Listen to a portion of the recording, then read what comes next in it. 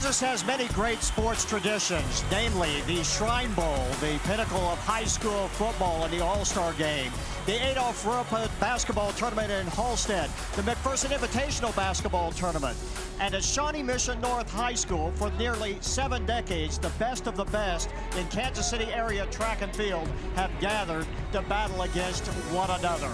It is the 68th annual Shawnee Mission North Relays on our Hy-Vee Game of the Week. From Shawnee Mission North High School, welcome everybody. I'm Rod Zook along with Chet Copeland. Chet, tradition is one thing that makes track and field so great. This certainly is the pinnacle of that. Yes, tape measures and stopwatches don't lie, and you're going to see that today. You're going to see kids come out here from all classifications of Kansas, a lot of Kansas City kids here, but also a lot of kids from all across the state to get that top time. Next week is league, after that regional, and the granddaddy of them all, the state track meet, the largest outdoor state track and field meet in the country. One of the biggest meets in Kansas, and we're about ready to witness it today. And of course, one name comes to mind, Wade. And it's not only in just the field events, in the sprint event, it's just in about everything. Talk about that. Yeah, Kendra Waite, sophomore, Gardner Edgerton, unbelievable talent. Her dad, obviously a high-level talent, high jumper back in the day. Her brother, an All-American at Kansas State in the pole vault. Her sister, an all-conference volleyball player at Kansas. Now she's just a sophomore in the 100, the pole vault, and also a shot put thrower. She can do it all. Very impressive. You're going to see her today. It's going to be a great meet. We'll kick things off with the girls and boys 4x800 meter relays as coverage of the Shawnee Mission North Relays continues after this.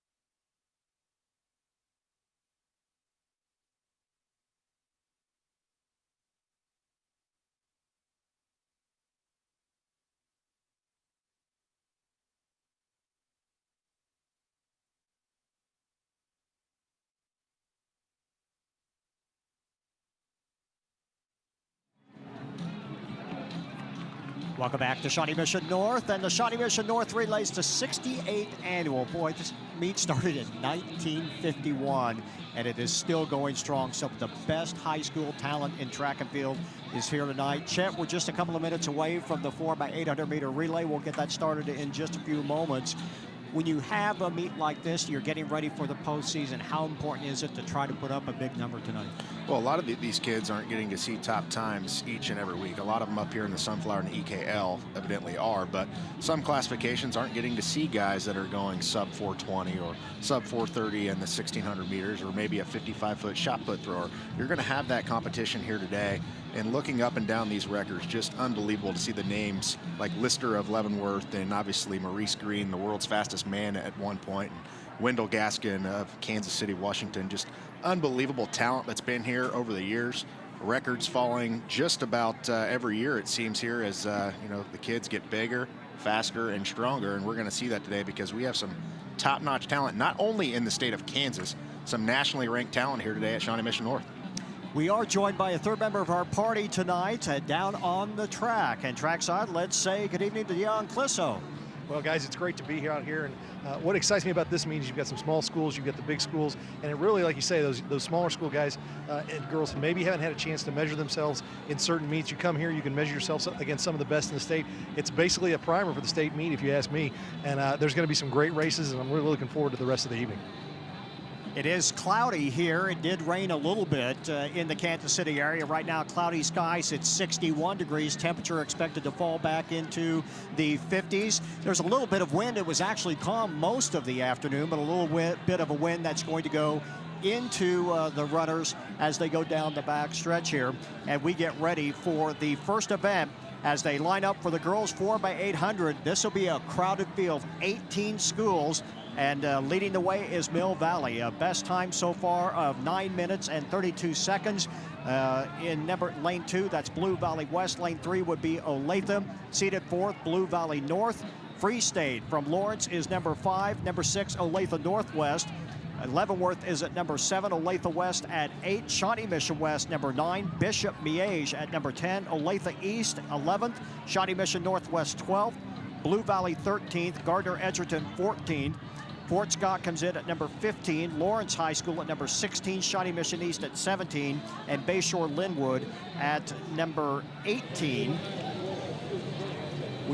It is going to be a crowd. The first handoff, Chet, should be very interesting. Remember, you have about a 10-yard zone in which to hand off, and unlike the 4x400, where at least the first leg is staggered, no such thing here in the 3,200-meter relay. Yeah, you kind of get a state feel here, and it's going to be like a state meet because that's what you're going to see here in a few weeks, because there's going to be 16 teams at state regardless, unless somebody scratches. And, of course, Mill Valley is in this field, 9:32.36. That is the top time in all classifications of Kansas this year. They are in Class 6A. Sounds kind of weird calling Mill Valley Class 6A, but that's what they are. We've expanded to 36 schools from 32 schools, and should have an outstanding race here.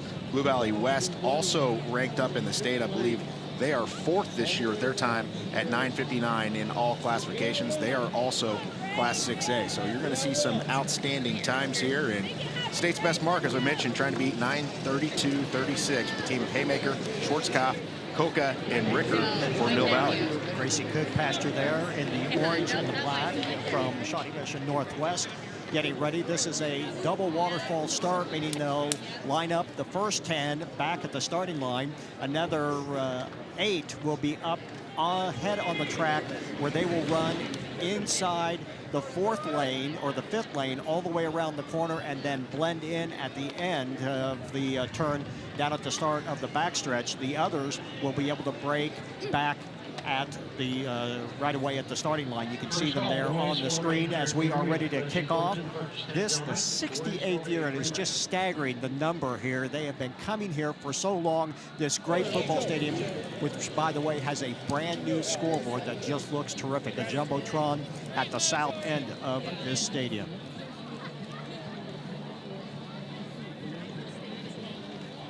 Lining up, ready to go. Perfect weather if you're a distance runner. You can't not like this. When it's 60 degrees, it is just about perfect. Maybe a little bit chilly for the field event people and maybe the sprinters, and of course the fans that are here this evening. And there are a lot of, you couldn't find a place to park coming in here today. Yeah, all over the place, and you kind of get a feel that it is postseason track. It's not, but you get a feel because you hear Don Steffens here. He does the Acacia meet on the PA, and that kind of gets you pumped up because it's really that time of the year. And you see so many people here from so many classes. We were talking before we came on air about some of these meet records. I mean, this is better than the Acacia State meet because really what you're seeing a mix of 3A, 4A, 5A, 6A, maybe even some Missouri kids here. Or if you're a 1A kid that wants to get a good time, maybe you're here today as well. There are some outstanding marks at this, and we're not breaking them up into classes. It is all classes here. Yeah, it's all hands on deck here this evening. And one great thing about this, when you have a meet that has gone this long, it runs like a German train schedule. I mean, they do it right. They do it well. They have accommodated us terrific here so far as we are set to go. The 68th annual Shawnee Mission North Relays is underway. 18 teams doing battle here in this, the 4x800. And again, we'll be watching Mill Valley Megan Haymaker will be the #1 runner.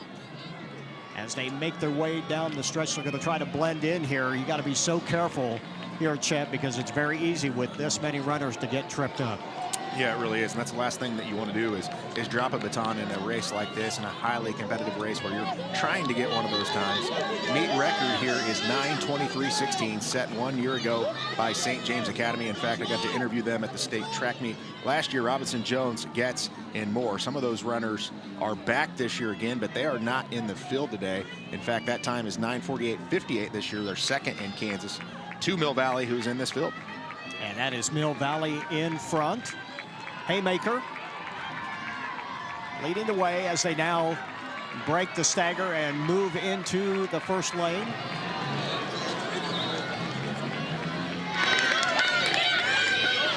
Mill Valley out in front. That is Haymaker. Not a particularly fast time, not slow, but about 70 seconds. You're looking at about a 2:20. At the beginning of this season, we brought you coverage of the Grandview Invitational. The winning time there was a little over 10 minutes. They could go into the 9:30s, maybe even into the 9:20s. Yeah, and in times, obviously, you can shave a little bit off when there's a highly competitive field out there. And if each and every runner's shaving off 2-3 seconds, you add that up between 4 runners. Next thing you know, you got 12 seconds shaved off of your time. So this is one of those races from the beginning of the year to the end of the year, you can change so much. And sometimes when the adrenaline is pumping in a race like this, when there are so many highly competitive individuals in this, this is really when you kind of shock yourself with some of those times. And, you know, small schools, a little bit different. You may have people that run the 200 to 400 that are thrown into this race. Some of these big schools, you're seeing the field here, at least the first 8 top seeds here are either 5A or 6A high schools. Imagine a lot of these are all 800 or 1600 meter runners. So a lot of different things you can do in this race with some 400 or 1600 runners. Zoe Sellinger trying to put on a little bit of a push there. Now left behind as they hit the tape in the first handoff at about 2:20.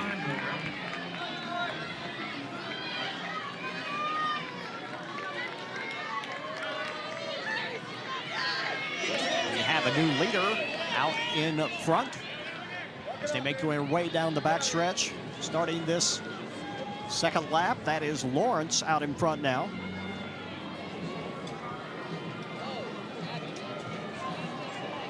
Mill Valley back in second place. That is Eddie Schwarzkopf now wanting to take control of the race. Now they're shoulder to shoulder. And Lawrence coming in with a seat time of 10:36.38, which is 16th, which doesn't necessarily mean anything. Some of these teams are put together at different times of the year. And Jelen, Evan Surratt, obviously, Surratti, the lead leg there, is one of the top mid-distance runners in the state. So that's why you're seeing an outstanding time from Lawrence on that leg 1. All right, Hannah Stewart now running for Lawrence, shoulder to shoulder with Schwarzkopf. 5 laps to go at 3 minutes 34 seconds at the 3/4 mile mark, still shoulder to shoulder. A little surprised Schwarzkopf not wanting to maybe just tuck in a little bit. She gives up a little bit of size to Stewart. And going down the backstretch here, plus she's taking the long way around. She's adding another couple of meters to her run by staying on the outside of the corner, but she's not willing to give an inch right here as they're still shoulder to shoulder. Now Stewart starts to pull away a little bit. And again, the seat time deceiving, like you said so well, Chet, because you have a lot of kids that may be moving down from the mile, and you have kids that are moving up from the quarter, and you're putting together your 4x800 that you're going to want to run during the postseason. And this is really that trial run right here. Yeah, and she's really moving right now. Hannah Stewart putting it in gear here for Lawrence, the 16 seed with a strong finish here, getting ready to hand off to leg number 3, which is Jaden Wilson, the scheduled leg number 3 for Lawrence High here. Great stride, nice and relaxed, arm swing, really strong. Schwarzkopf trying to give chase, but can't. And Lawrence hits the tape at 4:45, a pretty good time. This is Morgan Coca for Mill Valley. But it is Lawrence still out in front. Jaden Wilson battling what headwind there is. Wind freshened up just before the meet started. It had been pretty calm. It's actually also started to clear off a little bit. The skies a lot lighter than what they were about an hour ago. It looked like we were actually going to get a little bit of rain, but it is turning out to be a nice evening. Blue Valley West, Sophie Call. There's Olathe North as well. That would be Kaylee DeBobbin. And I'd keep an eye on Mill Valley. Mill Valley's Morgan Coca. She's one of the top runners in the state of 220.77 in this race. She is just a junior. She ranks 5th in all classifications of Kansas. And the anchor leg that she's going to hang it off to, Ricker, she has the 5th fastest time, and she's just a sophomore. So Mill Valley's going to make up some time here with 2 of the faster runners in state. And that's not even their best one. Delaney Kemp is not in this event, and she has the 3rd best time in all classes at 2:19.23. So they have some 800 runners at Mill Valley. They've got just a few there, and the question now becomes how much energy can you expend to close that gap? How much energy do you want to expend? When you're running 800 meters, you really only have 2 decisions to make. The race goes that fast, and you have to make those decisions quickly, and they have to be the right ones. And right now, it looks like that is going to happen because Coca has reeled in the runner from Lawrence as Wilson starting to get left behind. Coca really not using her arms yet, Che. You can see on the screen just very relaxed, adjusting her headband a little bit on the fly with about 200 meters to go at 6 minutes and 42 seconds. That is a good, strong time right now as Wilson starting to fall back just a little bit now, about 25 meters behind. Here comes Coca, now starting to swing those arms just a little bit more.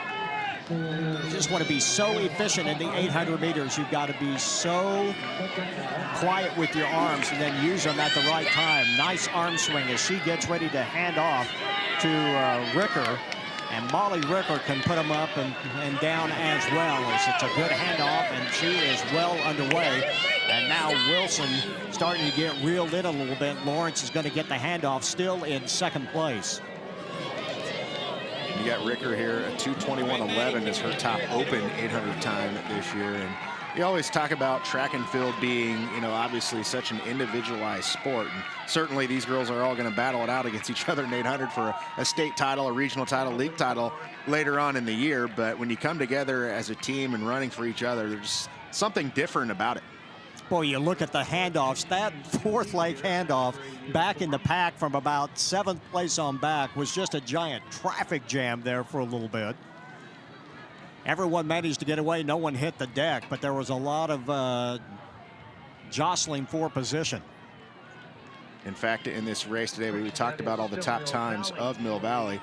Hannah Stewart also in the top 10 that ran a leg for Lawrence earlier at 2:21.20. Evan Cerati, who ran a leg earlier for Lawrence, 2:21.29. So you're seeing some of the state's top individual 800-meter runners here, at least 5 of them in this race here in the top 10. That is pretty incredible. And you're really starting to see this event make a comeback to 800 meters. There was just a stretch there where there was really kind of a lull. It was really hard to find a lot of kids that wanted to break the 230 mark or could break 230, 228, 226. And in the last couple of years, we've started to see more and more women start to get down into the 225, the 218 range and really start to put up some really good numbers. And that's a good thing to see. Yeah, have about 15 different people this year under 223. That's very good to see this time of the year. Certainly that's going to go under.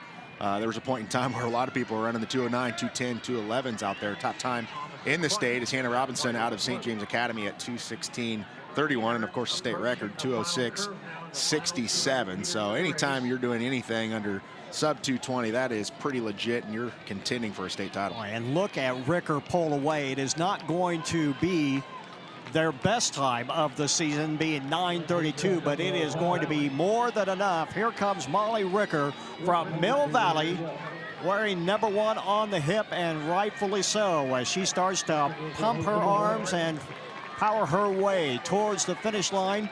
It's going to be about a 9:46. Not a time that is going to be their best, but certainly more than enough. And here comes Lawrence. That is Sophie, or check that, that is Olathe North. Coming to the finish line, Dockstader, Lexi Dockstader. Powers Olathe North to a 2nd place finish. Lawrence, which led this race briefly, ends up in 4th. It is Blue Valley North in 3rd place, running just beyond the 10-minute mark. And you see a team like Olathe North with a 10:01.86 entering and able to go 9:55 in a very competitive field. Yeah, sure, these people see each other probably all year in a lot of the different meets, but you know, whenever you put all these people out here in this type of atmosphere in one of the biggest meets in the area, you're going to drop sometimes. We didn't see that with Mill Valley, but see some of the other teams dropping their season's best in an outstanding race. Yeah, it was. And again, Mill Valley showing why they are one of the best teams in the state. A team in silver and black, Mill Valley, your winner in the girls 4x800 meter run. And coming up next, it's the boys version of the 4x800. The school or the meet record, 7 minutes, 50 seconds, set by Shawnee Mission South back in the day when they just had distance runners beyond belief. You look at some of the greatest runners that have come from Kansas in the 70s and 80s. That group was it, and certainly they are the real deal. That was set all the way back in 1980. I'm not sure that we could ever see another 750 in high school track right now. It's going to be tough to beat that number. Olathe Northwest will be the #1 seed. DeSoto High School #2.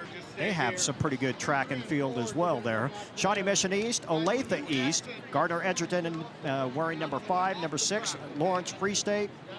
7 is Mill Valley, St. James Academy #8, Olathe #9, St. Thomas Aquinas 10, Shawnee Mission Northwest 11, Olathe West #12, Shawnee Mission North 13, Blue Valley West 14, Shawnee Mission West 15. Wearing #16 on their hip is Lansing High School.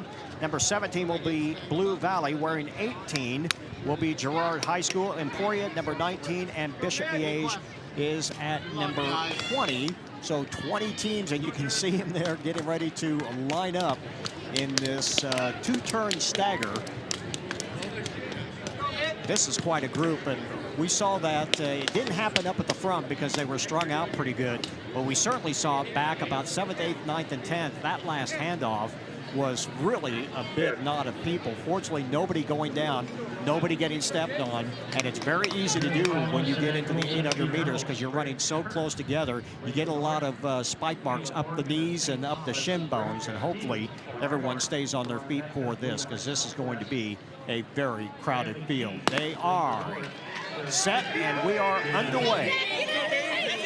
You look at this Olathe Northwest team here out of Class 6A. The Ravens have ran an 8:02.09 this year. That ranks #1 in all classifications of Kansas this year. Second is Andover, which is not in the field at 8:07.61. Shawnee Mission East is in this field, as is DeSoto. That's 3rd and 4th in the state. As well as you see Gardner Edgerton, they are in the top 10, as well as Free State and Mill Valley. So, you know, you can pick apart the top 10 here, and there's about 6 or 7 teams here in all classifications of Kansas in this field. Andrew Tracy out in front for Olathe Northwest, and that is Connor Young, who is giving chase, along with a whole pack of others. And again, you'll see those outside lanes start to move in now. And this is a pretty good first split. You're looking at about a 57. So if you hold true, and unless you reverse split, you're looking at about a 155 here. That will be an excellent start to this race. And this is just a flat-out sprint here where a lot of people, we realize, I don't realize, obviously, by looking at me, you realize you're a runner, but it's just a flat-out sprint, this 800 meters. It is. You just got to really make good decisions, make quick decisions about what you want to do, how you want to move. There you see Olathe East coming up on the outside. That's Young in the orange, trying to make a move. Now up into second place. Andrew Tracy still up there. Shawnee Mission East is ranked #5 in the state this year. They're going on 31. Here's Braden also coming up. Now here's a long kick and a strong kick. Shawnee Mission South, or DeSoto, that is. Not DeSoto, it is. DeSoto out in front. And as you can tell, it's a zoo in this exchange ring right now. It is crazy to see up here, so I can't imagine being down there in it, just trying to get the baton and get a clean handoff to get to that second leg. Sam Hubert for DeSoto now running in leg 2. That's Bryce Kaufman who is giving chase. Bryce Kaufman from East. Trying to run him down. Boy, look at the relax. That's what you want to do. It is so hard to get it to your mindset in the 800 meters to run hard but be relaxed, because you can use up so much energy that you're going to need later. It just stays so smooth, and that's what you're seeing right now. Sam Hubert just looking really tough right here as he has just a lap and about 100 meters to go here. Great leg turnover. That is Olathe Northwest still in 3rd place. East is in 2nd now. Mill Valley in 4th. As St. Thomas Aquinas now moving into 4th place.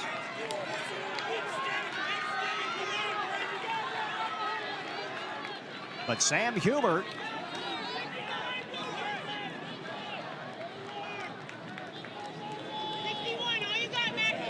a name that you're going to know here from DeSoto here pretty soon, Carson Sturdy. That name has been a part of DeSoto several times over. Down the backstretch, just a little less than 200 meters to go. Hubert still out in front for DeSoto. And the smaller schools show the big ones how it's done right here. DeSoto has been a power in track for many, many years, and they are looking good here. Here comes Beard from Olathe Northwest trying to give chase. Carson Sturdy gets the baton next. It's a good running handoff. Here is Brett Baird. The other Baird, that was Brandon Baird, Braden Baird running the 2nd leg. This is Brett Baird for Olathe Northwest. And he is quickly trying to reel in DeSoto. Here comes Olathe East as well, and this is Ryan Schmitzkamp. It is a pack of runners, 1, 2, and 3 now, with a little more than a lap and a quarter to go here.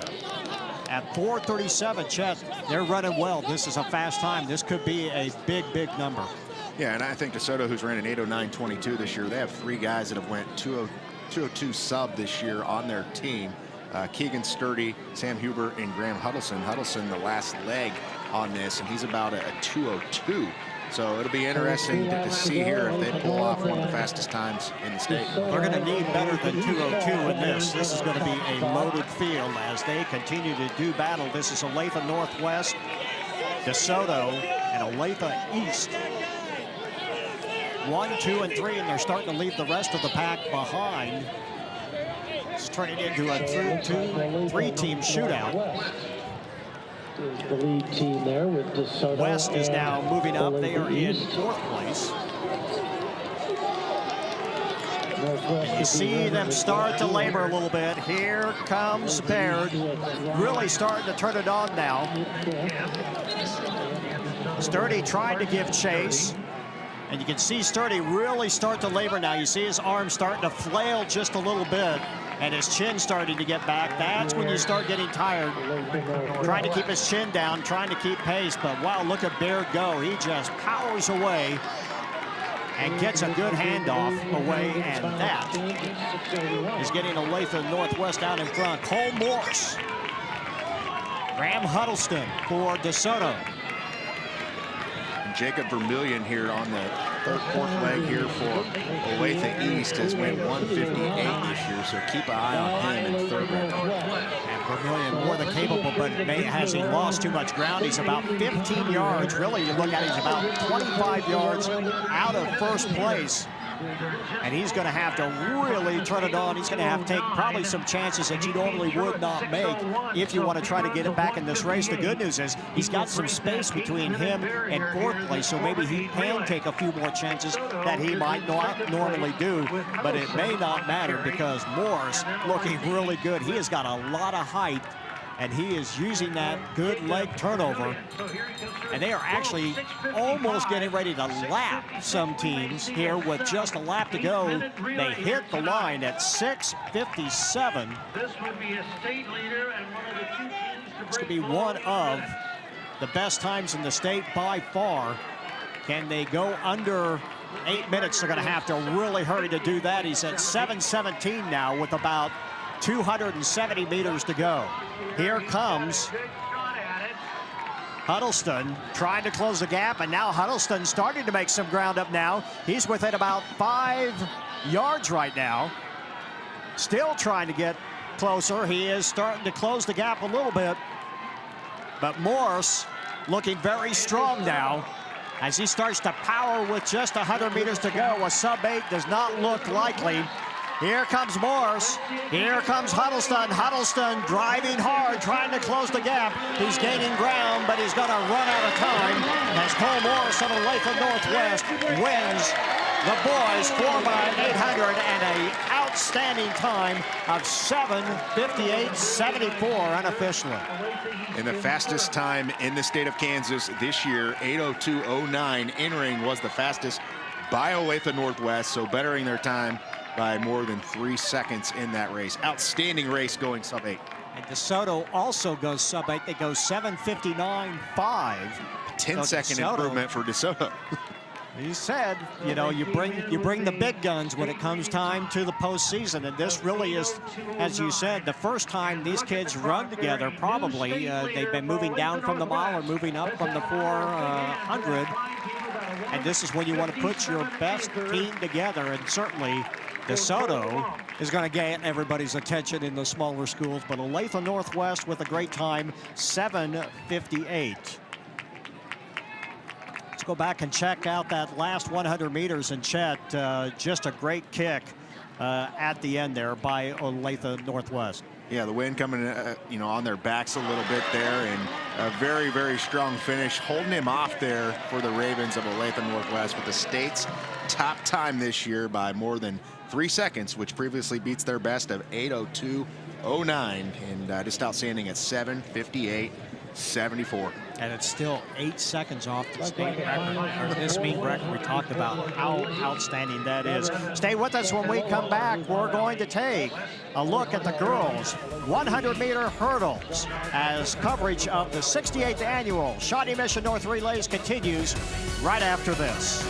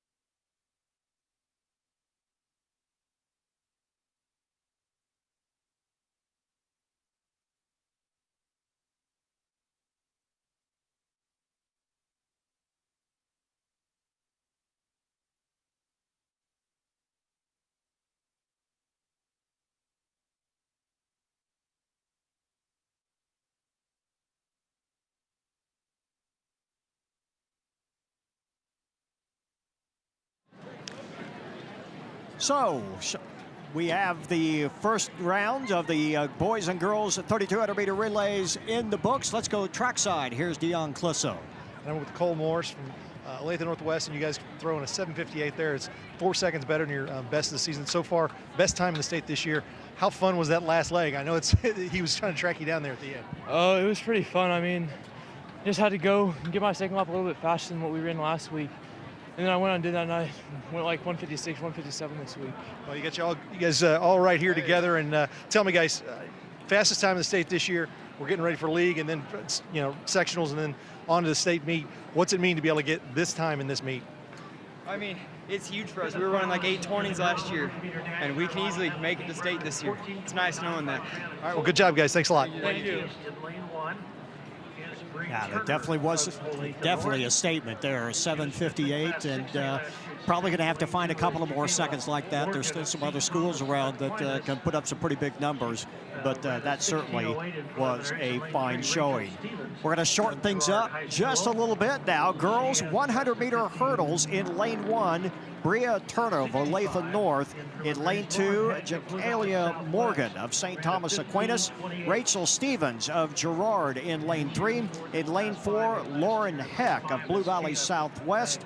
In lane 5, Olathe North's Kia McKee. In lane 6, Sarah Prickett of Blue Valley.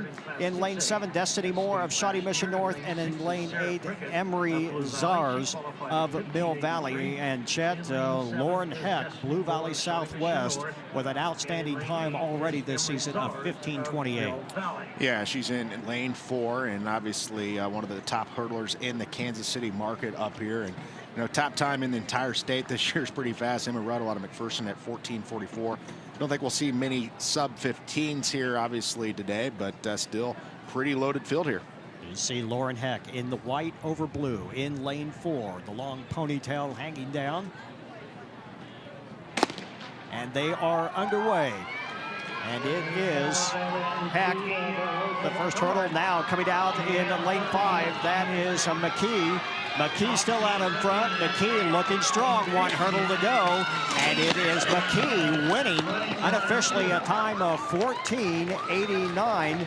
Kaya McKee of Olathe North wins the girls' 100-meter hurdles. Well, thanks for proving me wrong, because I said nobody was going under sub-15, and just happened there. So one of the top, that's the 6th best time in Kansas this year, if that holds up on non-wind aided there. Outstanding at 14:95. Didn't even rank within that. She did have a 15:15 earlier on this year, so her fastest time of the year so far. She was just outside that top 10 in all classes. All right, here comes the end, and just powered away. Great speed between the hurdles. Touched the last one. Other than that, that was a clean run, and leans to the line and a perfect executed somersault and back on her feet. Yeah, quite incredible there, and obviously, you know, it's 6A versus 5A. Wins the 100-meter hurdles and gets a 9.8 in the tumbling exercise as well. But wow, what a great run! I know she's happy with that. Under 15 seconds. And doing it just at the right time here, the postseason just around the corner. They are setting up the hurdles for the boys' 110-meter high hurdles. Let's run down the field for you. And remember, these are finals. Some of these events had 60 runners in the prelims, so it has been a busy day already to get here to the finals. Lane 1, Nathan Starnes from Olathe South. In lane 2, Trey Osler of Bishop Miege. Lane 3, Hank Sherman of Blue Valley. Hezekiah Newman of Olathe East is the favorite in lane 4 at 15:25. Caleb Young of Shawnee Mission North in lane 5. Jeremiah Walthour of Leavenworth in lane 6. Eli Medyat of Mill Valley in lane 7. And Matteo Renario of Olathe West in lane 8. And we talked about Hezekiah Newman at 15:25. That's not going to matter much. This is going to be a close fight if everybody stays upright and gets over the hurdles. Yeah, you have 8 people sub, 15:83 within this. Top time in the state this year, a little bit faster. Tazon Crow out of Hutchinson, 14:27. A lot of sub-15 guys, not necessarily in this field as far as prelims today, but I think we'll see a fast time here with everybody pushing each other. But I'd definitely keep my eye on lane number 4 for Olathe East and Newman. There is just a little bit of wind, but it is not enough, I don't think, to make this a wind-aided run. So the time that does come up with this should stand up. Get in the orange in lane 4. Hezekiah Newman. Oh, yep, we had a little bit of a jump right there. That came out of lane 8.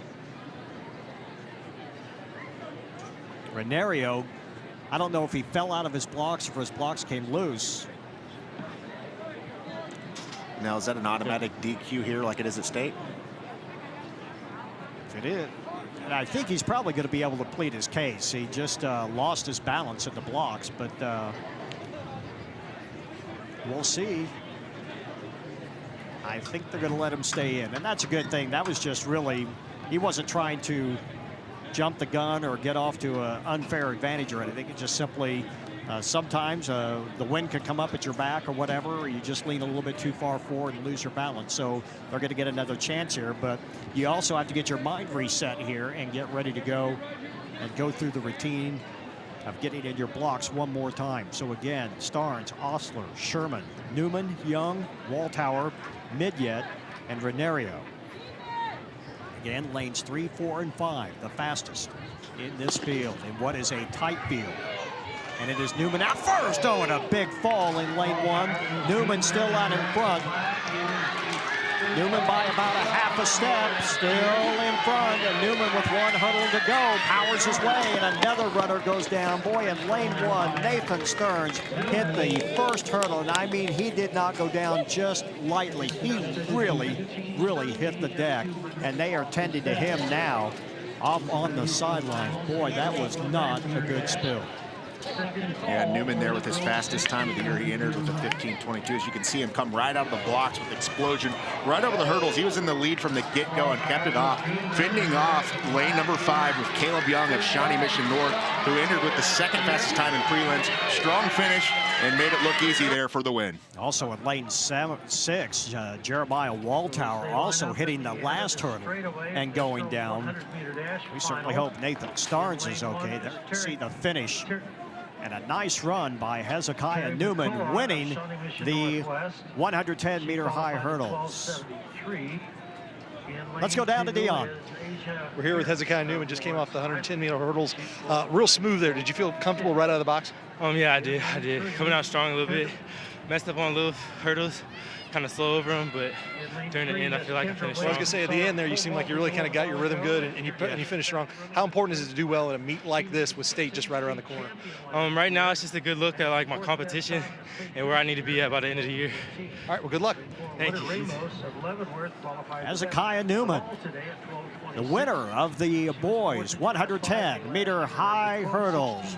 We're going to take a timeout. We'll be back with the girls 100-meter dash as coverage of the 68th Shawnee Mission North Relays continues right after this.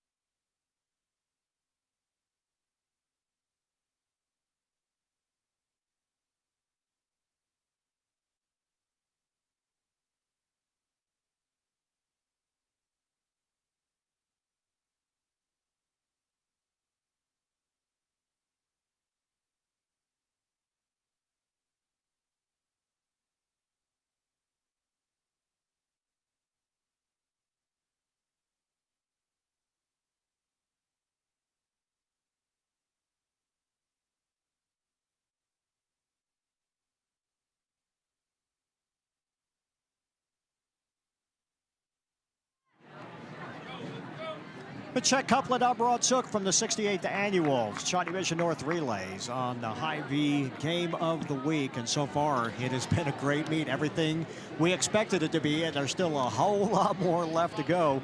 We have the girls 100 meters coming up in just a few moments, followed by the boys, and then a couple of sessions of the girls 1600-meter run, followed by the boys in that. And that is going to be pretty special as well. This field is pretty loaded. Here we go with the finals of the girls 100-meter. Terry McCullough, Asia Harris, Kendra Walt, Witter Ramos, and Kaya Blake.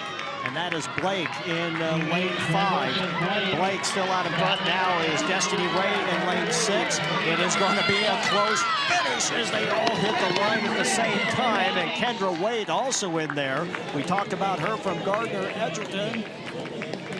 And it is Destiny Ray with the win. 12-11 unofficially. Destiny Ray powers by the rest of the field in a near dead heat. And she ran a 12.4 in the prelims, bettering her fastest time this year, 12.11 with that. And that is one of the top 5 fastest times in Kansas. And this was a loaded field. Takaya Blake was second in all classes entering this. Kendra Waite was 4th in all classes. She beat both of them in this race head-to-head. Kendra Waite just a sophomore, Takaya Blake just a junior. And let's go down to Dion Clisso. I'm here with Shawnee Mission East Destiny Ray, and what a fast race that was. You knew you probably had to get out quick in this one, didn't you? Yes. Try to push as hard as I can and just make it to finals and just give it all I got. Do you like seeing teams that are, 5A teams, 4A teams that are in here, seeing some different groups?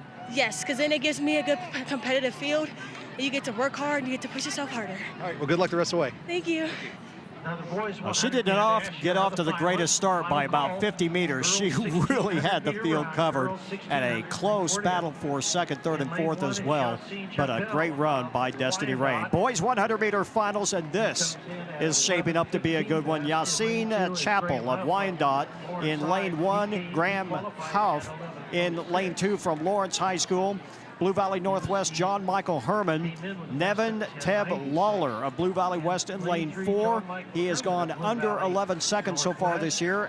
Ellis Carolina of Olathe East in lane 5. Nashawn Houston in lane 6 from Sumner Academy. Washington High School's Cruz Quintana in lane 7, and Malik Benson of Lansing High School in lane 8. And Carolina has went sub 11 this year. He was formerly at Bishop Miege prior to being here, and obviously 10.94 his fastest time. He ran 11 flat in the prelims, so keep an eye on Teb Lawler and Carolina in lanes 4 and 5 of Blue Valley West and Olathe East. I expect sub 11 times here. In fact, fully automatic times. It looks like we have about 15 people in the state that have went under sub 11 fully automatic. That means not handheld. You had 0.24 for the conversion of that. And don't forget John Michael Herman is in the purple and black. He's in lane 3. Teb Lawler, Carolina, Herman. Watch the middle 3 lanes as they are in the blocks.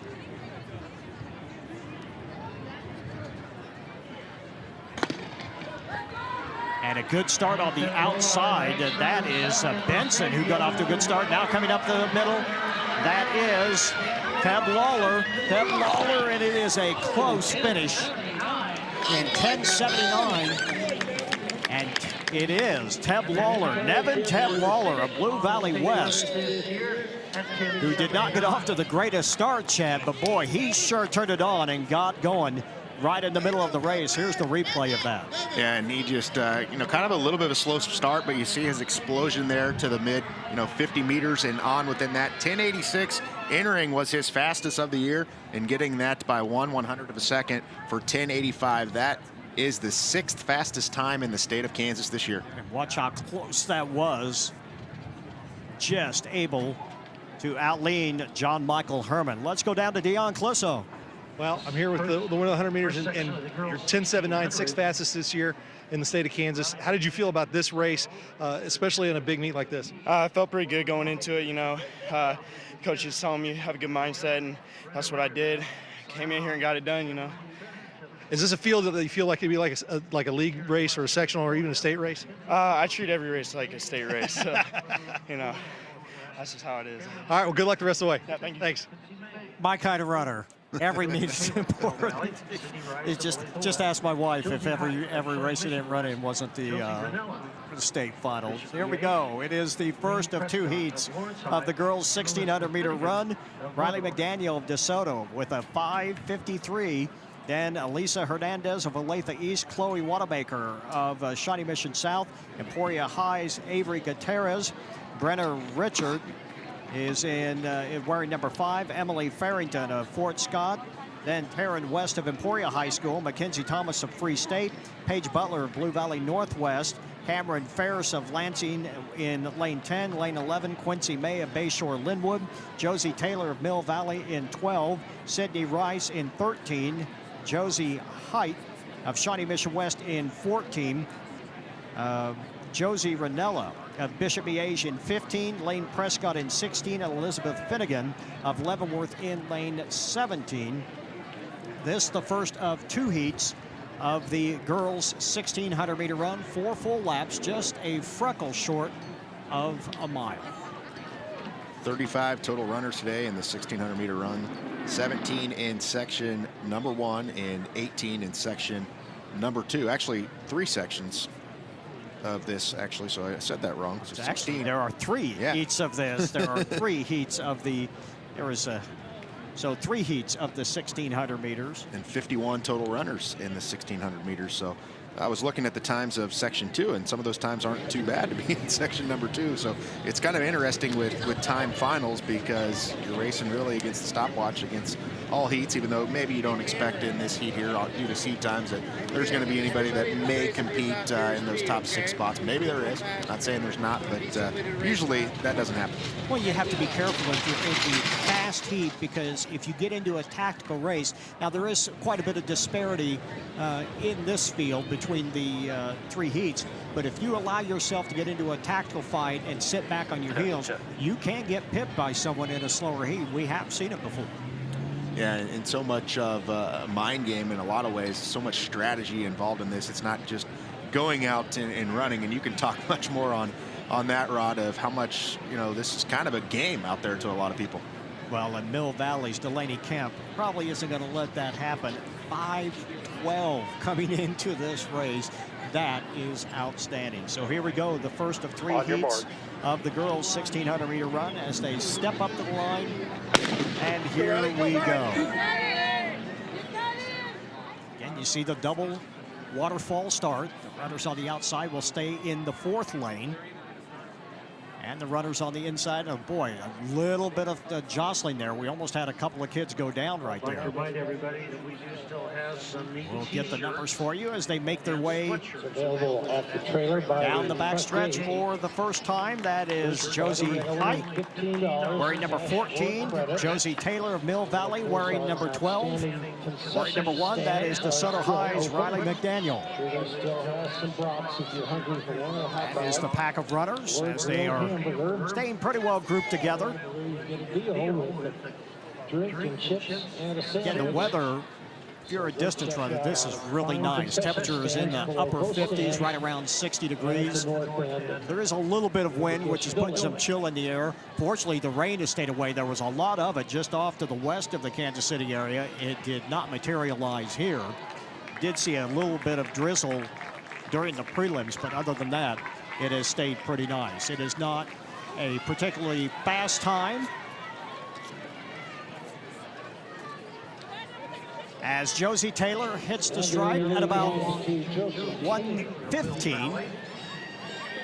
Miss McDaniel still in 2nd place from DeSoto.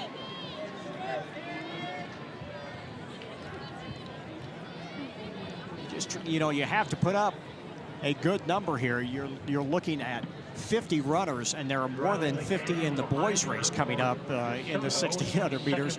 This really comes down to just trying to put up your very, very best effort. You have nothing to lose. You might as well just go out there and actually put together the best run that you can when you're in this 3rd leg or even the 2nd leg when there are 3 heats like this, especially when that first group runs so well. Yeah, you're going to have to put together a 5:20 type of race here to even score a point for your team. In my opinion, I think that to finish in the top 6, you're going to probably have to go sub 5:20 within that to do that. In fact, several of the state's best will be in that section 3 of 3 that we'll talk about here in a bit. Top 10 times in the state this year is 5:17 or below, and several of those will be in the field in section number 3. 5:16.88 is the 10th fastest time in the state. The 10th fastest time in the field today is 5:29.89, and that girl Sovereign out of St. Thomas Aquinas is also a former state champion that ranks 10th. So that gives you an idea of how competitive of a field that we're going to see here in a couple more races. It's Mackenzie Thomas now wearing number 8 up into 2nd place. Ronnie McDaniel still is your leader. group of 3 runners starting to pull away a little bit. You talked about the distance races. It is a little bit down in this broadcast. The boys' 3,200-meter run, you consider 10 minutes to be that magic number. 16 runners have broken the 10-minute barrier so far this year. Stay tuned for that later on tonight. That is really going to be something. Mackenzie Thomas tried to give chase. Riley McDaniel still out there in front. And Josie Taylor still sitting in 3rd place. And we were talking off air earlier about Kaylee Lowe got a Girard. Her dad was outside earlier with the Girard track team to bring him up here from southeast Kansas down in the Pittsburgh area. That's something that you see that's cool here. Girard is a Class 3A high school. Was 4A whenever Kaylee was in high school, but she ran in this race 3 years ago, and she has the meet record here all time. Still. At 4:44.08. She just won the individual cross-country title at Iowa State as a sophomore this year. She won, I think, 2nd or 3rd nationally in Nike cross-country a few years ago in high school. She is incredible. And Molly Bourne, who ran at Shawnee Mission Northwest up here, was a sub 450 as well. We've seen some outstanding 1,600-meter runners. We're probably maybe not going to see a sub 5 today, but 4:44, looking at that record, that is insane. Just absolutely unbelievable how well those numbers were. Paige Butler now moving into 3rd place, and Free State's Mackenzie Thomas starting to pull away with a lap to go. Mackenzie Thomas starting to look pretty strong here. Thomas with good arm swing. Now the rest of the field starting to try to reel her in a little bit, coming up on the outside. Wearing number 9, that's Paige Butler from Blue Valley Northwest. Butler trying to close the gap a little bit with a little over 300 meters to go. Here comes Butler pulling to within about 5 yards.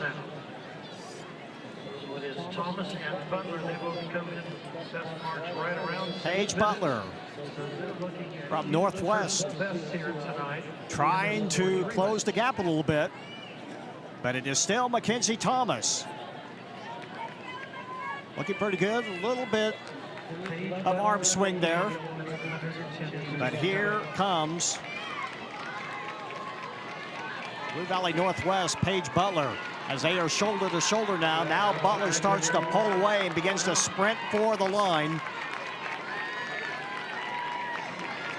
Also coming up, that is Brianna Riker, who has sprinted her way past the field and into 2nd place.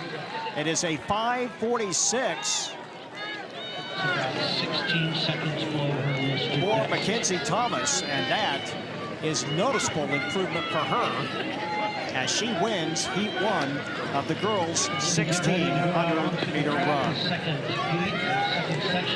Second section coming up here in just a moment as they get them onto the track.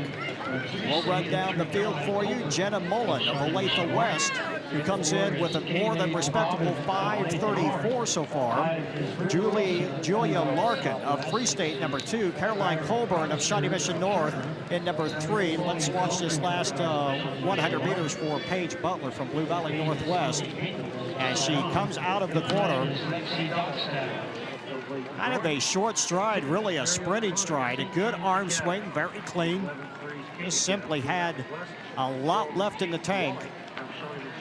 And there you see, back there, that's Brianna Reichert, who sprints past several runners to finish in 2nd place in that heat.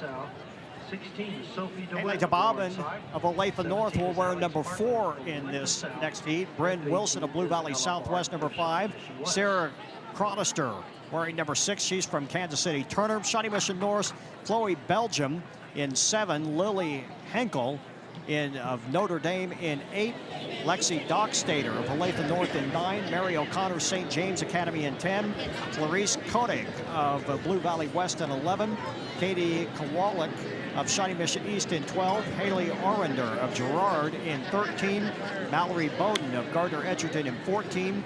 Kylie Cox of Olathe South 15. Sophie DeWitt 16 from Lawrence High School. Olathe South's Alex Bartlett in 17. And Shawnee Mission West Ella Barth in lane 18. The second of 3 heats of the girls' 1,600-meter run.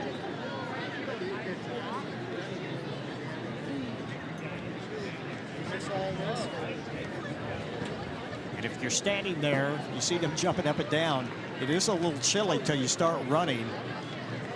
And you just want to get started, trying to keep the nerves down. And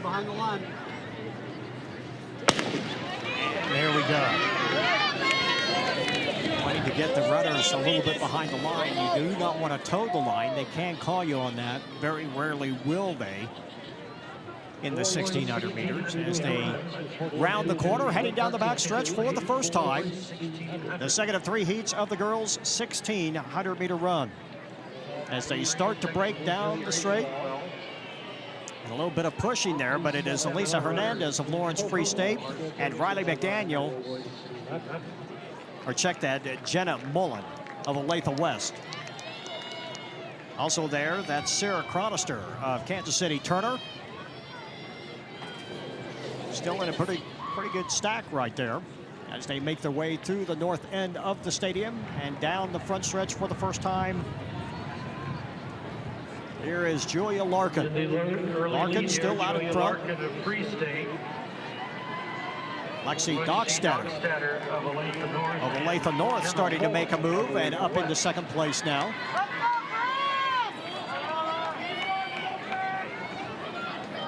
This time will be quite a bit, well, about the same, really, about 1:16 at the tape for the first lap. So Chet not particularly fast for this group. No, and you see, sometimes you see, some front running here, and maybe you see that. What's more popular, Rod? You see a lot of distance racing, and obviously you see, elite talent out there competing against each other, and maybe you see a girl that may be real elite that doesn't have a lot of competition. It's going to be somebody that leads the pack and a front runner. Is there an advantage sometimes of kind of drifting behind somebody? Well, I think the one thing is when you're in this particular race, especially when you're in the second heat, you have a chance to move up through the field into the first heat. By time, you don't want to get tangled up in anybody's mess. So you really have to just take care of your own business and run your own race, I think, because if you try to sit back, the chances of getting tangled up in somebody else's problems just increases, and you don't want to get knotted up. You don't want to get kicked. You don't want to get spiked. Most of all, you don't want to fall down, of course. So you really got to just kind of take care of your own race and run the best you can, knowing that there is still one more heat ahead of you. And that's why we stressed in the first heat, you have to run. You can't sit there and just kind of sit back. Granted, there is some big disparity, and the field in that third heat that we're going to see certainly has some significant space between these kids. These kids are, don't get me wrong, these kids are running some pretty good times, but they're just not going to be what we're going to see in the third heat. Still out in front. That is Chloe Belton. And what's crazy here, you could see Lexi Dockstetter. Check that. You could see some kids today, Rod, in some of these races, not even finish in the top 6 and still win a state title in their classification. Yeah. That's how competitive that this is. This is not like a normal meet, what I like to explain to a lot of people. Haley DeBobbin wearing number 4, also from Olathe North, right there. Britton Wilson from Blue Valley Southwest also there. Now coming up on the outside a little bit, trying to catch up and moving into 4th place from Turner. That is Sarah Chronister. So Chronister trying to reel in the front runners. But Dockstetter starting to pull away a little bit with a little more than a lap to go. Coming into the meet. Dockstetter gets her arms out a little bit, gets the elbows out. Keeps her hands up close to her shoulders. But looking very strong right here as she leads teammate Haley DeBobbin. With just a lap to go, they'll hit the line at 4:02. This could be a pretty good time right here if she can keep this up. She could put up a pretty good number. Just an 82nd lap here would get her a 5:20. That would not be bad. I believe her top time's 5:38.07 entering, so she good PR here. Yep, and she is really starting to pump her arms now. Look at her going down the backstretch. She is using her arms now. Head nice and still, just what you want to see. Lexi Dockstetter, Olathe North, with just a little more than 200 meters to go at 4:40. if she has a good kick, with the wind at her back, she could put up a pretty good number here. DeBavin in second. Her teammate also could put up a pretty good number here, but she's gone 5:38 before. They're just at 5 minutes with 150 meters to go. Here comes Lexi Dockstetter, pumping her arms home as she has about 80 meters to go. She could break the 5:20 mark. If she can get a nice kick here at 16, it's going to be about 5:22. 5:21.16. That is an outstanding time. Here comes DeBavin as she hits the line at about 5:26, and the rest of the field files through. That's the 19th fastest time in the state of Kansas this year in all classes, and she's not in the final heat, to give you an idea. She's not in the final heat. That just goes to show you what we could see here later on here in a couple of minutes as the rest of the field begins to file through. Lexi Dockstetter with a great time from Olathe North eclipses the 5:20 barrier, or just does break, just runs 5:21 unofficially. But a great time for her, and one that she could be pleased with. We get ready for the 1,600-meter run for the girls. Mill Valley's Delaney Kemp, 5:12 so far this year. Kalia Chu from Blue Valley West is next. Sarah Whitaker of Olathe North, third. Katie Kasunik of Shawnee Mission North is fourth. Hannah Robinson, fifth. Katie Henry in sixth. Gigi Lafredo of Blue Valley Southwest in seventh, wearing number 8. Anna Martin of Blue Valley North.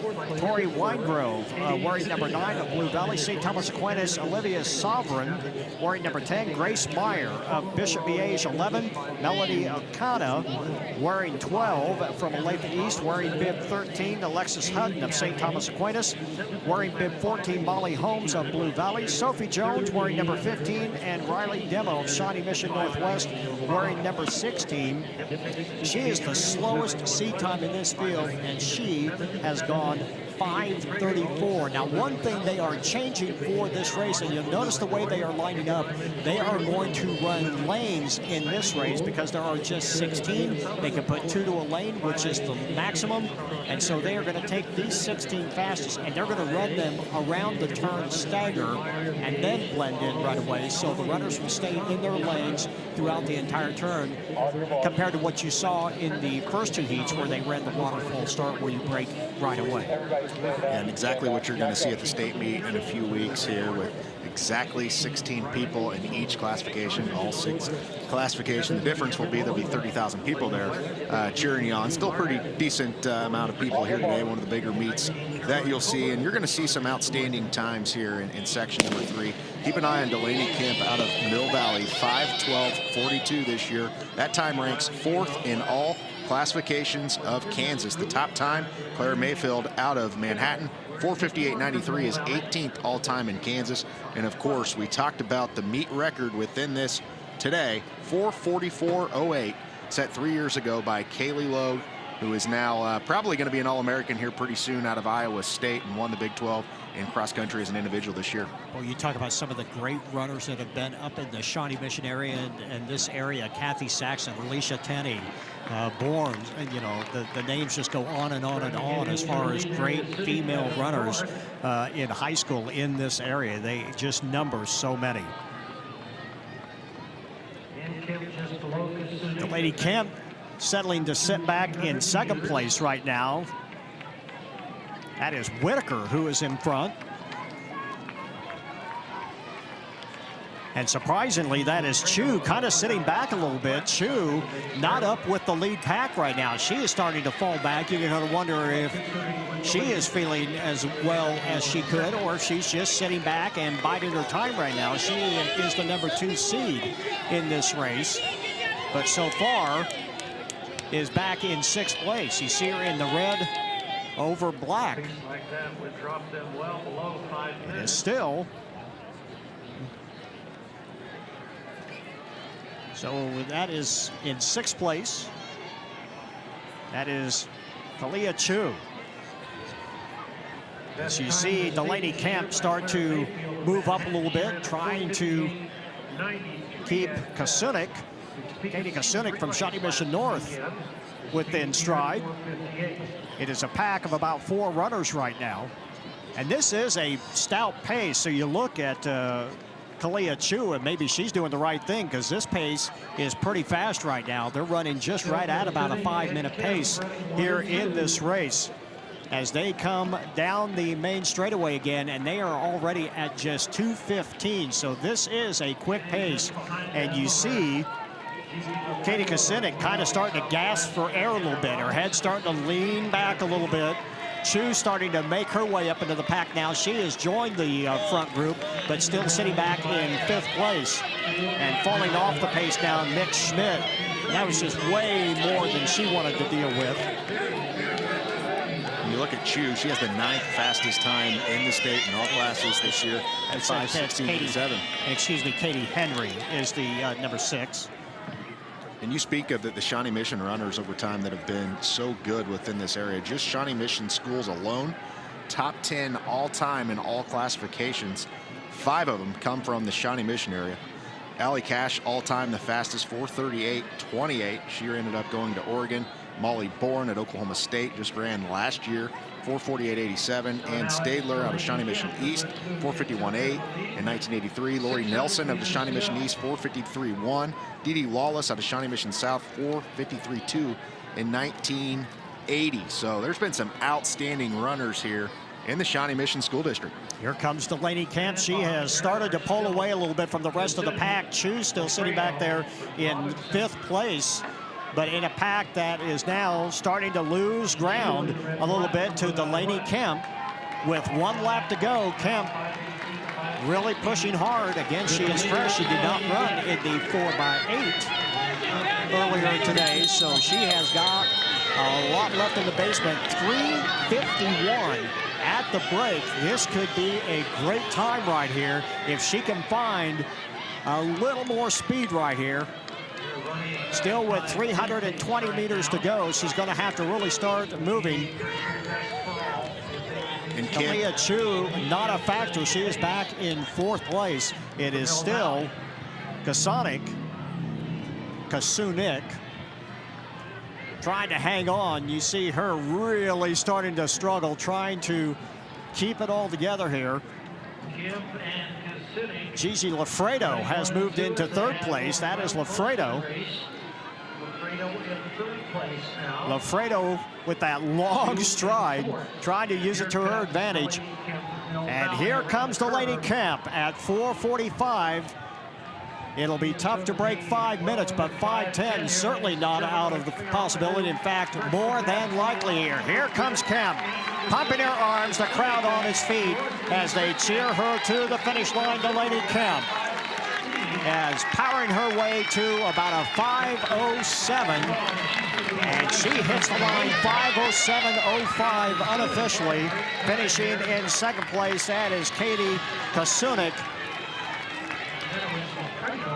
Is Lafredo 3rd. Kalia Chu settles for 4th place from Blue Valley West. What a great run. 5:07.07 unofficially, and you're looking at kids that are running 5:25, which is a great time, and they are finishing in the back of the pack. In fact, the last runner across the line runs 5:37. That is nothing to sneeze at, but this was a loaded field. When we come back, we'll have the boys 1,600-meter runs as coverage of the Shawnee Mission North relays continues after this. There's your winner, Delaney Kemp.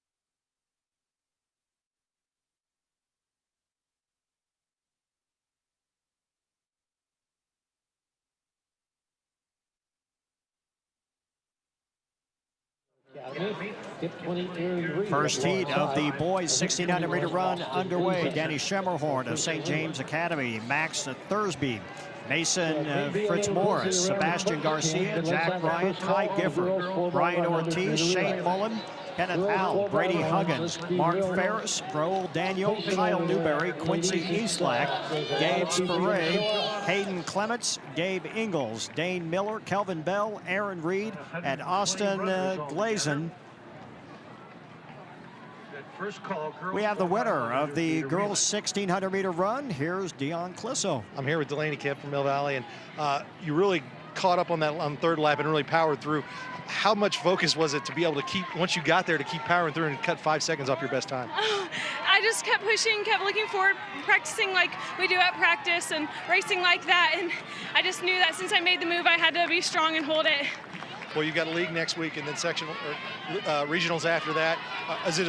Are you in a situation where you're trying to lower it each week, or are you just trying to go out and have a good race and see where you find? I'm doing everything for my team. We have something really special we can do this season, and I'm willing to do anything for them. And so this is just good practice to get myself in the best position possible and score as many points for my team.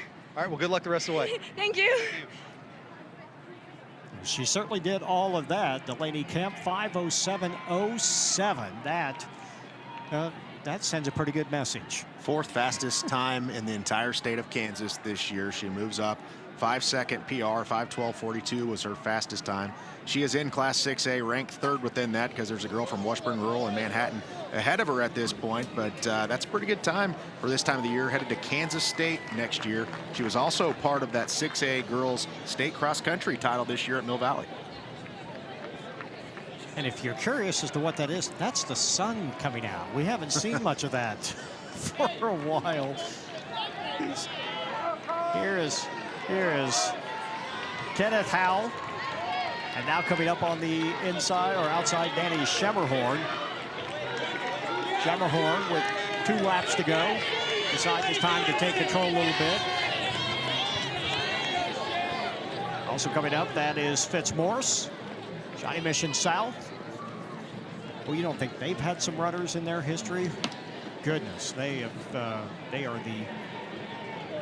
back in the 70s and 80s, they just were so good. Brent Steiner, Steve Smith, the like, well, they were terrific. Also up there now, Brady Huggins trying to get himself into the fight. Also there, that is Sebastian Garcia, wearing the black with the pink trim from the host school, Shawnee Mission North. 3:02 with a little more than 150 meters to go. The rest of the field makes their way down the backstretch. Heat 2 coming up in just a few minutes as well. And boy, that last heat is really going to be something. Here's Fitzmaurice. Mason Fitzmaurice pushing hard, has about a 10-yard lead right now as they come to take the bell lap.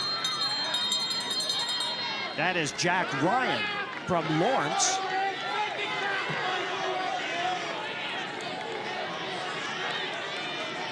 I believe he has now moved up into 2nd place. Also coming up there is Danny Schemmerhorn, still trying to give chase, but so far out in front, wearing number 3 on the hip, Mason Fitzmaurice. It's actually West that is up there. That is Ty Gifford. So Gifford in the red over black.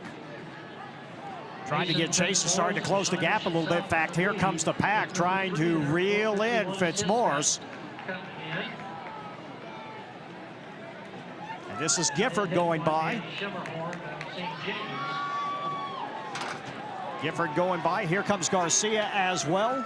The rest of the field, Raul Daniel also giving chase, but it is Ty Gifford and Garcia. Gifford and Garcia trying to close the gap. He will not get there as Gifford wins. And a nice time for him. He was seated At about 4:52, he runs 4:44.78. So a nice time, a personal best for him here in Heat 1 of the boys' 1,600-meter run. Chet Garcia just couldn't quite get there at the end. No, and you look at some of these times, these are really good times for Heat 3. I mean, anything sub 5 minutes in high school is pretty decent time. It may not get you, obviously, to state. In some classifications, that 4:44 would get you to state, maybe 1A, 2A, 3A some years. And the format of how it's set up now with 36 schools, obviously in 6A or 5A, you got to finish in your top 4 at your regional. There are 4 different regionals in the state per classification. So just to get in some of these regionals is going to be very, very difficult due to who you're paired with. Those are predetermined who, what regional that you're in. So some of them are just outstanding. As you can see him here using his hands really here with a strong finish and a very good time at 4:44. In fact, I believe there's only about 35 kids this year so far, 4:34 or under. So 10 seconds off that mark, but really nice finish there at the finish line. Well, he almost let up, and Garcia did not give up, but really made it a closer race. There's Daniel finishing in 3rd place from Blue Valley Northwest. Heat 2 coming up. Brian Beach of Olathe North, Trayson True of Emporia High, Matthew Turner of Mill Valley, Blue Valley Southwest Mitch Saylor, Quentin Wallian of Gardner Edgerton, Nick Schmidt of Mill Valley, Logan Reed of Olathe Northwest, Charlie Johnson of Free State, Samuel Overby of Leavenworth, Ben Shryock of Free State wearing number 10, Jack Baird of Olathe Northwest wearing number 11, Jaime Diaz of Olathe East wearing number 12, Caleb Masters number 13 from Shawnee Mission Northwest, Olathe West Adrian Reyna, and then Olathe South Caden Fellingham wearing number 15, number 16 Samuel Gillen of Emporia High, Jackson Allen wearing number 17 from Blue Valley Northwest, Drew Mason number 18, number 19 is Evan Kaiser from Blue Valley North, at Shawnee Mission West, Zane Kahn at number 20. So 20 in this race. The last heat will have 16.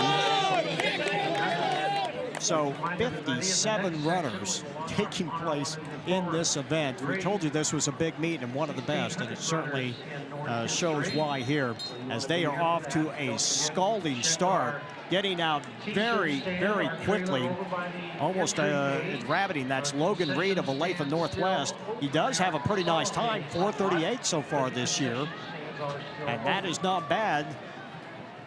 Number 2, that's Trayson True of Emporia High School. And you look at the top seed time within this, Brian Beach of Olathe North at 4:34.24. If that was in Class 3A this year, that would be the fastest time in Class 3A, and he is in the 2nd heat of this today. These are some good runners in here. There are at least, I believe, 8 runners sub 4:40 within this. I think the more important thing looking at it overall is just the depth of all the schools and how many good runners that they have. And that's why you're able to put together these 4x8s and these relays like this to even make your relay. You got to be pretty good at one of these 6A, 5A high schools. When we look at it, there are 44 runners in the field today that have went sub 5 this year, and probably after today, there's going to be more of them with the elite talent here. Well, and it is. And you got to think of what Logan Reed is doing. Is this something that he's capable of doing, or is this just going out and trying to steal one? So to speak. We talked about what the Heat 2, what your options are. You know what's coming ahead. And, you're looking at 9 runners who have eclipsed the 4:30 mark coming into this next race, into this next heat. Why not? You may get swallowed up here at the end. It's hard to tell. The rest of the group now starting to close the gap a little bit. You see the pack as Reed starting to labor. You can see him starting to drop his hands a little bit, and not nearly the leg turnover, maybe just trying to pull people along. But Mill Valley's Matthew Turner and Nick Schmidt working their way up there. In fact, that's Turner now starting to close the gap. Schmidt right behind him, just a couple of steps off on the outside of lane 1, as you see them making their way to the start-finish line. And not bad, 2:13. There goes Turner from Mill Valley in the gray and black.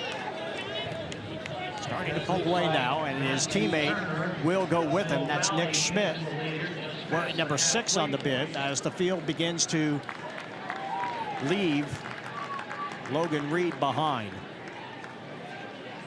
2:37 with about 2 laps and change, or 1 lap and change to go here. We're looking at about 600 meters left at 2:47. Looking very smooth. That is Matthew Turner of Mill Valley. He has a pretty nice time, 4:36. Certainly nothing to sneeze at. And here comes his teammate, Nick Schmidt. And Schmidt now right on his heels as you see him come around the corner. That is Mitch Saylor of Blue Valley Southwest. So the 2 Mill Valley teammates are side by side now. And now just a lap to go here as it becomes a little bit more crowded up at the front. That is Lawrence Free State. That is Charlie Johnson. Trying to make a little bit of a move, get himself back up towards the front as it is a 4-person race. Looks like Turner has fallen back just a little bit, starting to labor just a little bit more. Or check that, I'm sorry, that is Turner up at the front. Nick Schmidt still there. And Shyrock from Free State is still there.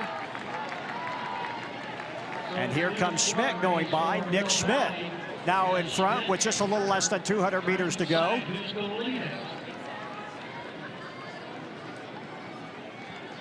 Now 150 to go. Shyrock trying to get the lead from Schmidt. Shyrock there. Here comes Robbins, or check that. That is Walian as well. Walian now at front for Gardner Edgerton, and Walian hits the line first and runs a more than respectable 4:31. Quentin Walian from Gardner Edgerton cuts about 6 seconds off his previous best and runs 4:31 and change to win Heat 2 of the boys' 1,600-meter run. And the 24th fastest time in the state ran just in that race at 4:31.85, and we still have 16 runners to go after that. So very outstanding time there, trimming a lot of seconds off of his PR so far this season. 4:37.01, 6 seconds, nearly almost 6 seconds off of that. So outstanding race there. Now let's look at this last 200 meters because Quentin Walian is in 5th place. He is not even in the picture yet. There he comes up on the outside as he goes by Turner. And it almost looked like he was struggling a little bit and then just turned it on here at the end and just blew past everybody. And he had to go to the outside. He had to go clear out into lane 3 at the end of the corner. And now look at that arm swing, nice and straight. And he just uses that height and just powers away to the win, cutting about 6 seconds off his time. Let's see how close it was at the line. About a stride between first and third, so not too bad. As Walian comes from 5th place with 200 meters to go to win Heat 2 of the boys' 1,600-meter run. Now it is time for Section 3, 16 runners. And you have heard a lot of these kids before. Justin France of Olathe South, and then Asher Molina. We've seen a lot of him over the last couple of years. Terry Robinson of Lansing in lane 3. Christian Bueller in lane 4. He is from Blue Valley Southwest. Ethan Marshall of St. Thomas Aquinas in lane 5. Daniel Bonneman of Leavenworth in lane 6. Cade Hikas of Olathe North in lane 7. Tommy Hazen in lane 8. And then Joey Guzman in lane 9. All 9 have eclipsed the 4:28 mark. Keegan Stotts, St. Thomas Aquinas, is 10th. John Matulis of St. James Academy is 11th. Connor Young, 12th. Joseph Brown, lane 13. Logan Kleingale in lane 14, Javier Rakosi in lane 15, and J.P. Rutledge in lane 16. And again, they are running 2 to a lane. It looks like we may have a couple of scratches there. Lanes 1 and 2 are running solo here, so we'll get the latest on that. But it looks like we may be missing Asher Molina. Oh no, he is in there. We'll have to see who is not going to be in this race when they get going here in just a few moments. As they step up to the line, And they're going to make him come up someone Guys, look down when you get up just that line. not Make sure your quite feet are not touching the line. lining okay? up You just can't be right. over the And you line. hear So just take a quick look. I'll wait until announcer, or everybody's the starter, I settled should in. say, telling him On do your not mark. touch the line as they get up there cleanly this time. And they're underway. Let's go, Asher! Hang on for a fast heat. Look at the runners from the inside. You know, you don't really like being on the inside lane, especially in a race this fast, because you can get tagged by somebody who is starting to blend in from lanes, especially lanes 3, 4, and 5. You see how sharp they are breaking in right here, and a little pushing and shoving already as they make their way down the backstretch and into the first turn for the first time, and that is Asher Molina on the outside. You see him in the black. Molina from Shawnee Mission North, the host school, home favorite. St. Thomas Aquinas also in there. That is Ethan Marshall from St. Thomas Aquinas, also wearing bib 8, Tommy Hazen from St. Thomas Aquinas. And on the outside, that is Christian Bueller from Blue Valley Southwest, who is also in the fight, as well as Molina, kind of sitting back just a little bit. Justin France also back there from Olathe South. He is certainly more than capable, but you see him back in the pack in the white shirt and the white singlet. He is sitting in the middle of the stack right here, and that is not always an ideal place to be in a race that is this close and this fast. When you look at it on a statewide perspective here, there are 17 runners this year that have went 4:28 or under. There are 7 here that have done that today. Just one rider, 8 that have done that 4:28 or under this year within this race right now. So some of the state's best, and as you see, it's all 5 and 6A here except for one school. Riverton has a kid in JP Rutledge who had one of the top cross-country times in the United States this year, and he had the last seed time. He is in the back right now, but that's how you get a fast time. If you're from a 3A, 2A high school, you come here and run against these 5A, 6A guys, you're going to get a good time. Well, he's going to try, that is for sure. Right now, it is Tommy Hazen. Here comes Asher Molina, still kind of sitting back a little bit, and this is a pretty quick time. In fact, it is a very fast time. You're looking at about 2:12 at the split here. So you're looking at easily a sub 4:30 mile here.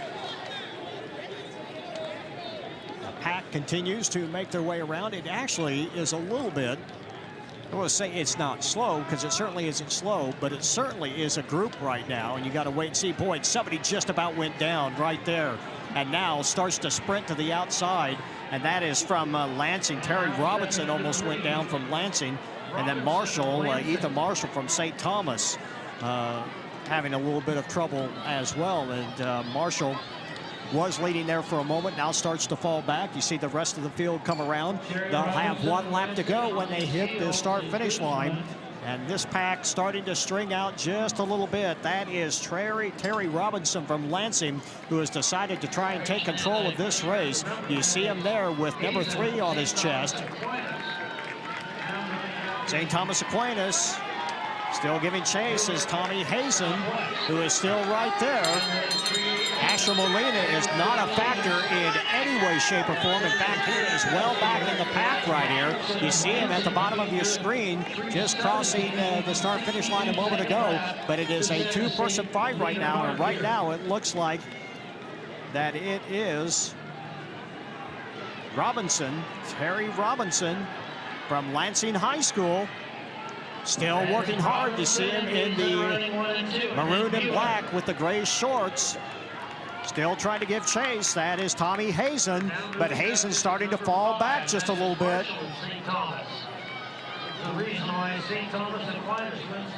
Terry Robinson still looking strong. Hazen trying to give chase. Not sure he can get him. Just a little over 100 meters to go. Here comes Terry Robinson pumping hard. Here comes Hazen trying to chase him down. Hazen closing the gap. Hazen really starting to turn it on, and he's going to go by on the inside. And Tommy Hazen wins the 1,600-meter run in an outstanding time of 4 minutes, 21 and 33/100ths of a second. What a kick by Tommy Hazen. And Hazen with the second best time in the That is the second fastest time I believe this year, Chet. Yeah, second fastest time in the state of Kansas this year, just outside of Hadley Splector out of 288 center at 4:18.99, and you can just see this absolute solid finish here as he comes off the curb. Looks like he's dying a little bit, then just turns it on. Crowd cheering him on, and the other guy struggling a little bit and just came on the inside there for the solid finish. And there's also his teammate was a state cross country champion and 3rd or 4th back there as well. So this is an outstanding field that he won here today. And that was a nice time by Robinson as well. And Terry Robinson just really trying to steal that, see if he could get out there, but just couldn't do it. Let's take a timeout. When we come back, the boys and girls 400-meter relays when we return right after this.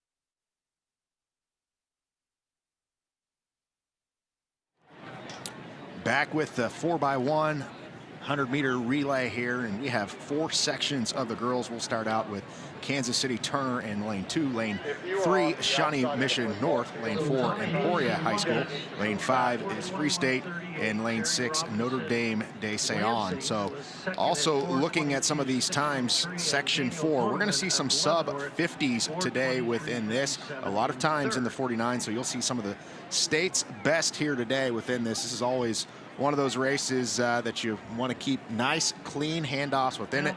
The first couple heats might be a little bit slow, but we'll go down to Dion Clisso. Dion, what's going on down on the track? Well, I've got Tommy Hazen from St. Thomas Aquinas here, and great kick down that final 100 to win that race. And was that kind of the plan, kind of get into a spot and then kick out? But you run 4:21, second fastest time in the state of Kansas this year. Yeah, we came in with a plan, we executed it, win as we wanted. So pretty deep field in this meet. Is it fun to be able to get that level of competition just before you get into the postseason? Absolutely, it's great. It's great to be out here, run fast times, great field, great teammates pushing me.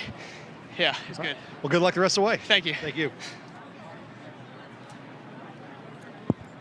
So again, there you see the finish. A little, yeah, you see right here. Watch Robinson running in the outside of the lane, and so Hazen just says, "Hey, why not? I'm going to take him on the inside," and pips him there in the last 50 meters. And I almost wonder if he even saw him coming there on the inside, because you thought he'd move over to not let him pass. But regardless, he's going to come on the inside or outside. He was determined to win that race. Yeah, that was pretty much a given right there. So we get ready now for our next event. That is the girls 4x100-meter relay. And we'll have 4 sessions of this, and this should prove to be something as well. This will be pretty quick, especially when you get down into the 4th heat right there. You've got a couple of teams. In fact, you have 4 teams that have eclipsed the 4-minute or the 40. Let me try it again. The 50-second barrier. So here we go. In lane 2, it's Turner High School. Lane 3, Shawnee Mission North. Emporia High in lane 4. Free State in lane 5. And Notre Dame in lane 6. Now, using lanes 1, 7, or 8. Usually don't in prelims. Keeps the inside lanes from having to run the tightest part of the track. And we are underway here in heat 1 of 4 of the girls 4x100-meter relay. And coming up on the inside in lane 3, that is Shawnee Mission North. Shawnee Mission North trying to make up the stagger here. They get the baton. Oh, and they have trouble, but they do get it away. Out on the outside, that is Notre Dame. But they are running the stagger, of course, and on the inside, that is North and Turner High School getting away cleanly. Alona Cotter. Turner in the gold and black, still out there. And now coming away out on the inside, or on the outside rather, that is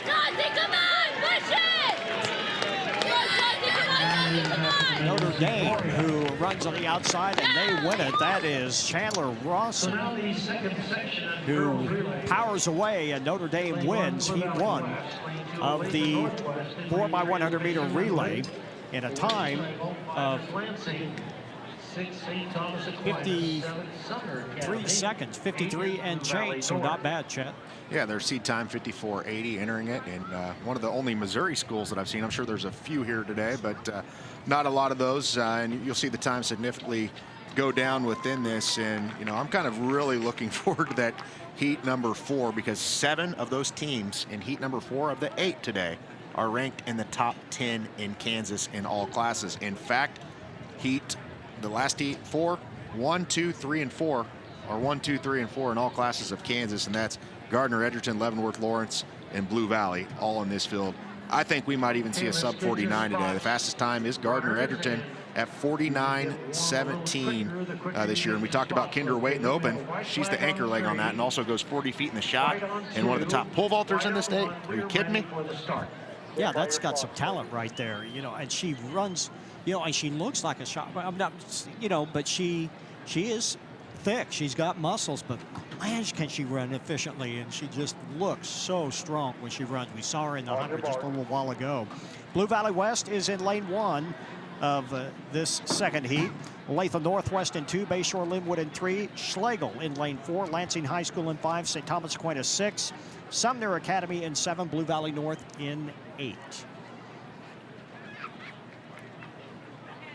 You see Blue Valley West in lane 1, 52.97, the fastest time, 52.07 in this heat. That is set by Bayshore Linwood, or check that, that is Schlegel in lane 4. And they are out quickly, also out quickly in 5, that's Lansing High School. Lansing High School with a nice handoff. Lansing High School making their way down the backstretch.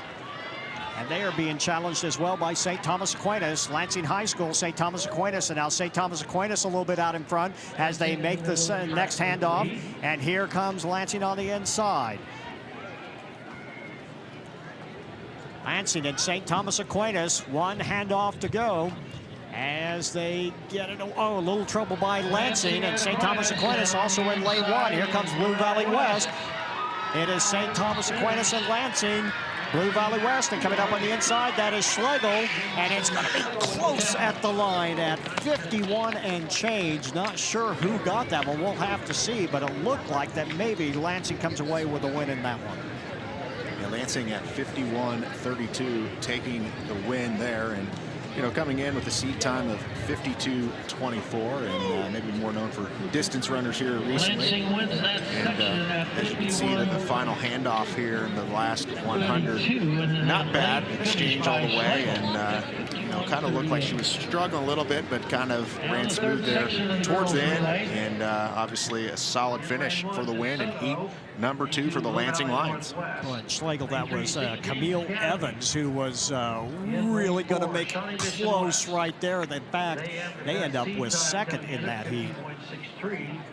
So here is the lineup for heat 3 of 4. DeSoto High School in number 1 and 2, Blue Valley Northwest, St. James Academy in 3, Shawnee Mission West in 4, Shawnee Mission South in 5, Bishop Miege in 6, Olathe East 7, and Girard in lane 8. And the fastest time in this group belongs to Shawnee Mission West, a 50.63. And Girard, a Class 3A high school, just a 3A state champion in boys basketball this year. They've been 4A for years, but the new restructured classifications has sent them down. So it's weird whenever you're seeing all these 5A, 6A high schools, and then you go to a high school that has, you know, maybe 250 students in the entire high school competing against the likes of ones with 1,500 to 2,000. So you might think that you'd be able to get a relay a little bit easier out of 2,000 students rather than 250.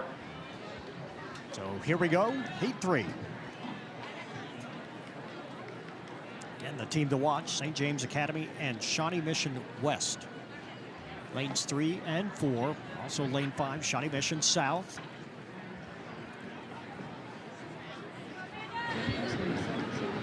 CC Carter will start things off for Shawnee Mission West in the 4th lane. Alexis Streeter for St. James Academy in lane 3. Supervia Lewis for Shawnee Mission South on the outside, and she gets off to an outstanding start in lane 5 as they are already into the first exchange zone. Now streaking down the backstretch, and the inside lane struggling just a little bit. This is East. You see them coming right at you. And Shawnee Mission South on the handoffs. Everyone away cleanly. Shawnee Mission South struggling a little bit with the handoff now. You see them falling back in the pack. Still one exchange to go. That one is a lot better, but they are still a little ways back. And coming out of this race in lane 4, that is Shawnee Mission West. And they hit the tape, and they hit the tape in just under 51 seconds, unofficially a 50:47, so not too bad. That is Shawnee Mission West. That was Kiera Prim anchoring that leg as they power away. Let's watch this handoff here. It kind of caused Shawnee Mission South, Chad.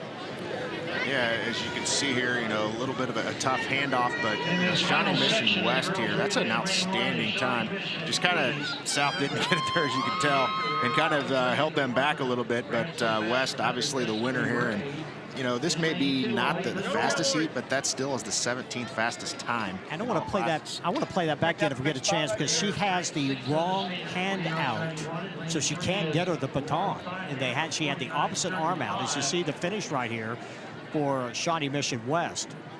But you have to have it lined up. You know, if she's handing off with her right hand, you got to take it in the right hand, and that did not happen, and that's why they had the difficulty there. So a little bit of miscommunication on that part. So here we go with the 4th heat. Shawnee Mission East in number 1, Olathe North number 2. Lawrence High in 3, Gardner Edgerton in 4, Leavenworth in 5, Blue Valley 6, Olathe West 7, and Olathe South 8. And if ever handoffs meant something, Chet, this is going to be it, because this race is so close coming in. Yeah, it really is. You see 49.17, the fastest, 49.21, the second fastest, then 49.35, the third. Of course, Gardner Edgerton, Soraya Hall, Morgan McIntyre, Kennedy Yoder, and Kendra Waite on that anchor leg we talked about. 49.17 is the fastest time in the state this year. That was ran in a prelim, I think may have been a KU relays as well. Leavenworth has a 49.21, and we talked about the talent that they have in the sprints. Takaya Blake, as well as you know, several of the girls that we've seen here today. Blake, I believe, just a freshman this year, 49.21. They graduate Erica Lister last year, setting all the records and all that. Now they have Takaya Blake here, as well as Winter Ramos, that's not on this relay, that's part of this team. So some outstanding sprinters here within this. Also keep an eye, we saw Destiny Ray earlier. She's on leg number 1 of Shawnee Mission East, who won the Open 100, and they got a 50.12. So anybody's capable of beating anybody here when the separation is 49.17 to 50.31. That's just a little bit of a screw up on a handoff. Yeah, it is. It just takes a little bit of a trip up right here. And of course, these kids aren't running these times because they don't hand the baton off well, but still in a race that's going to be this fast, as they are getting in the blocks, ready to go here for the 4th and final heat of the girls 4x100 meter relay. Boys action coming up here in just a few moments.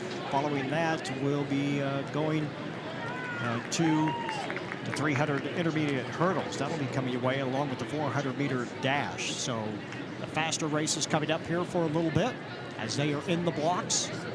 Again, watch lanes 2, 3, 4, and 5. This is so close, and everybody is away cleanly. And coming up in lane 4, that is Gardner Edgerton in lane 4, as they get the baton away cleanly. Also on the outside, this is Olathe West, Blue Valley also in the fight here as they make their way towards this next exchange here. Again, 3 exchanges. Looks like everybody is away well. And coming up on the inside, here comes Lawrence High School, and Lawrence High School in the fight as well. Right next to them, it is Gardner Edgerton, Lawrence High School and Gardner Edgerton, and it is Gardner Edgerton at 49.34. as Kendra Waite powers her way and her teammates to a win in the 4x100. Yeah, not their fastest time of the year, but still a very fast time. That would be the 4th fastest time in Kansas if they didn't already have the fastest time at 49.17. Sophomore anchor leg there. Very strong, as you can see her getting the baton, and really all exchanges pretty clean for the most part in this race. As you can see, Waite getting the baton there and just a solid finish. I mean, she is a girl that's around 12 flat all season long, is capable probably of going, you know, under that this year. As we mentioned, pole vaulter, shot putter. What can she not do? Anchoring the 4x1 for the fastest time in Kansas, not in this race, but of the year. So Gardner Edgerton, definitely look for them at the 6A state meet this year. Boy, and look at Lawrence High. They kind of put a little bit of a shock into the rest of the field. You see Latha East there, Destiny Ray, who managed to get her team back up into 3rd. They were back quite a ways before she got the baton.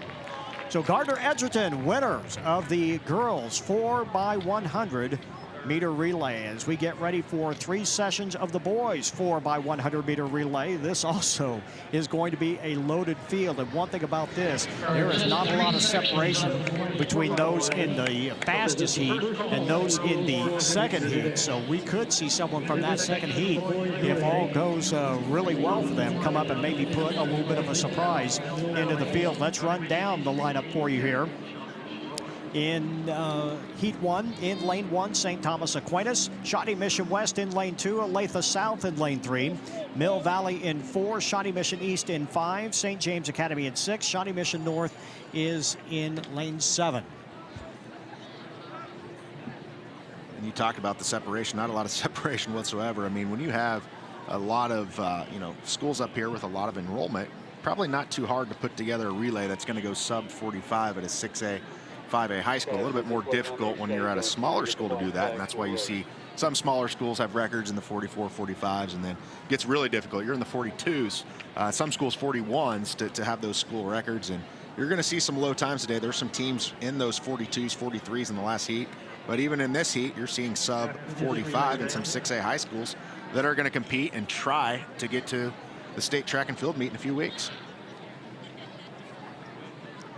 State track and field meet, one of the great events in Kansas track, the largest high school track meet in the nation. And when it comes to longevity, this one is pretty hard to beat. 68 years, we've been telling you, almost 7 decades. This meet started in 1951, and they have had some semblance of this race every year since then, and it has just gotten better and better. There have been some great athletes here, some of the fastest runners in the world. The Olympic athletes have graced this meet. Great pole vaulters. One named Lytle. I think that's a pretty good pole vaulting name here that comes out of this area, and he's actually here at the meet today. He's introduced as an alum from the area, so obviously he has great memories of being here as well. And this is a great facility. This is a, you know, it's a turf field, so you can go out and warm up on it well. The pole vaulting is right here in front for the fans to see. High jump is at one end of the stadium. If you want to go watch the field events, you just walk out behind here, and all 3 disciplines of the field events and the throws are back there. So it really is a great way to watch a meet. And this track is fast. It's very comparable to what you see down at Wichita State University. I have seen that track. I have not been able to step on it yet. It will be exciting to see what happens if it goes anything like what the KT Woodland was earlier today, or earlier this year. Those times are going to be outstanding. And now we're going to look at some girls' team results through 9 events so far. Gardner Edgerton, no surprise there, with 37 points. Mill Valley with 36. Lawrence with 29 in 3rd. Olathe North 27 points in 4th. And Leavenworth, the Pioneers, in 5th with 26 points. So a very competitive field here, and to win this one, you got to have a loaded team because there's a lot of talent here. Well, you're not going to be able to give up much because it is that close. 1 or 2 events gone wrong or gone right for you certainly can make a difference. And when you have this many schools, points are a premium because there's just so many schools and so many opportunities to get points. So you really got to make the most of it. So again, Gardner Edgerton and Mill Valley right there separated by a single point. little bit of a delay getting things going here. Not sure why, but we are just set here for the first of 3 heats of the boys 4x100 meter relay. After that, it is 6 sessions of the girls 400 meter dash. Now they're getting them in the blocks, and we are set to go. It has turned out to be a very nice evening. Flag barely moving. It is a little bit on the cool side. We're in the 50s. A little bit of a breeze, but not much. There are plenty of trees and buildings around this area, so it does kind of knock the wind down. And the sun is actually shining a little bit out here. The forecast was not exactly favorable. It was calling for some rain, but so far, everything has stayed away here. And we are in the midst of the first heat of the 4x100 meter relay as they race down the backstretch. Getting ready for the second handoff. That looks like Easton is up there as they get the handoff away cleanly. Here comes Mill Valley as well. As they have one more exchange to go. And in lane 4, that is Mill Valley. As Stephen Cullen racing away to a win out of lane 4 in a time of 44:25 unofficially. So Mill Valley wins the first of 3 sessions of the 4x100 meter relay.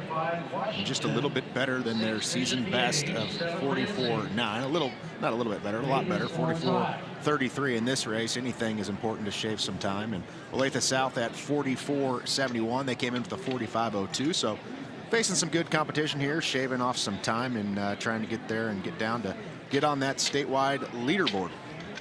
Let's take a rundown of the second heat for the 4x100. Sumner Academy in lane 1. In lane 2, it's Olathe Northwest. Emporia High in lane 3. Leavenworth in lane 4. Washington in lane 5.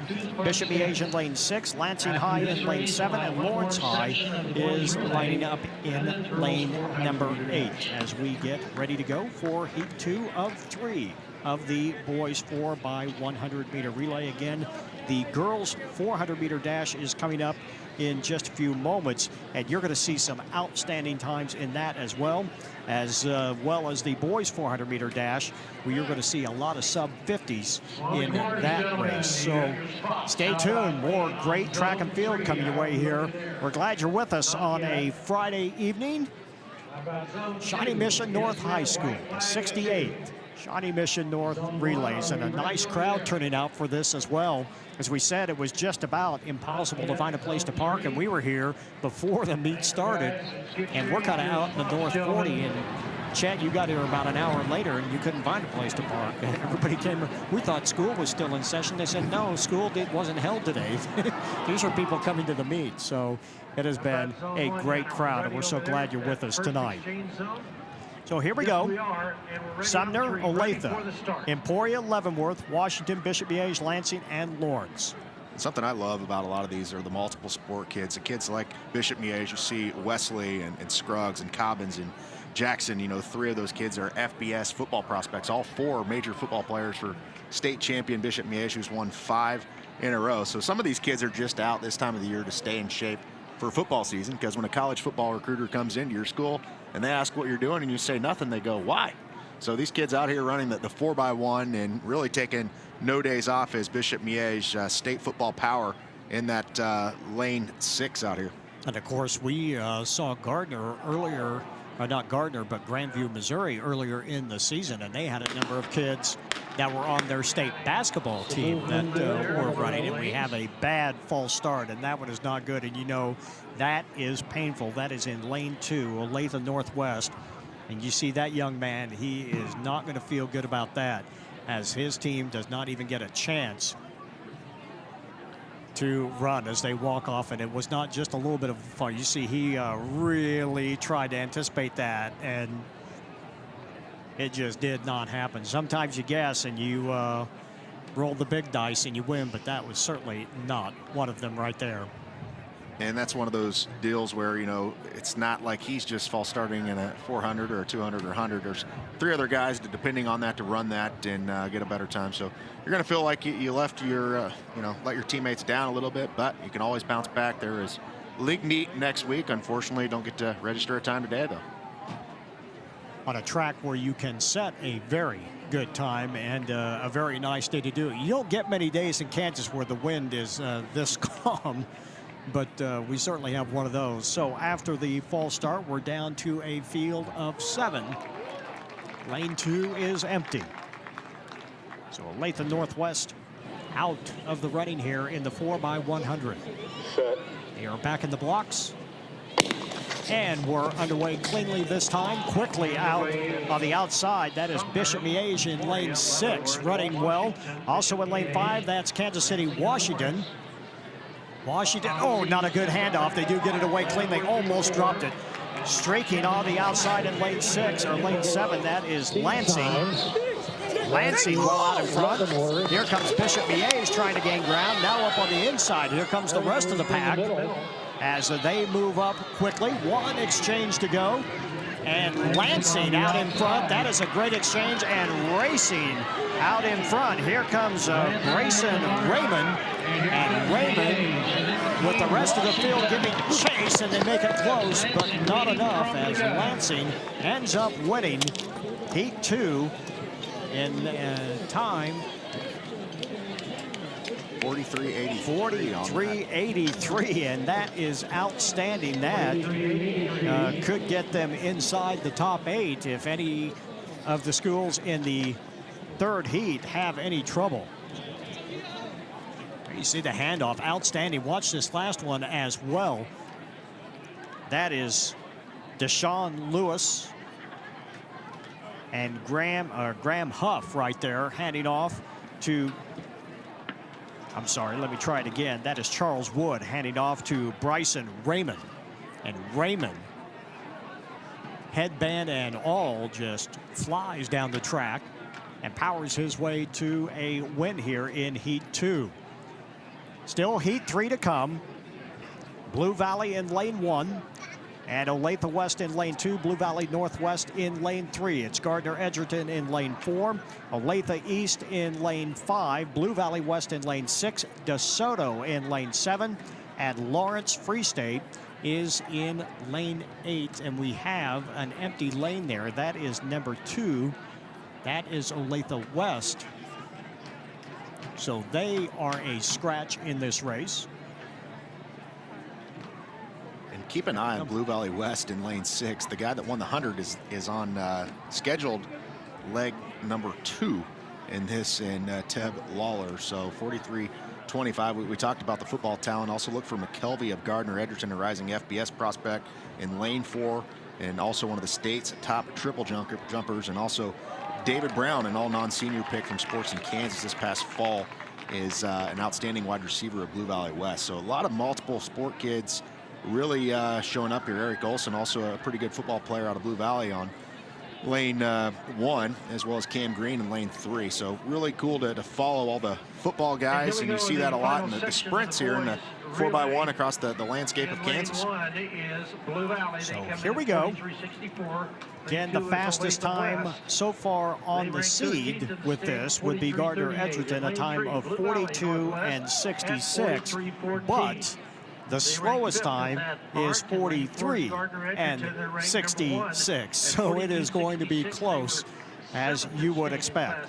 A bit of a delay, but now we're ready to go here. And it's Tavian Alcorn and Savian Alcorn. Savian kicking things off here for Gardner Edgerton, and Tavian Alcorn will be next, getting it the second time.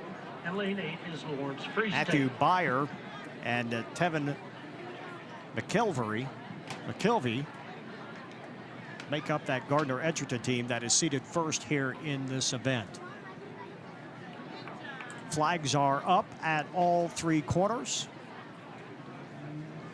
At all 3 exchanges, should say. And here we go. They're in the blocks. Get off your feet.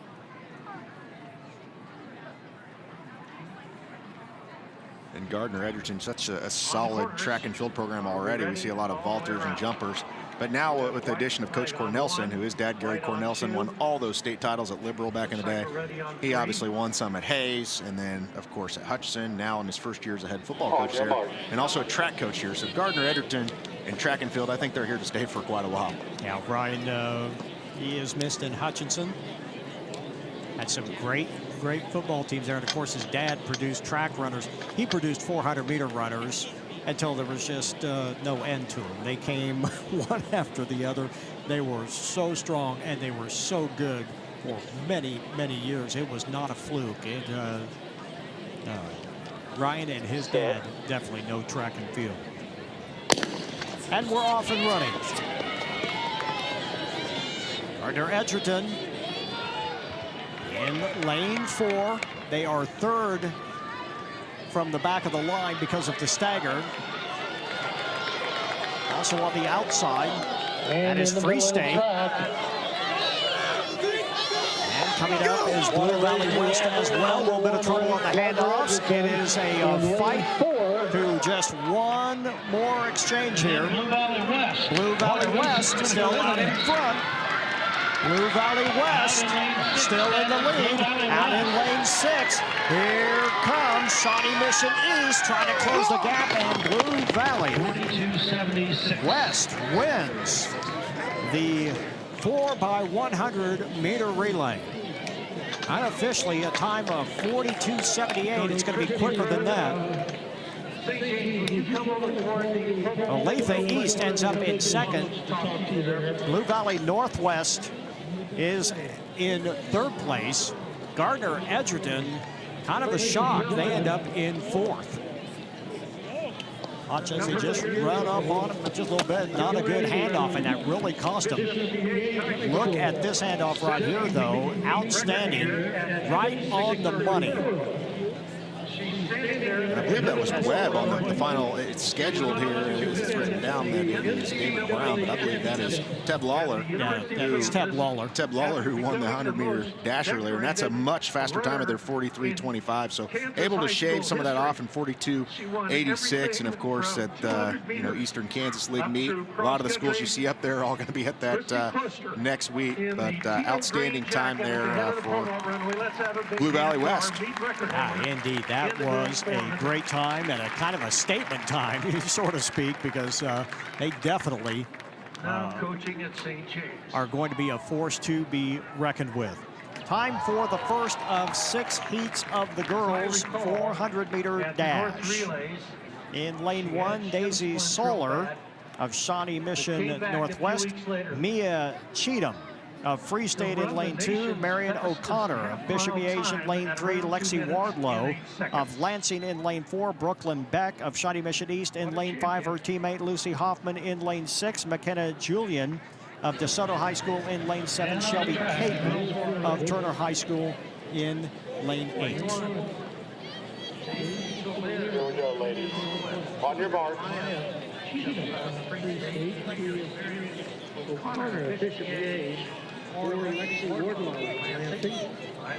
As they are in the blocks, ready for the first of 6 heats here. Again, these are time finals when you get to this stretch. Following the 400-meter dash is the girls and boys 300 intermediate hurdles. As we are away here in the first of 6 sessions of the girls' 400-meter dash. Quickly moving up on the inside, that's Marion O'Connor of Bishop Miege. Making up the stagger. They will run in lanes all the way around. Now coming around on the inside in lane 1, Daisy Solar. That is her in the orange over black. Coming right at you on your screen. And she has made up the stagger and a whole lot more. And she looked very, very smooth as she makes her way around the north end of the track with just a little more than 150 meters to go. Daisy Solar, Shawnee Mission Northwest, who has a best time or a seat time of 69 seconds. Now starting to labor. Boy, she is really fighting hard, trying to stay in it. Here comes Bishop Miege's Marion O'Connor, and O'Connor powers by and wins in a time of 1:04.31. And 2 seconds faster than her time all season. Let's go down on the field to Dion Clisso.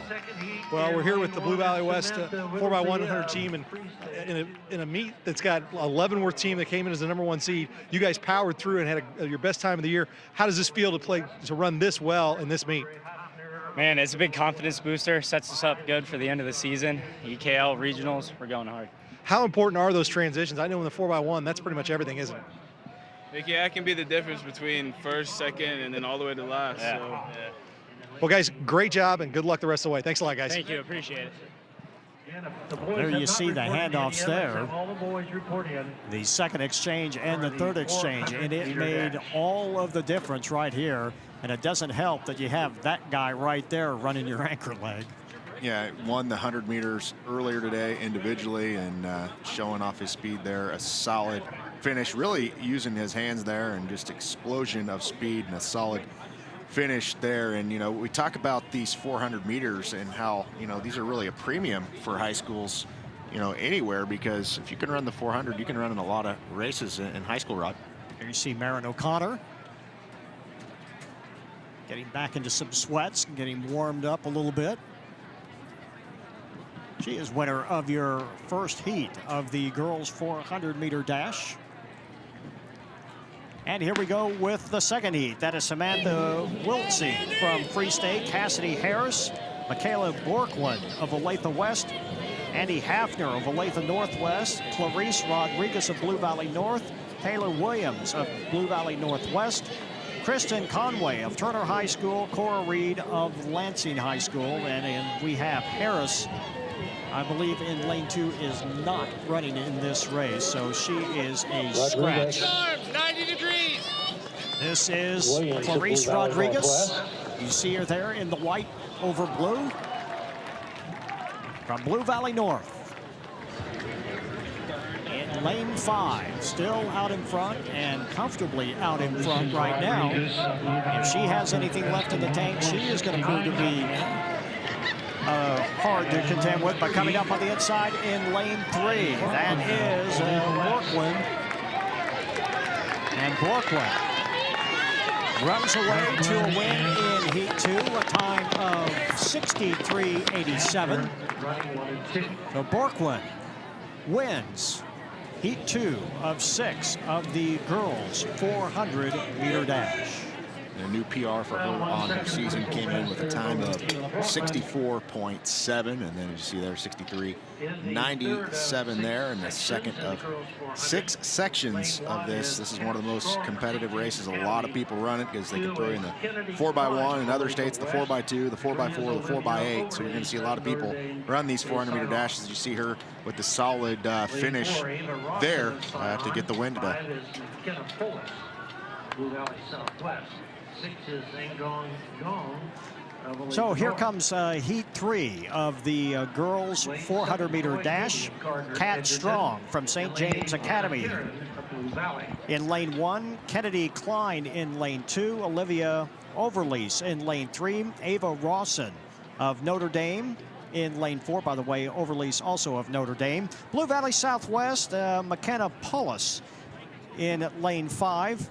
Anong of Olathe North in lane 6, Joy Haney in lane 7, and Blue Valley's Anna Heron is in lane 8. And we have someone in lane 1. Well, we did. Now they're walking off. Not sure if they are going to run or not. I think just needed to shed a little bit of equipment. Now we're ready to go. You see her there. There is Kat Strong.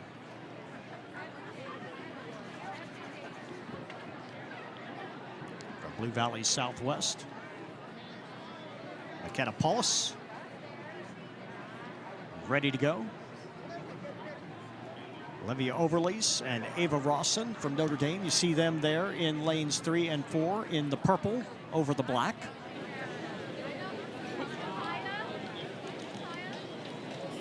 On your mark. And here we go as they put them in the blocks here for section 3 of 6 of the girls 400-meter dash. Again, 8 sections coming your way in the boys, so it will be some busy races here for a little bit as we continue with the 400.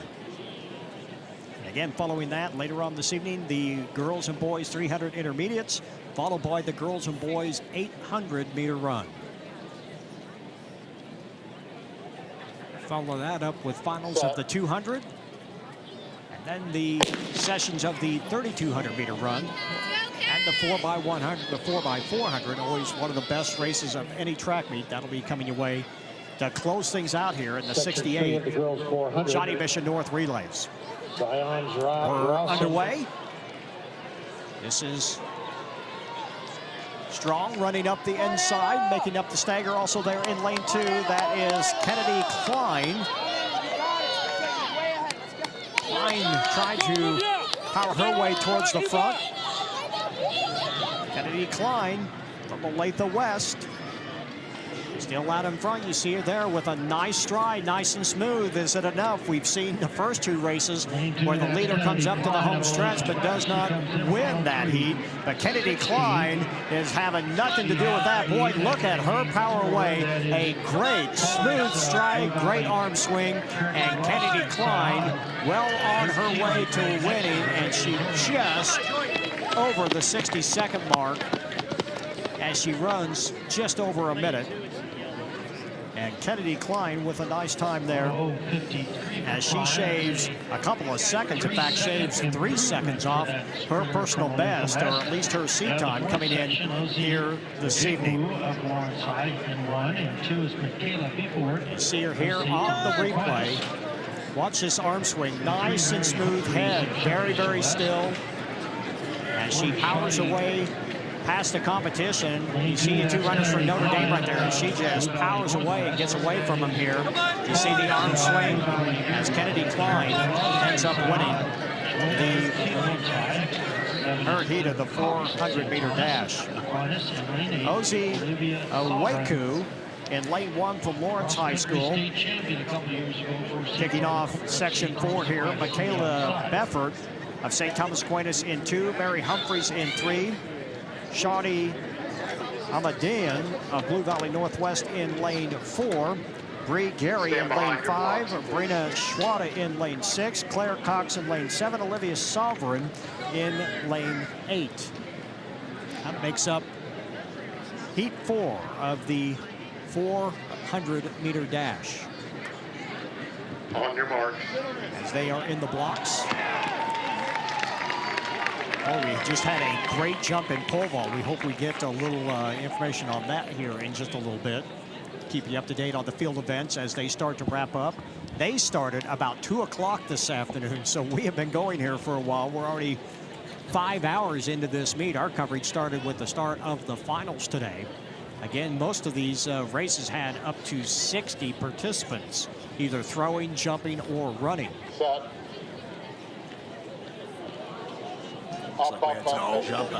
Someone jump out of lane 4. Did she lose her balance? Oh, you see her. She is. That is so painful. You know the inevitable is coming when the official starts walking for you. You almost just want to hide somewhere. And you see that just brings on a lot of tears when you work so hard to try and get ready for a race, and it is not going to happen. Shadi Amandian is going to sit this one out from Blue Valley Northwest. Here you see it up, just hunched up, and by then she just really had no choice but to hope that the gun would go off. And that is a very, very empty feeling. Especially when you're looking to lower your time and you have the fastest time in lane 4, evidently, at 61. Yeah, this is a 61. That's nothing to sneeze at. We're talking about some really good times coming up here. Having a good battle in the pole vault right now, too, on the boys' side. That is happening right in front of us. Here we go. -1. 7 participants in this next heat of the 400-meter dash.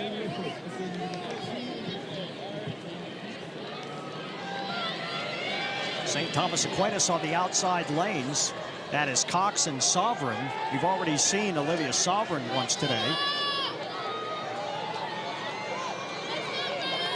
As they are down the backstretch trying to make up the stagger, that is Cox doing so. Claire Cox. And also in lane 3, that is Humphreys. Also on the outside in lane 6, that's Schwada, Brenna Schwada. Cox right now out in front. Here comes Schwada and Humphreys. It is Schwada, and now coming up on the inside, that is Befford from St. Thomas Aquinas. Michaela Befford trying to break the 60-second barrier. Cannot do it unofficially. A time of 1:01:57. Looks like 1:01:61 is the official time. And Befford comes from nowhere. It looked like the fight was going to be out on lanes 4, 5, and 6, but that ended up not being the case as Befford ends up winning her heat of the girls' 400-meter dash. Very respectable time at 61 there. Entering with the 62:23, so lowered her time in lane 2, so not really expected maybe to be a 61, 60 type person, but is today. And her new PR, Michaela Befford, out of St. Thomas Aquinas, as you can see here, just really turning it on in the last 80 meters or so. Kind of looks struggling a little bit, using her hands a little bit, but kind of a smooth motion as well with the solid finish there for the win in heat number 4. Still 2 heats left though, so you're running for time here, so you're running all out because you want to finish in those top 6 to get your team a point. Absolutely. Haley Pittman of Olathe South makes up lane 1 in this next section. Ella Jett. There's a good name for track, huh? St. James Academy in lane 2. Jazzy Clanny in lane 3. Alexis Davis in lane 4. By the way, Clanny in Blue Valley. Emporia High's Alexa Davis in lane 4. Hannah Turner in lane 5 from Blue Valley Southwest. Heritage Christians, Asa Bentley in lane 6. Riley Williams of Emporia High in lane 7. And Summer Spiegel of Ottawa High School is in lane 8, and any one of these girls more than capable of breaking the 60-second barrier. Clangy, Davis, Turner, and Benali have all run 61 so far, 60 or 61. And no one in lane 1, so Pittman is not in this race. And there's only 15 girls in Kansas sub 60 this year, so that gives you an idea how loaded this field is when there are 3 or 4 girls capable of doing that in this race today. As they come right at you. Making up the stagger quickly, that is Turner from Southwest. There you see her there in lane 5. Hannah Turner trying to make up the stagger and get herself towards the front of the field. Pushing very, very hard. Boy, she gives up a lot of size for a quarter miler. She is not a big girl, but boy, she has got some leg turnover, and she is using it here as she is starting to pull away a little bit, leading by about 5 yards. Can she hang on and do it? She will. In lane 5, that is Hannah Turner from Blue Valley Southwest. And she breaks the 60-second barrier, the only one to do so in this race, running, I believe that is a 59. So an outstanding time for Hannah Turner. Let's watch the finish here, Chip. Boy, just very smooth. Look how relaxed her arms are. Just great arm swing and her head nice and still. Yeah, it almost looked like she could have had a little bit more in her as well, but very solid finish. You see her breaking 60 seconds for the first time this season so far. That time now ranking 16th in all classifications of Kansas. So very elite group here in the final race, and that's a very elite time. Anytime that you're under 60 seconds in high school girls 400-meter dash, very solid for Hannah Turner of Blue Valley Southwest, who now will await this next race to see if she can get a place. Boy, and this is loaded. Just one girl, Lauren Cassidy from Blue Valley North, is above the 60-second mark, and that's a 60.27. This is going to be a loaded field. Jenna Zidlow of Bayshore Linwood in lane 1. Evan Sarati in lane 2 from Lawrence High School. Riverton's Maddie Price in lane 3. Leavenworth's Dakaya Blake in lane 4. Witter Ramos of Leavenworth in lane 5. Jasmine Patterson of Shawnee Mission West in lane 6. Kylie Morehouse of Gardner Edgerton in lane 7, and Laura Cassidy in lane 8. The fastest time belongs to Blake at 57:37, and no one in lane 1, so that means Zidlow is not running in this race. Blake's time, the fastest in all classifications of Kansas, and she is just a freshman. Maddie Price, second. She's from a 3A high school in lane 3 out of Riverton. 3A battling against 5A, 6A here from tiny southeast Kansas town. So Dakaya Blake, the one to watch here, 57:37, a freshman out of Leavenworth, but Winter Ramos as well, her teammate, 57:7. And they are shoulder to shoulder, except that one of them has the stagger to her benefit. We'll see what happens here as they start to power past the field. In lanes 4 and 5, the two Leavenworth runners, Blake and Ramos. And now Ramos starting to get a little bit of an edge out there in lane 5 as they have just a little more than 100 meters to go. Ramos in lane 5, still out in front, and now here comes Dakaya Blake. And on the inside in lane 3, that is Price trying to steal this race. Price trying to give Blake all she can handle, and Blake wins it in 57 and change. It looks like 57 and 79, I believe. But wow, what a race. And it looked like there for a moment that Maddie Price might steal that one, but just can't quite catch her at the end. And number 1 and number 2 in Kansas, as we just said, going at it there. And it's that way again, except for Blake, not the fastest time she's ran this year, 57:59 today.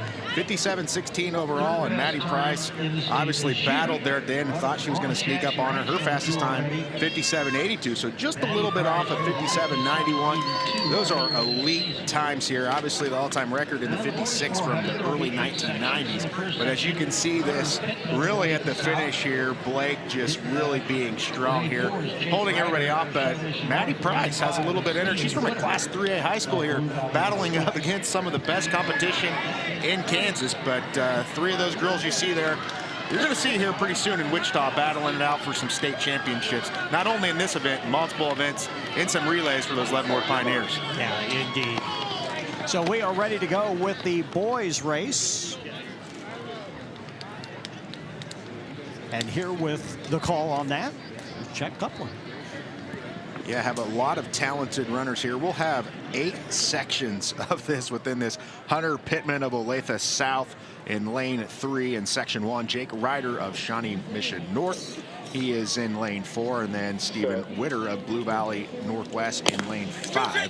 So obviously just 3 people in this heat 1 of 8. A lot of people running through this, and the rest of the heats obviously will have at least 7 runners within this. Heat 3 has 8 runners, heat 4, 8 runners, 5 through 8 as well. So as we look here, just 3 runners in this heat, and it looks like lane 5 is out to a solid start. Stephen Witter of Blue Valley Northwest comes in with a 56:58 this year, and holding strong there as he comes in on the final stretch of the 100 meters here.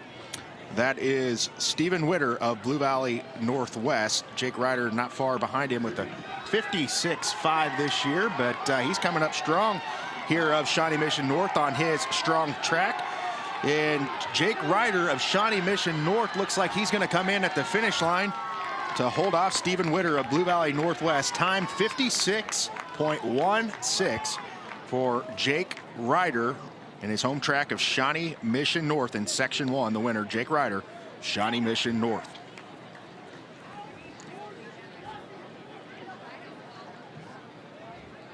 As we look at section 2 of 8 of the finals here, time finals, keep in mind. Lane 1, Dayton Moody of Shawnee Mission North. Lane 2, Colby Otting of Lawrence High School. Lane 3, Luke Moores of Bishop Miege. Lane 4, Randall Johnson of KC Wyandotte. Lane 5, Alex Silva of Olathe South. Lane 6, Mark Patterson of Bishop Miege. And in lane 7 from St. James Academy, Jack Gossman. Could be a tight race here as we have 55.74 all the way to 56.43 separating the 7 spots here. So likely going to see some times in the 55s here in section 2 of 8 of the finals. Top seed time, Randall Johnson, 55.68 out of Kansas City Wyandotte. Second seed time is Alex Silva of Olathe South with a 55.69, and Luke Moores of Bishop Miege, the Stags, 55.74.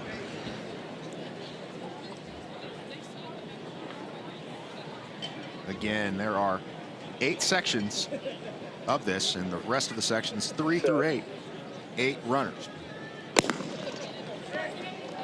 So a solid start out of the blocks there for Randall Johnson of Wyandotte. And we'll go down to Dion Clisso on the track. He's got an update for us.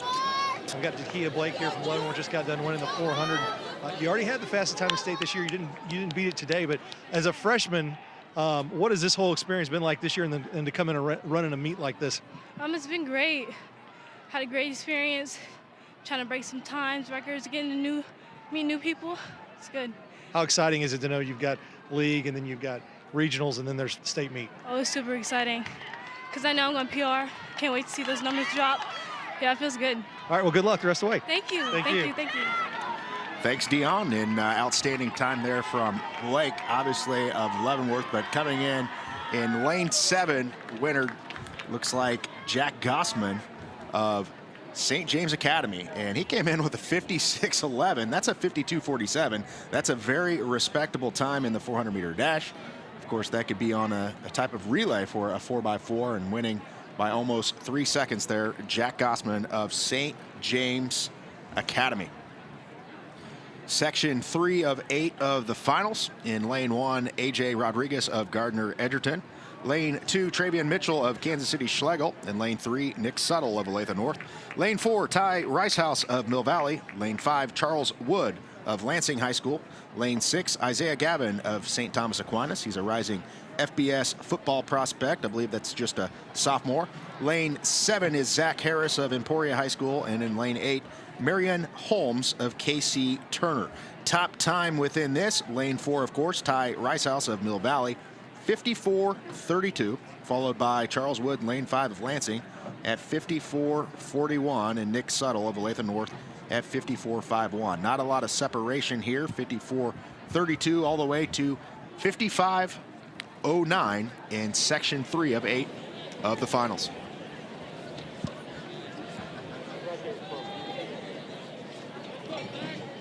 On your mark.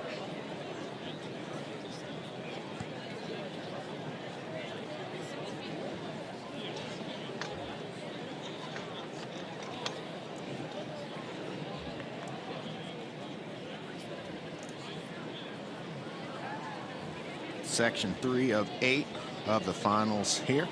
Rodriguez, Mitchell, Suttle, Ricehouse, Wood, Gavin, Harris, and Holmes, lanes 1 through 8. Off to a solid start. Ty Ricehouse out of Mill Valley comes in with a 54.32 as he comes around the first turn of the track. Ricehouse out of Mill Valley. And a solid start out in lane 6, Isaiah Gavin of St. Thomas Aquinas. He comes in with a 54.59. You can see his long, nice stride coming there around the turn. About 6'4" size for St. Thomas Aquinas. More known for distance races, but they got some guys that can sprint it as well. And this is one of those that is a full-out sprint. Gavin coming here out of lane 6 has a challenger within lane 3, and Nick Suttle of Olathe North. Also, Marion Holmes of Turner with the 55.09, but coming off the edge in lane 2 out of Schlegel, Travian Mitchell looks like he got it at 54.81. Travian Mitchell came in with a 54.63, so an outstanding finish there, and got the edge with Travian Mitchell out of Kansas City Schlegel.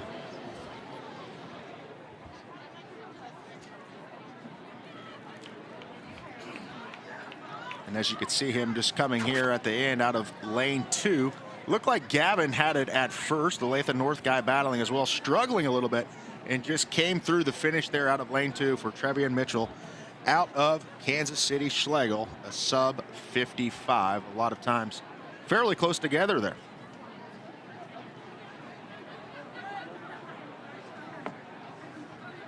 We go on to section 4 of 8 of the finals. Lane 1, Jacob Herr out of St. Thomas Aquinas. Jacob Parrish of Olathe North in lane 2. Keani Hayes Hall out of Blue Valley in lane 3. Lane 4, Colton Beaker out of Emporia High School. Lane 5, Zachary Hines of Blue Valley West.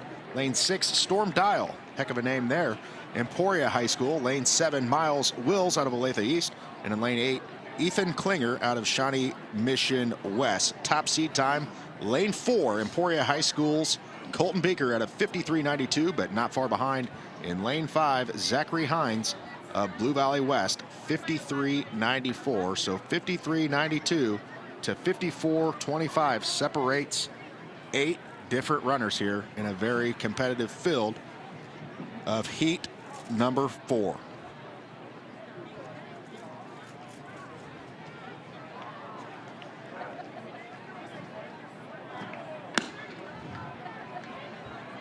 Solid start there out of lane number 5, Zachary Hines of Blue Valley West, with a seed time of 53.94 within this as they come around the first turn here. Making up some on the inside edge in lane number 2 is Jacob Parrish of Olathe North, and also in lane 1, Jacob Herr of St. Thomas Aquinas. But it looks like it is lane 4, Colton Beaker of Emporia High School, and Hines of Blue Valley West in 4 and 5 as they come around turn number 3. And it is Hines of Blue Valley West who comes in with a 53.94, and Olathe East on the edge is Miles Willis with a 54.16 time, and looks like he is going to steal the race here with the challenger coming in lane 5, Zachary Hines.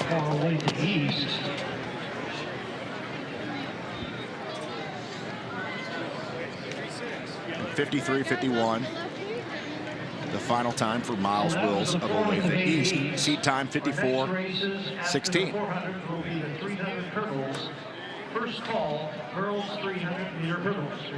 They've just called the first call for the girls 300 intermediate hurdles. You and I always argue what's the toughest race. 300 intermediate, half mile. I think it's the 300, and the insane people at state track, the 300, they do the 400 first, then they do the 300. They have a little bit more of a break at state track because of all the classes.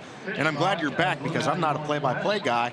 I struggle a little bit with that. I'm more of an info guy. That was all give me a little bit of trial and error there. Not bad. No, I just They do let us take a little bit of a break once in a while in this thing. And, I'm not going to lie, I had a couple slices of pizza. It was good. Yeah, well, they take, I'll tell you, we have a young lady behind us who is just, her job is to bring us water.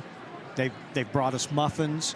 They have treated us way better than we deserve, and we certainly appreciate it. We really do. They put on such a great meet here, and they've done it for so long. Like I said, it really just runs like clockwork, and we certainly appreciate all the people at Shawnee Mission North for accommodating us. This is a large group. It takes a lot of people to put this broadcast on, and say a thank you already to the cameramen who are out here in the chilly weather and working some long hours tonight to make this meet look as good as it does, and it does not happen without them. So thanks to Sean and the rest of the gang for all they have done for us this evening. So here we go. This is the 5th heat. Trey Hulse of Lawrence in lane 1. Mac Purcell in lane 2. Preston Murray in lane 3. John Fishbach of Blue Valley Northwest in lane 4. Price Terrell of Shawnee Mission East in lane 5. Christian Glass in lane 6 from Shawnee Mission West. Tyler Green of Mill Valley in lane 7, and Alex Mack of Lansing in lane 8. You see him there being chased down by Mill Valley's Tyler Green. And on the outside, that is also Shawnee Mission West Christian Glass. Now Glass tried to make up a little bit of the stagger and does. Now on the outside, here comes Alex Mack as well, as they try to catch up on the inside lanes as well. That is Purcell, Murray, and Fishbach. Also giving chase right now, Blue Valley Northwest, John Fishback. And then is Preston Murray in lane 3, as well as they see it coming right at you. And in lane 2 right now, it is Mac Purcell. Mac Purcell trying to keep his lead on Preston Murray. Mac Purcell pushing towards the line, and he does in a time unofficially of 53, and it looks like 53:32 unofficially. So Mac Purcell wins Heat 5 of 8 of the 400-meter dash. And I think the thing that stood out to me most today, and you're going to see that, and I know I've talked about it a lot of being at a competitive meet, but it's almost like every single person that we've seen and compared to their seed time and what they've ran today, it's their best time of the year. And that's really when you want to be peaking, because it's conference next week, as we mentioned. And that certainly matters. You want to be a conference champion. You want to be all league. But really what matters is the following week. You want to place in that top 4 to get up to the state championship. And that's the regional meet within that. And then, of course, at state, you know, you got to finish in the top 8 to even get into the finals in most of the events. And, of course, I think they medal all 8 up at the state with an 8-lane track. Used to just do 6. But used to just do 3. Now you're a little bit older than me. No, I'm a lot older than you, and yeah, I was I was blessed to be able to win one of those in my career, and you know, that does not get old when you are standing up on that. Back then, the awards podium was just above the finish line up in the stand, so you were actually up in the crowd. Oh wow. Instead of out there in the middle of the field, and that was needless to say, that's a great feeling. But that was a long time ago. You only gave 10 awards in cross country and only 3 in track. And so you better be really good if you were going to get one of those. It didn't happen very often. So here we go. This is Trey Hulse, or check that, I'm sorry. That is Cole Phillips you're looking at from Lawrence Free State. Jackson Novacek of Olathe West in lane 1. Peyton Carter in lane 2 from Shawnee Mission Northwest. There you see Phillips from Free State in lane 3. Miles Patterson from Shawnee Mission East in lane 4. Hayden Henderson from DeSoto in lane 5. Nehemiah Griffin in lane 6 from Leavenworth. Aiden Jones from St. James Academy in lane 7, and Connor Figgins in lane 8. Still just the 6th of 8 sessions here, so we have a couple of more really fast races to go. There you see Nehemiah Griffin really trying to steal one here in lane 6. Look at that arm swing. He is really letting it go. He is long and tall and has great turnover. If he can keep that going, that is a nice looking stride right there. Really pumping his arms, trying to keep that stagger out in front as they make the turn. We'll have a little bit better idea of what's going on. Here is Patterson as well, and Henderson. And now in the lane 5, that is Henderson starting to pull away. And in lane 1, here comes Novacek, and it is right at the line. And I believe Hayden Henderson ends up winning. But it was close at the end. Novacek was right there, but just cannot quite haul in Henderson. So Hayden Henderson, winner of Heat 6 of 8 of the boys 400-meter dash. In just 1/100th of a second slower than his seed time this year. So right as advertised in lane number 5, Hayden Henderson with a solid finish to get the win for DeSoto. As you can see, just holding him off, really using his arms there and holding off Novacek on the inside, who also had a very solid finish to the race, but obviously sprung forward there at the end to get the win for DeSoto. Also out there was Aiden Jones from St. James Academy, who also made that quite a close race at the end. So here we go, number 7 of 8. In the 400-meter dash, Dylan Warner over Olathe Northwest in lane 1. His teammate Cole Morris in lane 2. Jax Holland of Mariantha in, that would be in Atchison. No, Mariantha. That's in Shawnee. Shawnee, that's it. Yep, and he is in lane 3. Jack Slaughter of Shawnee Mission East in lane 4. Christian Walker in lane 5. From Leavenworth, Olathe Northwest, Braden Baird in lane 6. It is Washington's Tim Postley in lane 7, Bayshore Linwood's Trevor McBride in lane 8. And we have a couple of scratches in lanes 2 and 3. Set. As Morris and check that, lanes 3 and 4. So that is Slaughter and Holland that are not running. It's got to be tough on the 2 inside lanes because those guys out there in lanes 6, 5, 6, 7, and 8 are way out in front of you. Kind of feel like you're by yourself running there in a way. A huge gap on the track. Christian Walker in the blue, right there in the pack. Right there along with Braden Baird from Olathe Northwest. Braden Baird trying to stay in the fight right here, trying to make up the stagger, still on the shoulder of Christian Walker. Now Walker starting to get a little space. And in lane 2, that is Morris. Now Morris starting to pull away. Now Morris pulling away easily. And Morris can't break 50, but he runs a 51.47, and that's not too bad. 51, I believe it looks like 51.51 unofficially for Morris, as Cole Morris from Olathe Northwest comes from way back to win heat 7. Let's watch it right here as they are going into the final corner. But look how far back Morris is. We talked about those runners that were having to run in lanes 1 and 2 without anybody in lanes 3 and 4, and maybe that helped Morris chase him down, because by the time he got to the head of the straightaway, he was just right there with the rest of the pack, and he pulls away for the win.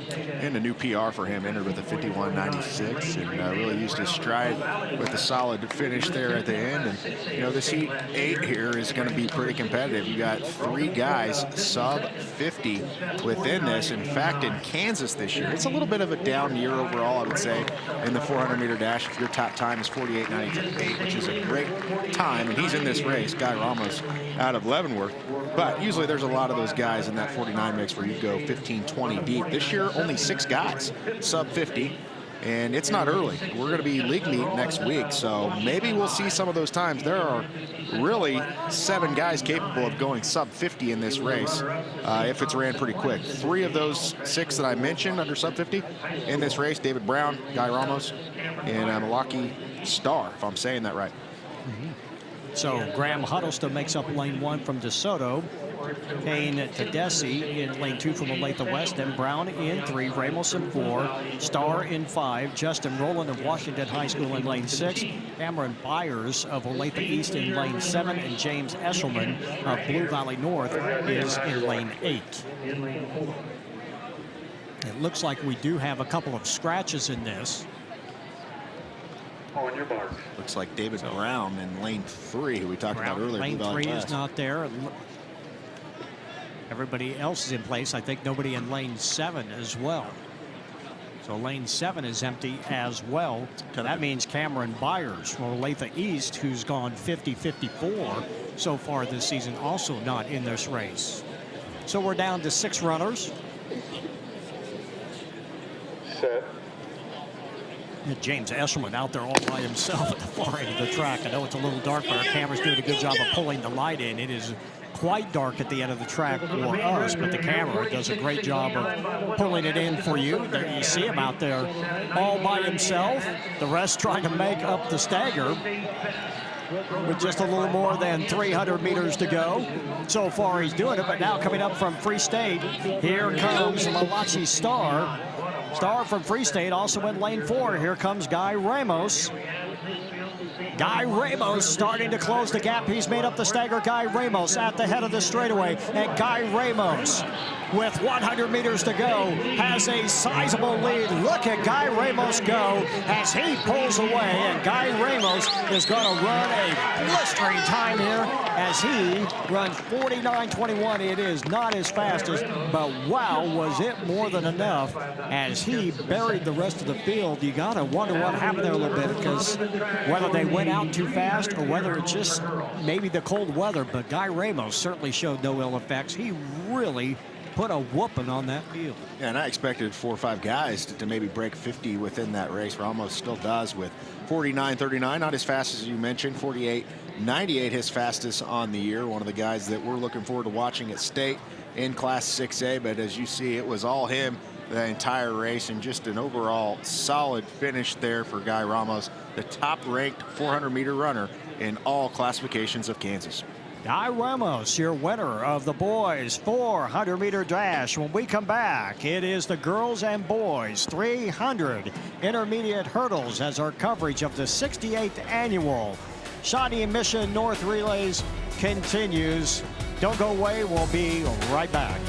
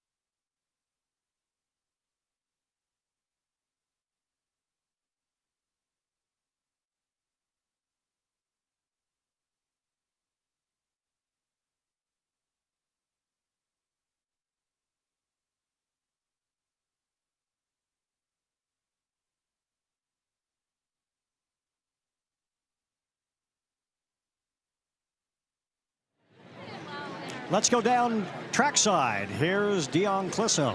I'm here with Guy Ramos from Leavenworth, just won the 400, and a great race there. You kind of got out to a good lead. When you've got a lead like that and you kind of know where you're at, what are you thinking about coming down that last 75 or so?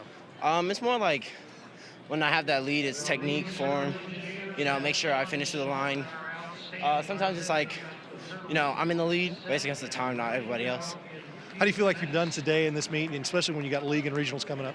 I feel like I did good. It was a little slow, like for me personally, but I feel like I can win league and regionals and state. So clean sweep in the boys and girls 400 with Dakia. Is that fun when you guys can both do that? Oh yeah, all the time. And then my sister was here. I was like, oh Lord, there she goes. And then it was just amazing seeing like all these people I grew up with and stuff just run. It's just something else. All right, well, good luck the rest of the way. Thank you. Thank you. There is your winner in the 400-meter dash. They do this so well that the hurdles for the 300 intermediates are already set up, and normally that doesn't happen that fast, but we've talked about how great this crew is here, and they are. We have just a couple of runners in this first heat. There are 6 heats of the girls 300-meter intermediate hurdles, and so Lane Heilman of DeSoto is in lane 3. Grace Billman of Notre Dame is in lane 4, and Lauren Cordowney of Shawnee Mission West is in lane 5. So just 3 runners in this first heat of the girls 300 intermediate hurdles. There you see Cordowney making her final warm-up sprint. And I'm just shocked that there are 6 sections of people that want to run this race. I guess they don't necessarily want to run it. Maybe their coaches want them to try it out. But this is, in my opinion, I've never ran it, but I have ran a 400, not in a competitive race. I would think this would be the worst one to run, because not only do you have to run 300 meters at a sprint, you have to jump over things. They kind of give you that blank look that you tell your college kids the first time they're running the 3,000 steeplechase. It just... Now this is a whole different type of animal here, the 300 intermediates, and in college it becomes the 400 intermediates. It is all about timing. It is all about keeping your step, and unlike the short hurdles, the 100 and the 110, where you're keeping a 3-step, this can be anything from 11 to 14 steps. So you've really got to keep your stride and keep things in place as we are underway. And the first one to the first hurdle is Beelman. Grace Beelman there right in the middle of your screen. Heilman from DeSoto also right there. But this is Beelman. Stretching away nicely, had to stutter a little bit right there. These last 4 hurdles get to be really tough. You are starting to get tired. You've got to keep your stride, especially jumping through the corners. You almost really have to square off the turn to get through the hurdle. Just a couple of hurdles to go. Bielman with a nice stride. 2 to go. Unlike in college in the 400, this last hurdle is really close to the finish line. Just a matter of strides when she hits the last one. Almost went down, but crosses the line and ends up winning her heat of the girls 300 intermediate hurdles. Watch that last hurdle. She just about got her parallel to the ground. Right here you see there's the last one. That one is over cleanly. See here coming down the backstretch. This is actually down the backstretch. Now here comes the last hurdle and just, oh, and I mean, she didn't even get a foot on it. She hit that with her knee. That'll put a mark on your kneecap. But she managed to get over it in a little celebration with the win. So coming away with a victory here in Heat 1 of the girls 300 intermediate. Let's take a rundown of Heat 2. Haley Henderson of DeSoto in lane 1. Janae McIlvery of Sumner Academy in lane 2. Hannah Cooper in lane 3. Mia Clark of Shawnee Mission South in lane 4. Sarah Prickett of Blue Valley in lane 5. Maria Masura of Blue Valley West in lane 6. And Mandy Truitt of Olathe South in lane 7. There you hear the gun, and they are underway down the back stretch.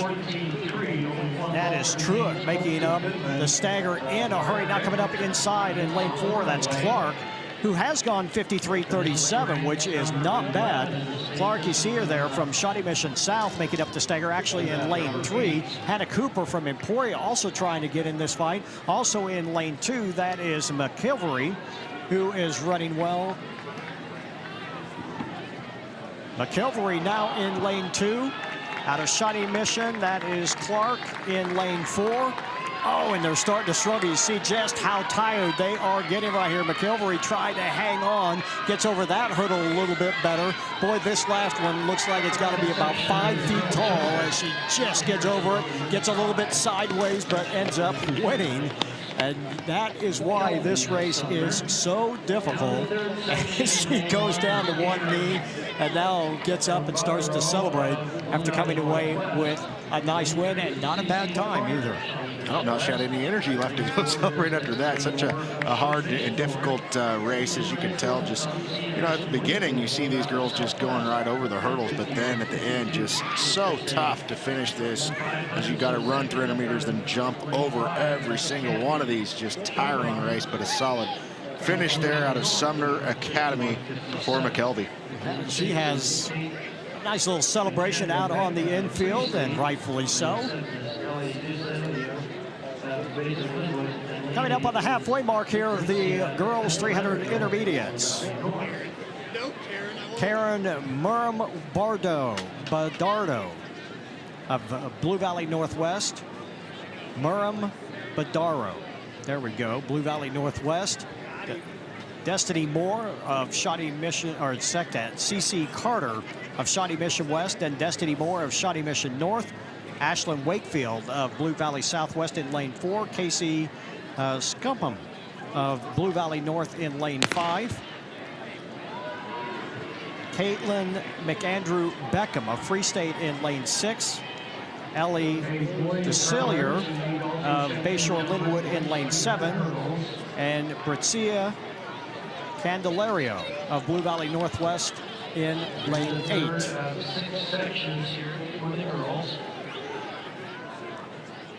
And out of West, that is CC Carter. In lane 2, just about got outside her lane. Remember, you can't take many steps outside that lane. Carter trying to just hold her form, sprinting well between the hurdles, got over that one cleanly. CC Carter pumping hard, leaning forward, one hurdle to go, gets over it well, and hits the line in a fantastic time, 49.57. That's not too bad. That almost would make that would make almost the 5th heat of this, and that's her fastest time of the year by more than 3 seconds. So CC Carter putting together a fine race. You see her over there, stuttered a little bit with that one, but watch how smooth she is over the last hurdles. Doesn't even stutter it, hit it right on the money, and boy, this race is a lot easier when your timing is good, because when you're having to stutter step and stop and go and stop and go, it makes it very, very tough. But CC Carter, there you see her walking off the track with a nice win in Heat 3. Here's Heat 4. Bailey Collar of Olathe West in lane 1. Josie Morgan in lane 2. Morgan McIntyre of Gardner Edgerton in lane 3. Jill Klusman of Olathe North in lane 4. Madison Jones of Fort Scott High School in lane 5. Lauren Havlik of Gardner Edgerton in lane 6. Reese Johnston of Mill Valley in lane 7. And from Sumner Academy, Deja Smith is in lane 8. Bit of a delay here before we get things going. Meet record in this 43.9 in 1991, and it may stay there for, we may come back here in the 78th Olathe North relays, and that record may still be there. Sometimes you just get those special kids. I mean, you talk about one that is sitting back. How about the boys 300 set by a man named Bornkessel? And if this is not a typo, 1968. 1968. 36:50. Now, you were born in 1968, right? No. I was born in 1961. Okay. So that was giving me some credit. Well, I appreciate it, you know. Wow. That's a heck of a time, 36.5. That's just staggering. I mean, it's 4 seconds faster than the fastest time we have in this. Well, let me go back because I got, yeah, it is. It's just. And the 400-meter dash. Just an absurd number. Wendell Gaskin, I mean, I don't know if you know the incredible story about that, but he was deaf and unable to hear the starter's gun, so they had to use a vibration in order for him even to start. He still has the all-time record in all classes of Kansas, and he ran a 46.69 here. It says 1993. I'm pretty sure it was 1991. But that is incredible. And then Maurice Green of Schlegel has the 200 record in that same year. Crazy to see that the talent that has been here right in Kansas City. You believe some of the runners that have, you know, we've been talking about the distance runners, Brent Steiner, Steve Smith, Lisha Tenney, and, you know, the rest of them. But look at the sprinters that have been in this meet. You just mentioned a couple of them, and the list just gets longer and longer. And we've seen some pretty good ones this meet already. Well, we must have some trouble with the clock or something, because we are in a standstill at the moment, and that is not good if you are wanting to run this race, and a race where you need some flexibility, some speed, and a lot of other things, including some heart and a whole lot of courage as well. But that can't be good for the kids right now. Hopefully they're going to get this taken care of. We're going to get on the track and get things going.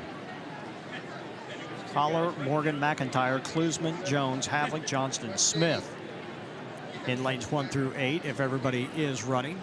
We can see them finally getting on the track now, getting the sweats off and getting out onto the track. We're nice enough to let them go off the track during this delay, whatever it was for, and get back into the sweats. It is chilly. It's not cold, but it definitely is cool. We're probably in the low 50s by now. Started out in the low 60s. Weather has cleared off. It has turned out to be a very nice evening. Flag is barely moving anymore as we get ready to go. Now we're out of the blocks and underway. Heat 4 of 6 of the 300 intermediate hurdles, quickly making up the stagger. That's Klusman and McIntyre and Jones. You see them in the middle of the screen right there as they come into the corner. There's Klusman. She's first over the hurdles. Klusman from Olathe North. Now coming up on this side, and a little bit of a stutter step right there in lane 3. That was McIntyre. Also in lane 2, who's now out in front, that is Josie Morgan. And Morgan from, check that.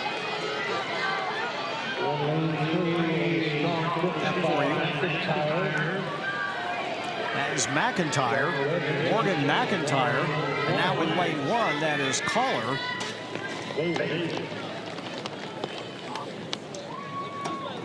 who ends up with the win. And she points at the scoreboard and, hey, check that one out. And she probably should. Not a bad time.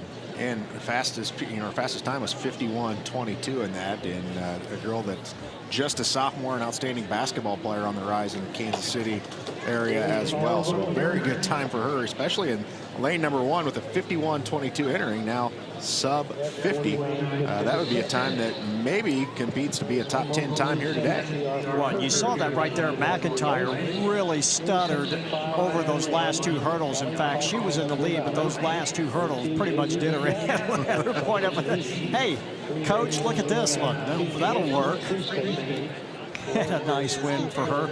Had a nice time. 2 heats to go here in the 300 intermediates, and they are in the blocks quickly now. So Callie Kaufman of Blue Valley making up lane 1. Lizzie McAdam in lane 2 from Shawnee Mission East. From Free State, Lelena King-Wilson. From Olathe East, Kristen Wetterstorm. And then in lane 5, Sarah Perico from Bishop Miege. Aaron Miller from Mill Valley in lane 6. Aaron Widerstrom from Olathe East in lane 7. So Aaron and Kristen. And then Mia Staley from St. James Academy makes up lane 8. And this could be a pretty close race. Quite a number of them under the 50-second barrier as we are underway here in the second to last heat. 5 runners in this under sub 50, as you mentioned, and the other 3 aren't far off from 50.18 to 54.1. So not a lot of range within this race because it's all going to be really packed together, as you can see on the track. That was Callie Kaufman in front originally when they got to the first hurdle. Now it's Widerstrom. That's Kristen Widerstrom. Kristen Widerstrom. Widerstrom still out in front. Really pumping those arms, trying to stay out in front. Others giving chase. Widerstrom still in front. 1 hurdle to go, and she wins it in a nice time, unofficially 48.08. And she's looking up at the scoreboard, and she likes that result as well. And her seed time this year, 48.90, and officially that comes in at 48.27, so another one of those times that's her fastest of the year. And you see her sister over giving her a great big hug. That's nice to see. That was a nice result. Let's watch it here.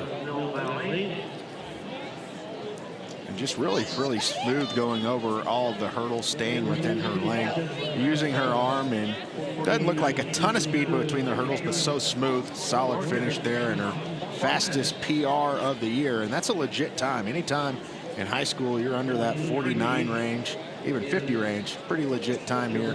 Even though it doesn't get into the final heat now, she just has to sit and wait, watch the scoreboard, because that's the fastest time right now. It is what she's ran. It is the #1 time, but there are 8 runners in the blocks right now ready to have a say in that. And some of these times are pretty impressive. Emery Zars of Mill Valley in lane 1. Jacqueline Morgan of St. Thomas Aquinas in lane 2. Jalissa McWashington of Olathe Northwest in lane 3. Rachel Stevens of Girard in lane 4. Danny Winslow of Olathe South in lane 5. Lauren Heck of Blue Valley Southwest in lane 6. Kelsey Christensen of Shawnee Mission East in lane 7. And Gardner Edgerton's Sarah Hall, and we are underway. And quickly, and I mean like a rocket, out of lane 5, that is Winslow. Danny Winslow of Olathe South trying to steal this one early. Boy, look at her power into the corner right there in the white over blue. Wilson, who has gone 46.70. Stevens has gone 46.50. But right now, it is just absolutely Danny Winslow. Winslow, she can hang on to this, and she's a tall girl. Those hurdles are not very tall for her as she just steps right over them. Look how easily she goes over the hurdles. Now getting a little bit of a challenge from the inside. In lane 1, that is Zars. Zars trying to give chase, but she'll run out of gas, and Winslow, fairly easy and surprisingly easy, wins. We'll see if the time stands up. It should. Chet, I can't see what the official time is up on there. Winslow with a 46.38, which would be the 9th fastest time in Kansas this year. Her fastest time coming in, 46.7. You see, so tall, just lifting the foot up a little bit, it looks like, and right over it, but very solid, overpowering through the entire race. And the 2, 3, 4 spots, they were fighting for those spots, including Steffens out of Girard. So a lot of solid competitors within that from a lot of different classifications. Looked like Jalissa McWashington also in there, along with Rachel Stevens. She is on the ground, probably looking for oxygen. Danny Winslow of Olathe South, your winner of the girls 300 intermediate hurdles. 6 sessions of the finals of the boys 300 intermediates coming your way here in just a few moments. Of course, we also want to remind you, coming up next after that, it is the boys and girls 800-meter run. So that'll be coming your way in just a few minutes as well when we follow that. And of course, then one of the premier races, one of the favorites for everybody, the girls and boys 200-meter dash. And of course, the 2-mile, the 3,200-meter run, and then the 4x8. So we are heading into the second half of this meet. We're glad you're with us here. Live coverage of the 68th Shawnee Mission North Relays. Started all the way back in 1951. And it has just been another terrific meet. We're glad you're with us on Spectrum. I'm Rod Zook, Chet Copeland, and down on the field, and we'll talk to him now. Here's Dion Clisso. So the record by Bob Hornfessel of Shawnee Mission North in 1960. Now, we have a little bit of technical difficulty. We hope to get back to Dion and get a chance to talk with him here in just a minute or two.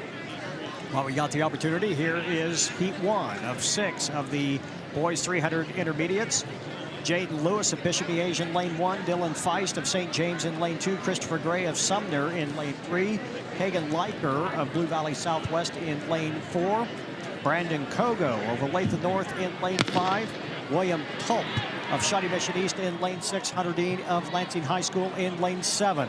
And quickly out in the outside, that is Pelham, or check that, that is Tulp. Tulp from East. Shawnee Mission East, Tulp, there you see him going by, and he does not just have a little bit of a lead, he has a whole lot of lead. Tulp, who's gone 45.65, running hard and looking good there, getting over those hurdles. Just 2 more to go, or 3 more to go, and still out in front. Now has his head down, really starting to labor, really pushing hard, has to stutter that one, and loses a lot of ground, really just sprinting as hard as he can between the hurdles. 1 more to go, and he hits that one, stays upright, and wins it in 43.35, and William Tulp just shaved 2 full seconds off his previous best here in Heat 1 of the boys 300 intermediate. Yeah, kind of a little bit of a different style, putting his head down and short stepping it, but still gets the solid win there in Heat number 1. As you can see, kind of short stepping there, head down, and then head up, and then obviously short stepping again, and then almost hits that last one, did a little bit, and finishes out of lane 6 for the win. Let's go down to the track again. Here's Dion Clisso. All right, guys, second try here with Danny Winslow from Olathe South. Won the 300 hurdles, really exploded out of the box, real easy.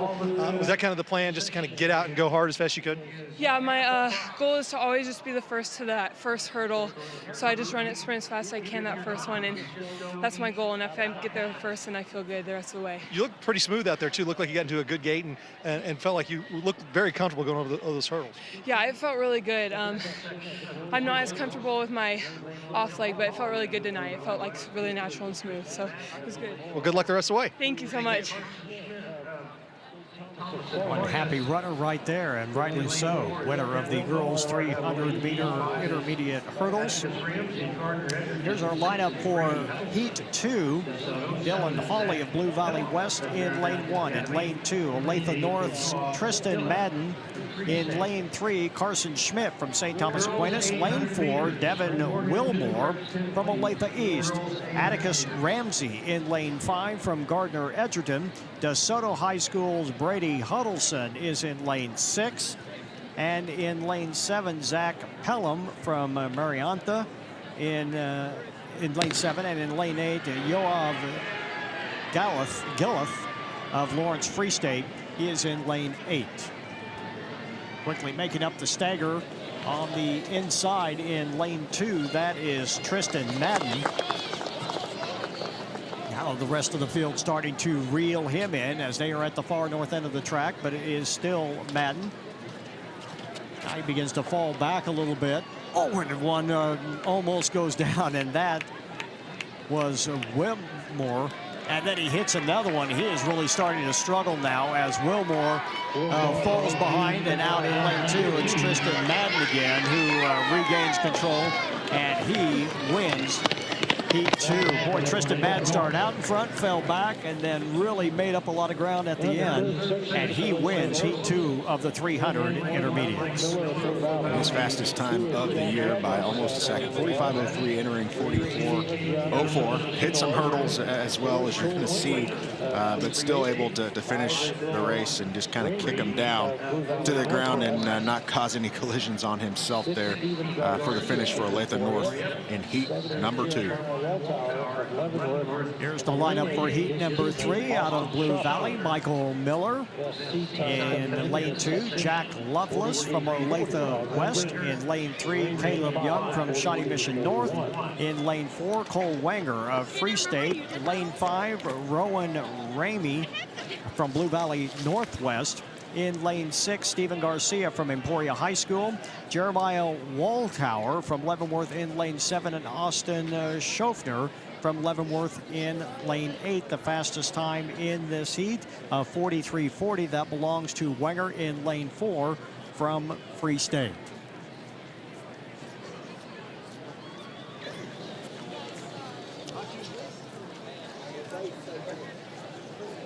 They are in the blocks.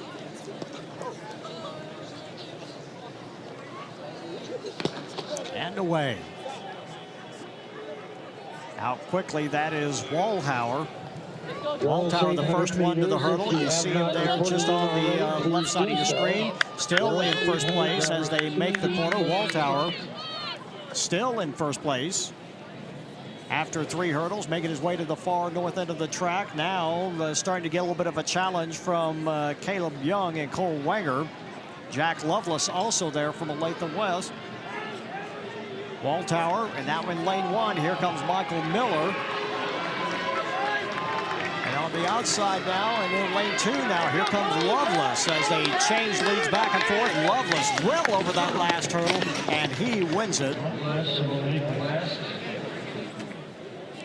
And the product of Olathe West, Jack Lovelace, winner in Heat 3 of the 300 intermediate hurdles. 43.68 ties his PR that he came in with this year, and really coming over some of those last hurdles almost looked like he was running the 110 hurdles. He was so fast over some of those, kind of saved it all for the end there, able to edge 2 guys out that he was trailing, and just really smooth up and down over that last couple hurdles there for the win out of lane 2, tying his PR. 43.68, Jack Lovelace, Olathe West. And you notice how everyone else, you start getting tired, you start getting a little bit sideways, you start landing at about a 45-degree angle. Like you said, it looked like he was going over the 110 highs because he was just square right up to the lane, just about perfect. And there's your winner, Jack Lovelace. Again, an official time now, 43.68. He is the winner of Heat 3 of the 300 intermediate hurdles. Here is the lineup for Heat 4 from Washington. Mustafa Conway, Dawson Mesh from Shawnee Mission Northwest in lane 2. Wyatt Perlman from Shawnee Mission East in lane 3. Eli Medyet of Mill Valley in lane 4. Matt Jones of Girard in lane 5. Shawnee Mission Northwest, Eli Hodson in lane 6. Thomas Anderson of Washington High School in lane 7. Zach Kraus of Olathe West is in lane 8.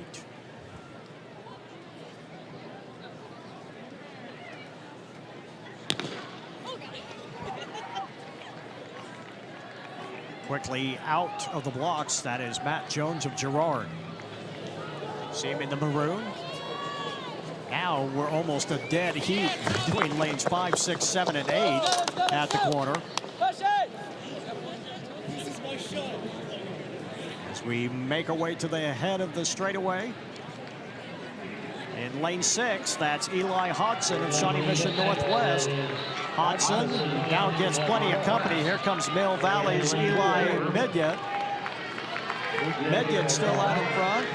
Medyet being challenged. This is Patterson, Medyet, and it is Eli Medyet of Mill Valley, I believe. Yes, it is. There you see him there in the center of your screen.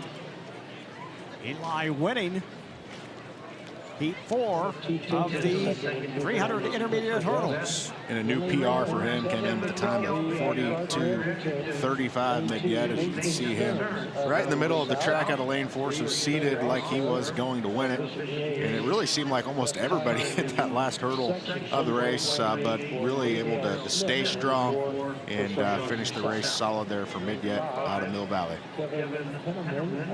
You see your winner.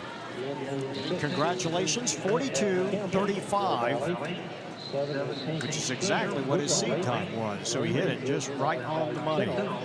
Here's your lineup for Heat 5 of 6. Tevin McKelvey of Gardner Edgerton. In lane 1, Olathe South's Nathan Stearns in lane 2, and we'll see if he runs. If you were with us earlier, Nathan Stearns hit the first hurdle in the 110-meter hurdle finals, and he didn't just fall to the track. He really hit the track hard, and he stayed down there for a while. They ended up walking him off the track and treated him on the side of the track, but we'll see if he's here in lane 2. Trey Osler in lane 3 from Bishop Miege. You see him there. In lane 4, Shawnee Mission South's Gabriel Smith. Kevon Pennerman of Olathe East is in lane 5. Leaf Campbell of Mill Valley in lane 6. Hank Sherman in lane 7. He's from Blue Valley. And from Lansing High School, Malachi Tinnell in lane 8. And the fastest time belongs to Gabriel Smith from Shawnee Mission South, a time of 40.98. There you see him there, taking his final warm-ups before the start of this 5th heat of the 300 intermediates. Again, there are 6 heats. Coming up next, the girls and boys 800-meter run. And that one, especially on the boys' side, should prove to be quite a barn burner. And we are off and running. Out quickly, that is Tinnell. See if he's still the first one to the hoop. They just about all hit the hurdles together at the same time. Now here comes Olathe East, Kevon Pennerman. Pennerman, you see him there in the blue and orange, trying to make up ground. Blue Valley's Hank Sherman also there. Now you see Sherman all the way on the left side of your screen. And in lane 1, that is McIlvery. Here comes Pennerman. Pennerman sprinting towards the line, and he will win it in a time unofficially 41:16.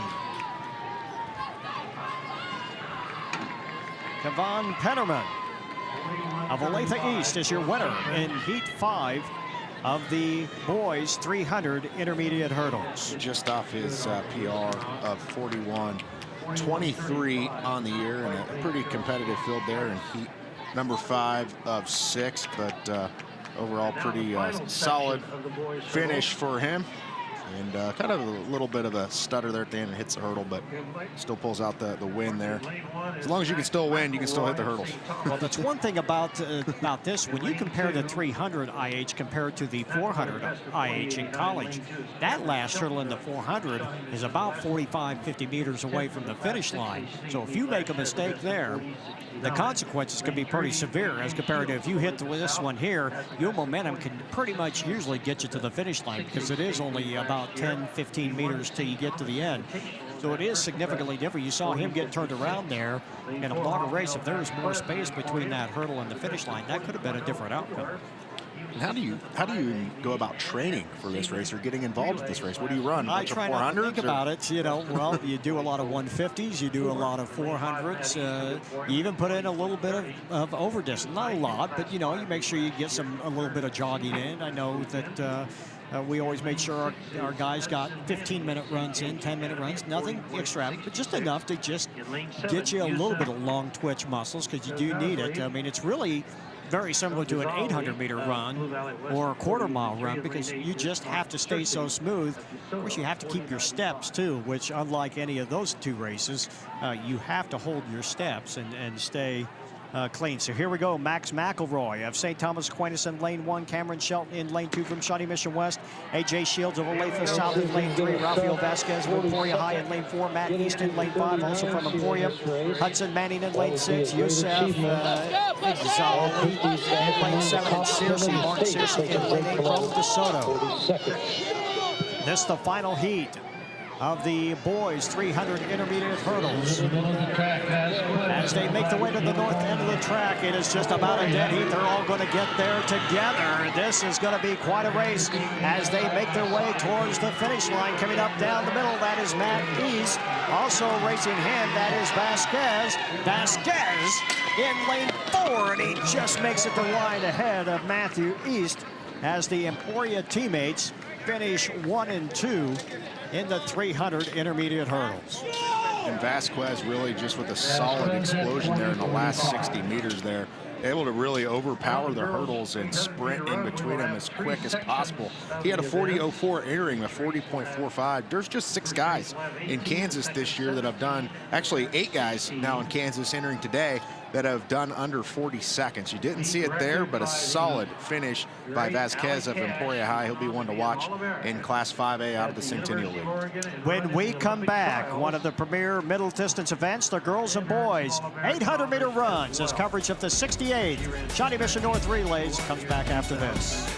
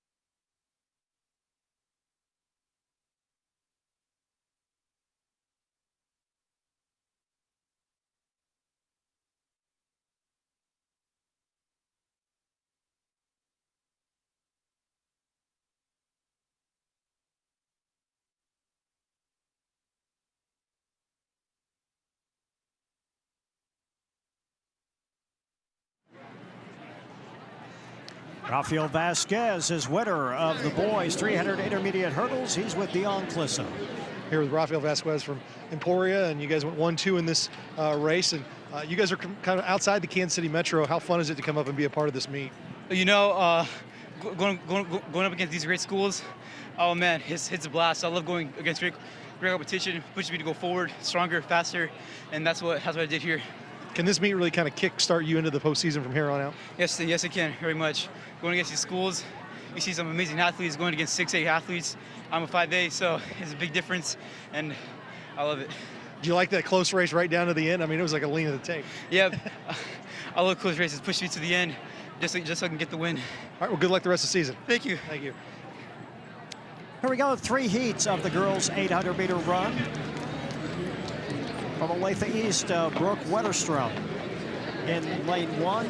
Chloe Matter in lane 2 from Leavenworth. Olathe North, Bella Serrano in lane 3. Free State's Emily Stone in lane 4. Wearing number 5 from Shawnee Mission North, Keegan Stiers in lane 6. Malia Wardlaw from Olathe Northwest. Sarah LaPlante of St. James Academy wearing number 7. Justin Wheeler in lane 8 from DeSoto. Garner Edgerton's Elisa Ferrens in lane 9. Gracie Goodpasture from Shawnee Mission Northwest in lane 10. Taryn West of Emporia High in lane 11. Ella Barth in lane 12 from Shawnee Mission West. Morgan Smith from Gardner Edgerton in lane 13.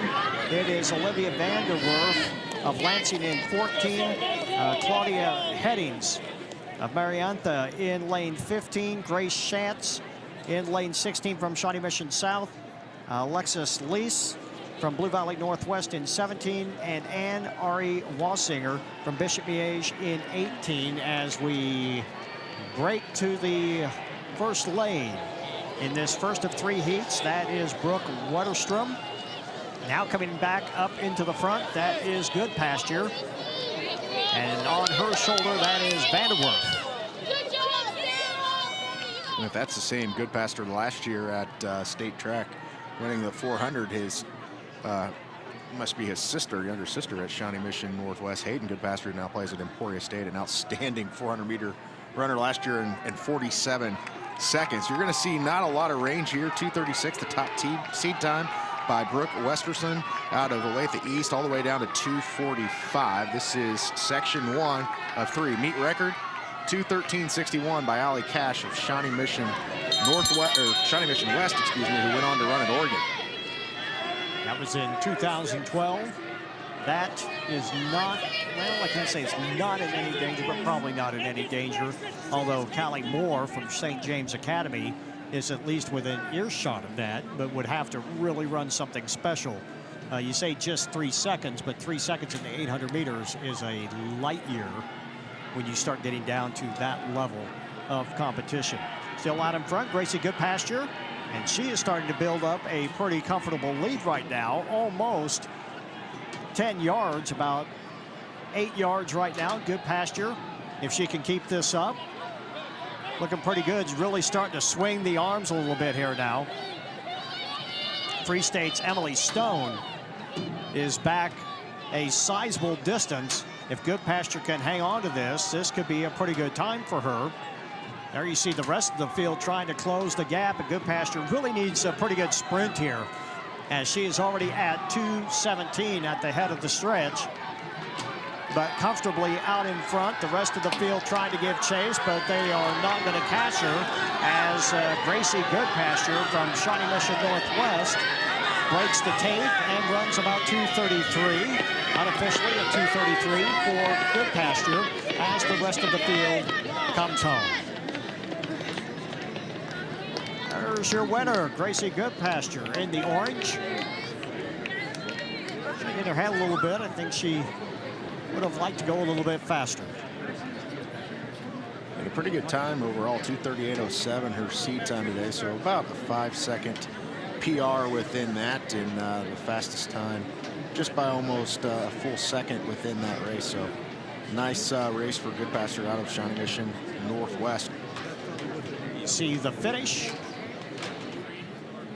Here we go with Heat 2. Lamaya Ricks of DeSoto in lane 1.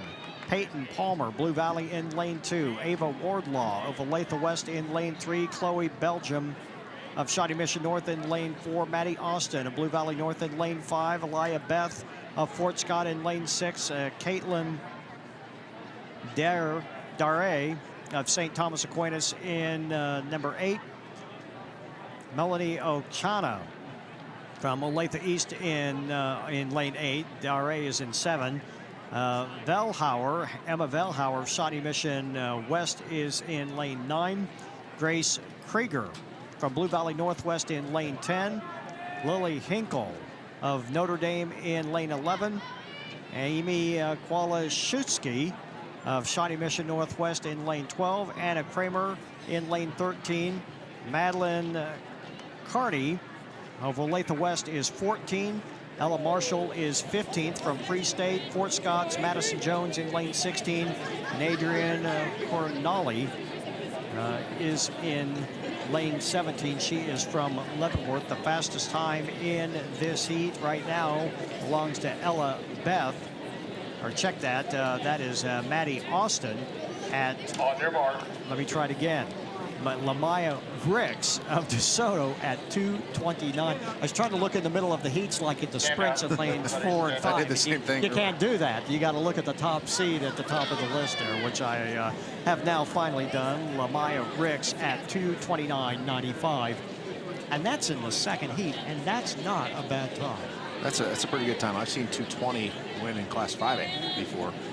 So not a bad time. I know obviously 9 seconds is a big difference, but there's only 6 seconds really separating 1 through 17 here. So a lot of talented runners here in these final 2 heats. Boy, look at the pushing and shoving there at the start. I think some of them forgot that you can come into the first lane and It created a big traffic jam right at the start for the runners that started back at the first waterfall. You see the other runners out in the 4th lane and 5th lane that are running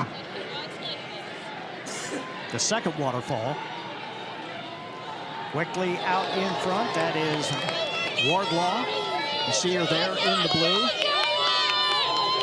Well, she's not a big girl when you compare her to the rest of them.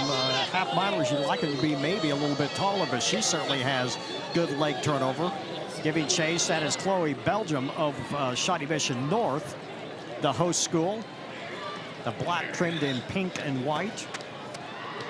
And Wardlaw, a seed time of 2:30.79, which ranks 3rd in this field, which doesn't mean a whole lot because everybody is in close separation of each other. And Chloe Belgium of Shawnee Mission North comes in with a 2:30.83. They're in 1-2 right now. You can see Daré as well, back in 4th place. It is still Wardlaw. Oh, tough ball on the back of Oh, that girl goes down like somebody hard. who got ran over. Boy, so easily to get spiked when that happens. You can take a spike in the foot, and trust me, that hurts. We certainly hope they're okay. Everybody's up.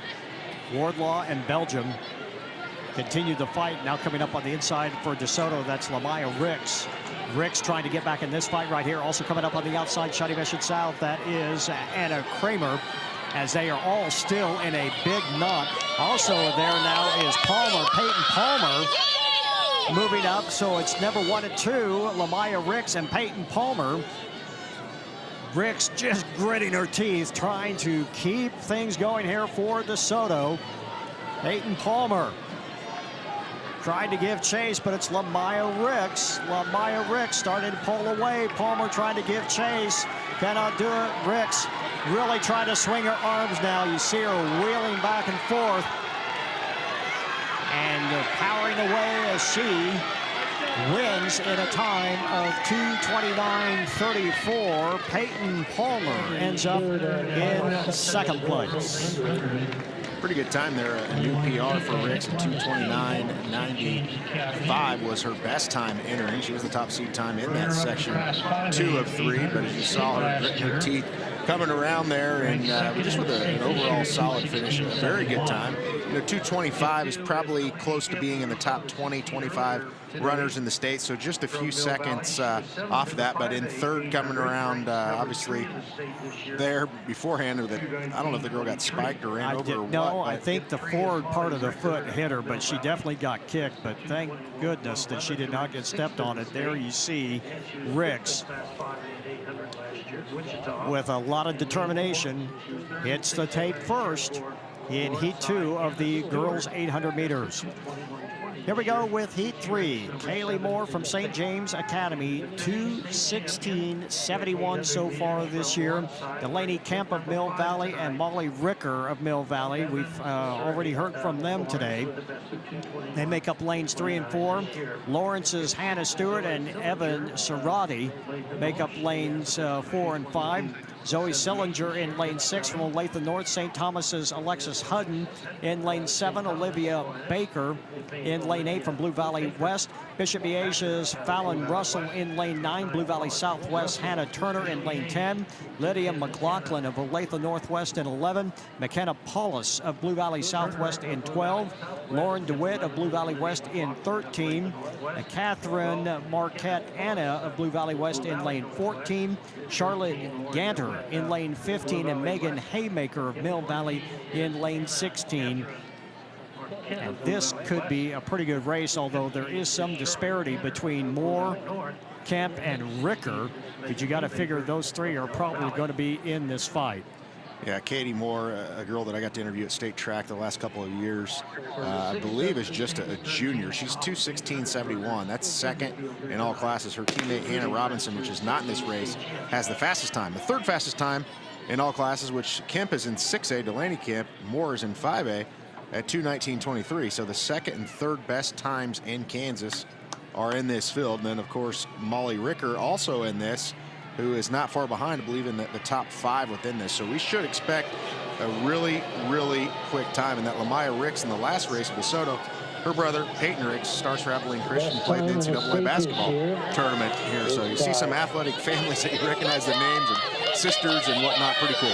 Now look at Moore right now. Katie Moore is not leaving anything to chance. She did not want to even get tangled up in the mess that was a part of the scrum when everyone started to merge past the first quarter, and she is not even giving Kemp or Ricker a chance to even get in this fight. She is leaving them behind. If she can keep this up, she's going to put up a monster number here, as she is just now hitting the 60-second barrier. She's going to cross the line in about 64. Meet record is in jeopardy here, 2:13.61.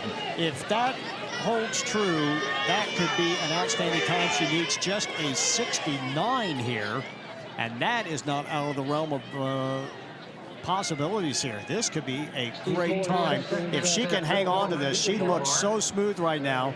You don't think she's been primed for this race. A cool night, absolutely no win on a fast track against great competition, and you see the rest of the field.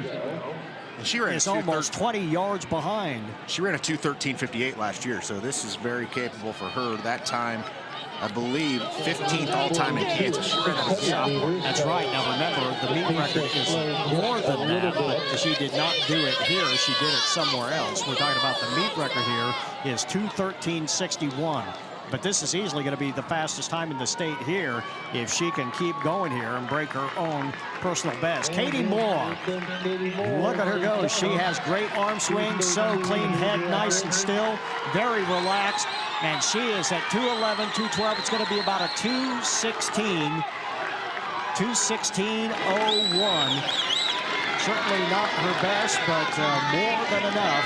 There's still plenty of season left to go when the big races, the three big ones, left to come here with league, regionals, and state. There's your winner, Katie Moore, from St. James Academy in a time of 2:16 and change, 2:16.01. The official time. Moore, your winner in the 800-meter run. And the #1 time in Kansas this season, 2:16.09. She just got it there. Her PR, as we mentioned last year, not at this meet, 2:13.58, which is number 15 all-time in Kansas. So you're seeing one of the best 800-meter runners of all time in Kansas history. And the scary thing is she's got a full year left next year because she is just a junior for the Thunder. You can tell she's looking at the board kind of going like, yeah, because I know when she hit that line at 54, you know that she really thought she had a big number coming. Let's go down trackside. Here's Dion Clisso. I'm with Katie Moore from St. James Academy, and fastest in the state this year.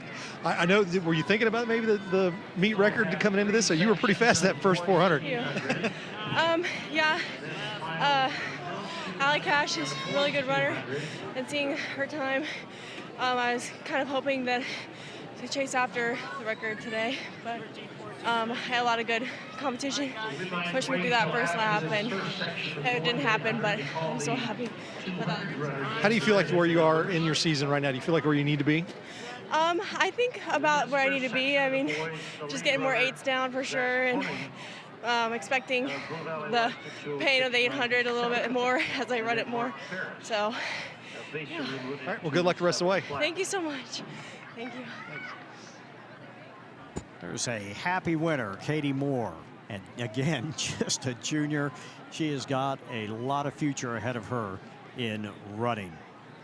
We're ready for the boys, and a lot of them here, as there are 3 heats in this final. Zach Horning of Blue Valley West, Mark Ferris of Bayshore Linwood, #2, Gavin Sapp of Shawnee Mission West in 3, Aiden Renna of Olathe West in 4, Jordan Fennell of Shawnee Mission South in 5, Brock Cordova in lane 6, Ethan Bassett of Blue Valley Northwest in lane 7, his teammate Harrison Snell in 8, Nick Hawley of Leavenworth in 9, Turner High's Jaden Kimbrough in 10, Samuel Gillen of Emporia in 11, Josh Peacher of Marietta in lane 12, Zane Gibson of Blue Valley North in lane 13, Eli Mahaffey of Bishop Miege in 14, Noah Chopper in lane 15, Evan Kaiser of Blue Valley North in lane 16, James Masonner, the Bishop agent, 17.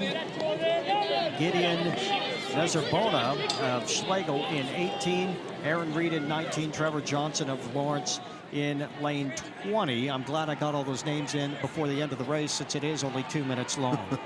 Yeah, and times 2:06.97, the top seed time. Zach Horning of Blue Valley West, all the way down to Johnson of Lawrence at 2:23.48. 56 runners today running the 800 meters. Times will certainly go down as the heats become faster, but should have some fast times, some sub-2s here coming up. Gideon Nezerbona is the runner out in front. Shawnee Mission South. That is Jordan Fennell. Now taking the lead. Fennell now out in front. Leaning forward, trying to put some distance between him and the rest of the field as they hit the tape in a more than respectable 58. If they can back that up and reverse split that, that'll be a nice time. Yellow and green uniform with the fastest here at 2:06. But one thing about the 800 meters this time of the year, if you're doing the training, you can really start to you can't hack a lot of time off, but you can certainly take time off. It's not like the mile or the 2 mile where you can really start to peak out. Here seconds come really hard when you start getting down around the 2:04, 2:03 range in high school. Here comes the rest of the field. 1 lap to go, about 150 meters now left. Now out in front, that is Brock Cordova. Cordova from Lawrence Free State. Brock Cordova working hard. Here comes Bassett as well.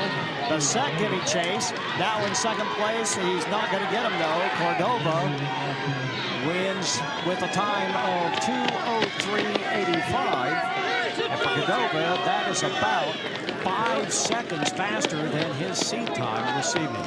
Yeah, very quick time. Anytime you get down to those low 2s in this, and sub-2, very good for high school, but a 2:03.88, pretty respectable time, especially in heat number 1 of 3 in these time finals of boys. Meet record in this 1:53.61, but just an overall solid finish for the Free State product there, getting a 2:03. And we're going to see a couple of sub-2s here, I think, in this second heat. You want to talk about how loaded this field is, just to let you know, 2:02 is a pretty good time. Very good time. There are 22 runners in this race faster or at 2:02. Wow. And And that entering is this race, just to how give you loaded. And right now there are 8 runners under 2. And we're going to see more than that before this is over. I really have a feeling, unless the Section 3 decides they're going to have a tactical race and not pull anybody along. And we only have This is gonna be 17. fast. We only have 17 kids in Kansas, the entire state, under 2 minutes. So a lot of them that you hear about on all these statewide leaderboards from Carl Swinson track in Kansas, they are in this field. You know, we talked about how well the girls were doing and how the 800 meters was kind of making a comeback on the girls' side. It is kind of plateauing on the boys' side. You used to see a lot of numbers under 2 minutes. You're not seeing as many right now at the moment. It just seems to have fallen off just a little bit, and it is cyclical. You know, there are times where there are a lot of kids at 2:02, 2:01, 2 flat, under 2. Right now, it's just not the case. Will it improve, and will there be more of them? I think one thing, if we get a warm day void of wind, yes. The 800 is extremely hard to run in the cold because it's a sprint, but it's a long sprint, so it makes it difficult. I think we will probably see many more under 2 if we get some nice weather. Yeah, and the 400 in the same category, there's just not a lot of sub-50 guys out there anymore in that. The same way with the sub-2 thing in the 800 meters, and both such hard races we talked about, along with that 300-meter hurdles, and so jam-packed in here as well. That's just got to be a very difficult race, not only to run this as a full-out sprint, just battling for any space whatsoever to get out of the gate. A.J. Bonin, Jacob Lucas, Ian Neidig, Liam Neidig, Samuel Overby, Tyler Wilson, C.J. Kisler, Tristan Torres, Logan Klingsley, Jackson Burnett, Darius Hightower, Jack Lawrence, Austin O'Dwyer, Brett Baird, John Maltus, Matulis, Garrett Clark, Daniel Stillwell, Bromwell Koske, Karch Crawford, Chase Culver and Aiden Garretts. Those are your runners here in Heat 2, and this is Nittig, Liam Nittig from Lansing High School, and he crosses in 57. That too is not a bad time. Could be a little faster. You would like to probably see 55. Do you usually typically see, or does it just depend on the runner? Do you see more people running faster on their second lap or the first lap? Well, there are two rules of thumb. If you are in shape and you can do it, you can reverse split. A lot of theory, especially in high school, is you might as well run your first lap as best you can, because your second lap isn't going to be any better regardless. I mean, if you try to sit there and save 1 or 2 seconds here, you're never going to get it back on the second lap. So you might as well just run your race and do it and put your best 2 minutes of running effort into it. And right now, that looks to be the case for Nittig. The Lansing High School product now on the outside. Here comes Brett Beard. Beard, who was in the 4x800. Beard now starting to sprint by, and Brett Beard powering away. And he could break the 2-minute barrier, and he does at 1:58.60. We said a couple of people would probably break 2. It looks like 2 have here, as Nittig and Beard eclipse the 2-minute barrier. Very quick time there, because the top seed time overall was 2:02.73 entering it. In a loaded field like that, you look at Beard with that time. He was a 2:05.34. He shaved 7 seconds off of that in this elite loaded field. And that's not even the elite of elite, because we're going to talk about that next. But 2 going under sub-2, very impressive, and a solid finish there for the win, and just an overall impressive time there for Heat 2 of 3 here in the time finals of the 800 meters. And that's definitely going to put you on the statewide leaderboard there as well, because as I mentioned, there are only, I believe, 16 total people so far, or 17 people now that have went sub-2 on the year. There's Brett Baird, 1 minute and 58 seconds, and here comes a whole bunch of them now. Terry Robinson of Lansing, 1:55.99, one of the fastest times in the state this year. Hunter Wilcox of Blue Valley in lane 2, Jacob Vermillion, Olathe East in lane 3, Trevor Laub of Blue Valley West in lane 4, Shawnee Mission East, Jack Slaughter, Keegan Stotts of St. Thomas Aquinas in 5. In 6, Olathe Northwest, St. Thomas Aquinas, Keegan Stotts in lane 7, Olathe Northwest, Andrew Tracy, Bryce Kaufman of Olathe East in 8. Tommy Hazen, we saw him win in the 4x800, or in the 1600 meters a little while ago. He's in 9, Riley Vandiver in 10, Keegan Sturdy in 11, Mitch Lumley in 12, Spencer Kaleko in 13, Bryce Terrell in 14, Bobby Johnson in 15, and Joseph Brown in 16. And we are underway. This, the last heat of the boys, 4x800, and this is going to be a good one as they make their way down the back straightaway. Quickly out in front, that's Andrew Tracy. Andrew Tracy taking the lead early. And taking the fight to the group also up there is Riley Vandiver. Remember, both of them have run 2 flat. So they are certainly more than capable. Hunter Wilcox has gone 1:58. He is back there in 3rd place. There you see Robinson of Lansing sitting back in 4th right now. And Robinson's 1:55.99 is the fastest time in Kansas. All classes and just a junior. And coming through at a very quick time here on the first 400 meters. Well, they are pushing it to 56, actually 57. It could be a little better, but it is going to be enough. I think the difference between this and the heat you just saw is that these guys could probably keep more of it. And there you see Robinson rocketing out in front and now being chased down. Robinson.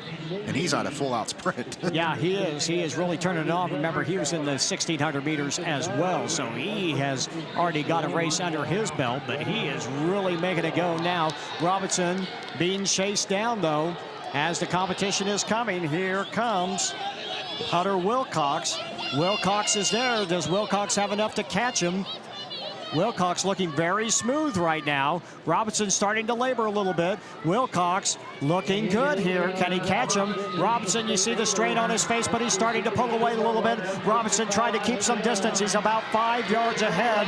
Wilcox trying to chase him down as he's not going to do it. And Robinson wins at a time of 1:56 and change as a number of kids break the 2-minute barrier. I don't think we pulled anybody new along that we thought we might, but it's still a big pack for 4th, 5th, 6th, 7th, and 8th. As they come across the line, we'll see how many people hit that magic number and break the 2-minute barrier. Right now, they've got 4 up there on the board for the final times, but we'll get the official times for you here in just a little bit. There you see Terry Robinson just pulling away, going around the last quarter, the second quarter, and then down the backstretch. It looked like Wilcox was going to have a chance at him. Wilcox looking very, very smooth, but he just simply could not get Robinson. And Robinson puts a little distance between him in the last 50 meters and comes away with the win. Yeah, and 4 people broke sub-2 within that race, 2 in the previous race, so 6, I believe, overall within that. Maybe more, so we thought would have more in that race, but still an outstanding race. That's the 2nd fastest time in all classes there, even though he's ran faster. That time of his would be the 2nd fastest. 1:55.99 is his fastest. And Hunter Wilcox also getting a PR because he ran a 1:58.32 and broke that to go into the 1:57 range. So an outstanding time for him. Terry Robinson of Lansing's in 5A. Wilcox of Blue Valley is in 6A. So probably won't see each other, obviously, the rest of the year because they're not in the same league, not in the same regional or class. Let's go down trackside. Here's Deion Clisso. Hey, guys. We're here with Terry Robinson. Just won the 800. And you came up second, even though you had a PR in the mile, but really held off and ran a good race in this one. How do you feel about your day overall? I feel like I had a really good day. I PR'd in the mile, and that's phenomenal for me. And then in this race, I was just trying to go out hard.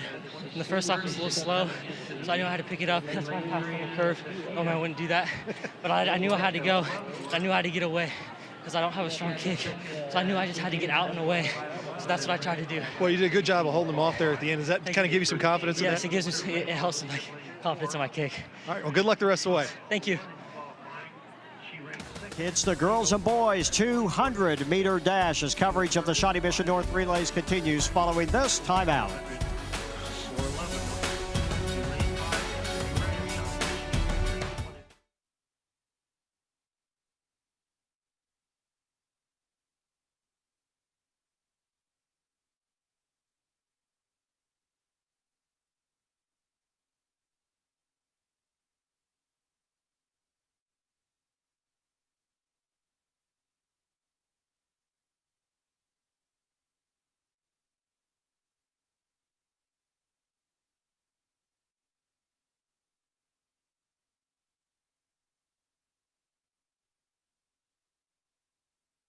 North High School. Rod Zook along with Chuck Copeland. We're ready for the girls 200-meter dash.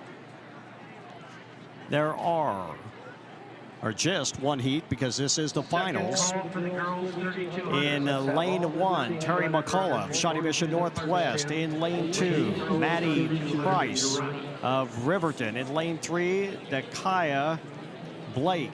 In lane 4, Winter Ramos of Leavenworth. In lane 5, Destiny Ray of Shawnee Mission East. In lane 6, Kiara Prim of Shawnee Mission West. In lane 7, Asia Harris of Lawrence High School. And in lane 8, Sophie Reed. Talk about, excuse me, you talk about a loaded field.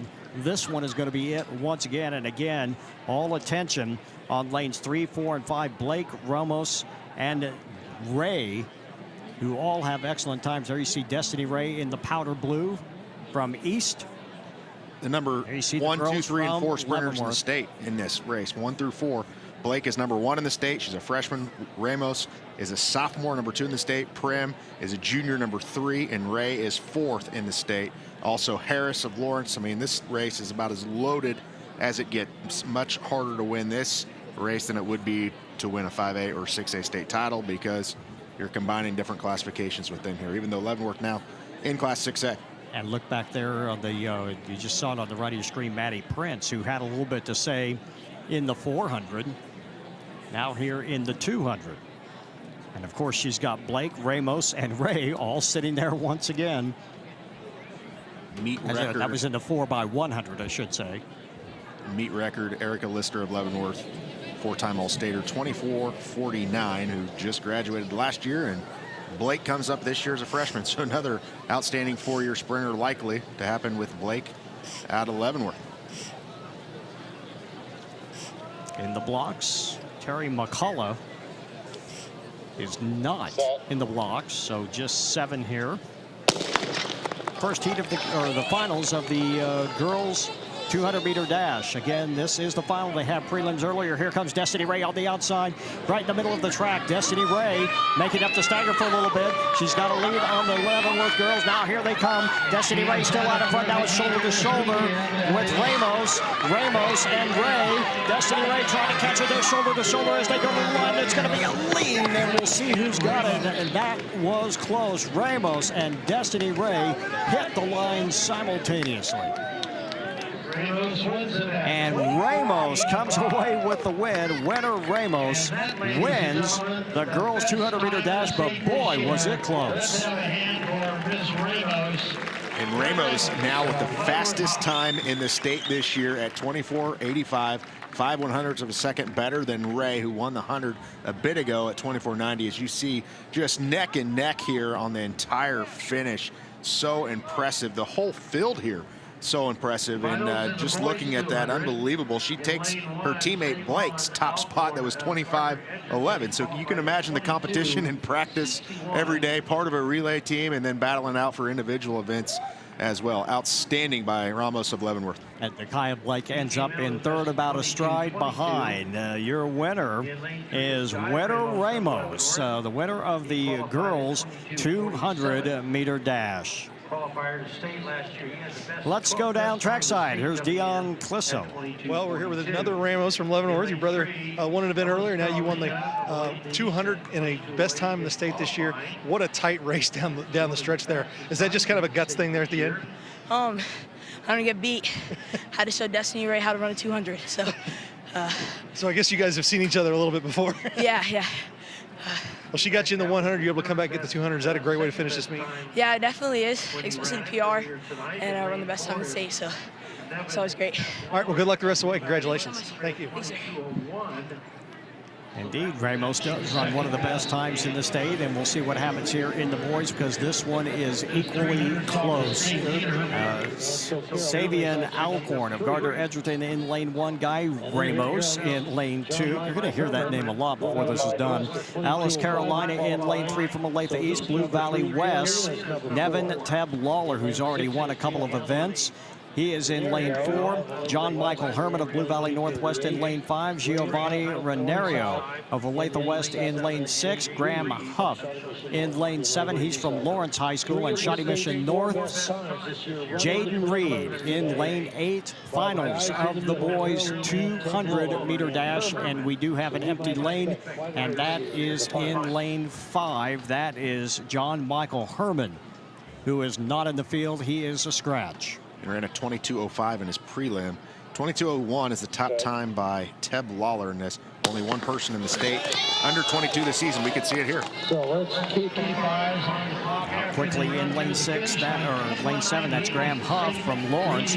Now it is Olathe West, Giovanni Renario, as they make their way to the straights, and now in lane 2, pulling away. Can he get there? That is wow, that was close at the line. We'll see who it was. Could not even tell who that was at the end. Teb Lawler. Is it Teb Lawler? Nevin Teb Lawler of Blue Valley West ends up winning that as he defeats Ramos and the rest of the field. Boy, Guy Ramos in lane 2 looked like he had a handle on that for a moment. He got out on the inside lanes and started pulling away a little bit. You see him there. But here comes Teb Lawler right at the end and just leans him out. And also over there in lane 6, making it close, Giovanni Renario. Let's see it right here. Wow. Apparently about as close as you can get. Did Teb Lawler win that? I don't know if he won that. Let's see what it's hard to tell. The 1/100th just of a second. Little off. Is it Teb Lawler? It is. By 1/100th of a second. Over Ramos. My goodness, watch that again. In third place, 23:37. Goodness, that was a close race. Like you say, Teb Lawler. Let's go to Dion Clisso, trackside. We're down here with Nevin in 100th of a second. They were rewatching it a couple times up there to see just how close it was. You sweep the 100 and 200, you just edge out Guy for that. What do you think about just your day overall? It's a pretty good day. I feel really accomplished with myself, you know, especially with that last hang right there. It was that last push that got me the win. Well, your coaches were saying that's great speed maintenance. What do they mean by that? We've been working a lot on lactic acid buildup and maintaining our speed after we're tired. So you're about ready to be done for the day? Yeah, I'm tired. Well, congratulations, great. Thank you. There's your winner, Nevin Teb Lawler from Blue Valley West. We have called his name quite a bit this evening, and he certainly has delivered for them today. Another great effort, another great race. Guy Ramos was right there. We were almost going to have another Ramos interview there for a moment, but it just did not happen. Up next, it's the girls' 3,200-meter run, and it is a full field. They are getting them ready to go as they will step them onto the track in a moment. There you see the large field, and it is a large field, and it does include Sarah Morrow, who is one very special gal from St. James Academy. She has not only eclipsed the 12-minute barrier, which is usually kind of the standard for girls in high school. She has eclipsed the 11-minute barrier. She has a seed time coming in of 10:52. You see her there in the middle of the screen wearing number 1 on her bib in the white. And she could turn out to run something special, especially if she finds some competition, if she can get pushed. If she doesn't run by herself tonight, if she gets pushed for a little while, or if she can find it from within and just know that she can maybe take a few more chances than normal, she could put up a pretty good number again. Yeah, she's got one of the fastest times in Kansas history. She's in Class 5A, so she is second in all classes Kansas. That's because Clara Mayfield out of Manhattan has a 10:36, which is number 10 all-time in Kansas. And today, Sarah, she has the number 25 all-time fastest time in Kansas at 10:52.34. But there are some challengers within this, some people right around that 11:02 mark as well within this. But you're going to see one of the best of all time, a top 25 all time as far as 3,200 meters goes. That is an outstanding time breaking that 11-minute barrier. Let's run down the lineup. Sarah Morrow, Katie Kasidik, Kalia Chu, who finished 4th in the 1,600 meters. Morgan Coca from Mill Valley. Blue Valley West, Catherine Soul. Blue Valley's Tori Wingrove. Blue Valley North's Lily Strauss. Southwest's Gigi Lafredo. From West, Bella Call. From Blue Valley North, Vivian Kane. From Shawnee Mission Northwest, Riley Demo. From Blue Valley Southwest, Bryn Wilson. Katie Schwarzkopf of Mill Valley in 14. Kate Cox of St. Thomas Aquinas 15. Adeline Collins of Atchison High School. Free State's Aaron Fagan. Abby Oman of Shawnee Mission North. Jenna Mullen of Olathe West. Emily Gunderman of St. Thomas Aquinas. Jenna Walker of Mill Valley. Gabrielle Clemens of Fort Scott. Caroline Colburn of Shawnee Mission North. Jillian Rogers of Blue Valley. Kate Madsen of Hiawatha, and Jasmine Morey, also of Hiawatha. Michaela McClure of Fort Scott. Kate Nowak of Shawnee Mission East. Chloe Wenemaker of Shawnee Mission South. Avery Gutierrez of Emporia High. Anna Riley of Free State. Mallory Bogdan of Gardner Edgerton. Riley Jones of Bayshore Linwood. Kelly McAllister of Shawnee Mission East. Catherine Lyon of Blue Valley Northwest, and Alyssa Hernandez of Olathe East. 36 runners, and you see it there. That is a whole lot of people on the track. Is that the most that they allow in that? I mean, I've never seen that before. You see 16 when you go to the I've always thought it was 18, but I've never seen anything like that. In a race longer than this, I think they probably are allowed, but it will make for a pretty big pack. You see that they are actually running a full 4-turn stagger. They will go all the way around to the front stretch before they bring them out of the double waterfall start. That's why you see the runners in the outside 4 lanes. 8 laps. We're going to sit back and watch this here as they begin the break. And comfortably up there in the front, that's Merrill. And we talked about how much energy will she expend. Of course, there are a lot of races coming up. This gets tough when you run the 2-mile. You're going to run 4 weeks in a row here, and it's not 4 weeks in a row where you might be able to take some time off. It's 4 weeks in a row, especially the last 3, where you're really going to have to put your best up there because the postseason is arriving, and you've got to put it up there. So will she sit back? Will she just bide her time and let everything sort itself out, or will she go out there and try to pull away and get herself as much distance as possible? There you see number 7, that is Lily Strauss of Blue Valley North, sitting right there as well. And you know, for some of these kids, it's the last time that they're going to see some of these kids ever again as far as running against them, because you may be a senior and you're in a different league than somebody you battled all year long, and then you're in a different class. One's in 5A, one's in 6A, one's in Sunflower, one's in the Eastern Kansas League. So maybe there's something at stake here, a little bit of rivalries with these people battling it out for the last 4 years. Sarah Morrow, you see her at the front. Good place to be, no chance of getting tripped. Hopefully you don't get stepped on from behind. The field is well strung out. We talked about the large numbers, but really it is stringing out pretty well, and the kids we're expecting to see up towards the front of the pack are up there now, about 15 runners strong.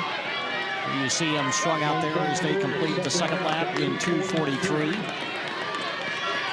So very comfortable, at least for some of the leaders. The others that may be trying to hang on to the back there, that might be a little more than they want. But so far, really nothing too alarming. And 7 of the 10 top times in the entire state of Kansas, 7 of those top 10s are within this field today. So one may think times may go a little bit down for maybe some of these athletes going against the best of the best.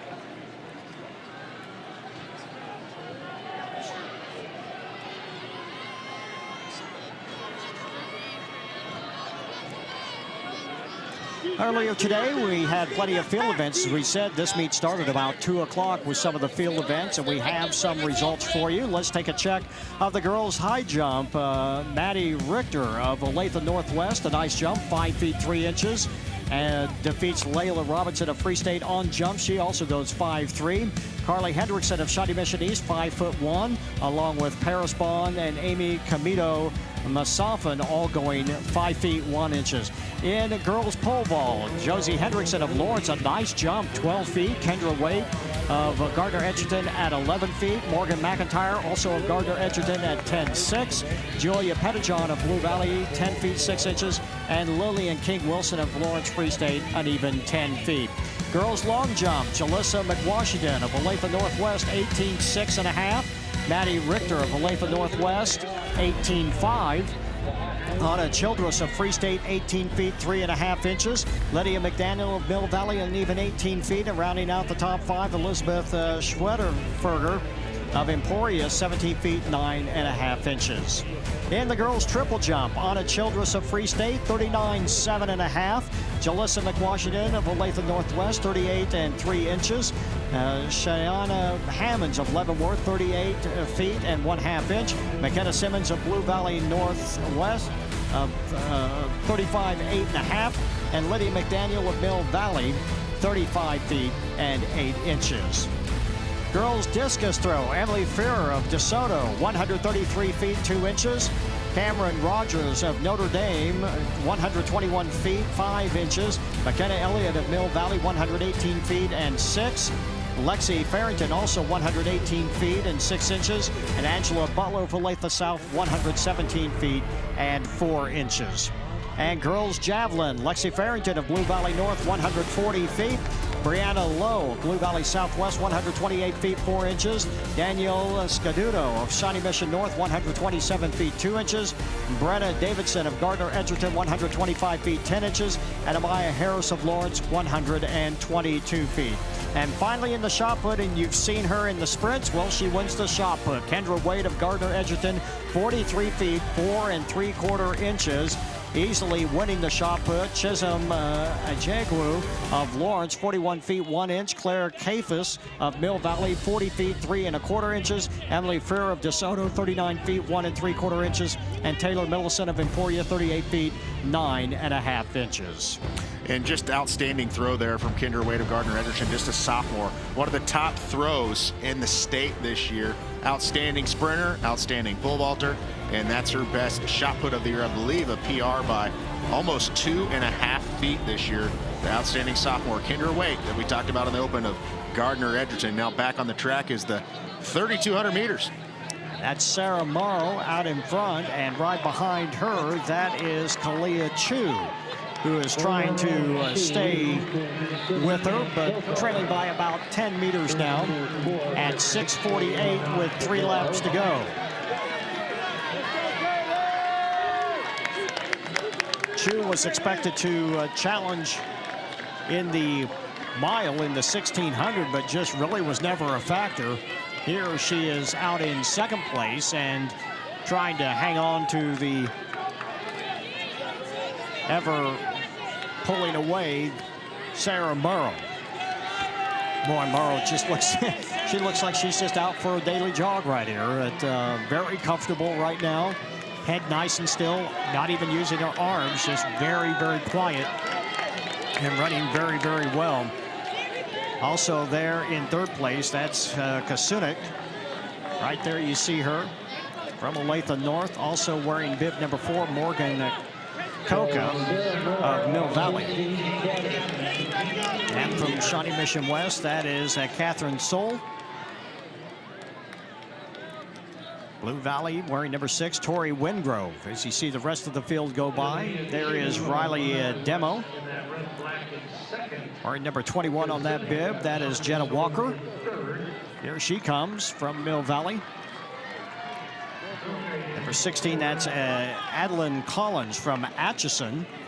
Atchison bringing a couple of runners here. Hiawatha bringing a couple of kids up here. Well, they're running in this meet, in this particular race. You see them there. That is Kate Madden of Hiawatha wearing bib number 25. Right there goes Jasmine Morey, also of Hiawatha. But look at Sarah Morrow starting to pull away now, and Chu really with no answer here, going down the backstretch with just a couple of laps to go here. When Morrow comes by, there'll be 1 lap left. So she's got about 600 meters to go. Oh, and someone stepped on the track right in front of her. You saw it there. Someone not paying attention, and it happens when you get in the 2 mile. The runners get strung out, and someone just stepped right in front of her. You see Morrow throw her hands up and actually have to shout to get the get the guy out of the way. That, and we're chuckling, and only because nothing bad happened, but that could have been serious. You see Morrow starting to pull away now. She will get the 1 lap. Let's watch this right here. You yell the usual word, track. She's looking over. Yes, you see her just scream. And she actually had the stutter step, and she muttered a couple of other things I'm not sure we can present, but she has just got a lap to go now, and she is going to just finish this race. That's not good, because that actually breaks your concentration. It is so hard. You are concentrating so hard that if something happens like that and it jars your concentration, you really don't get it back again. It is really hard to get yourself back in that rhythm. But as much as mental as it is anything. It is. It's not going to hurt her because she's going to be out in front here, and she's going to win this race easily. And you see her right now. I think she kind of thinks, well, that ruined my chances maybe at putting up a good number, because she really is just staying very relaxed now. She is not kicking at all, and she is not pushing at all. She is lapping traffic. She is going to start to pick up the pace a little bit. She has just got such a fluid stride. Sarah Morrow, who ran 10:52, and she might break that here. She is at 10:30 right now. If she can really pump her arms here, she can put up a pretty good number. Here comes Sarah Morrow, and she does have a nice kick. Interference and all, Sarah Morrow is going to eclipse the 10:50 mark. She is going to run 10:47, 10:46.71. So Sarah Morrow with a nice time, 10:46.71, breaks her personal best this season by 6 seconds. And you see the smile on her face, despite all the trouble. There you see Chu crossing the line. Despite all those troubles and the near knockdown, Sarah Morrow ends up winning. And you see the other girls crossing the finish line and putting up some pretty good numbers. And they kind of got their hat handed to them, and they're running in the low 11s, and those are nice times.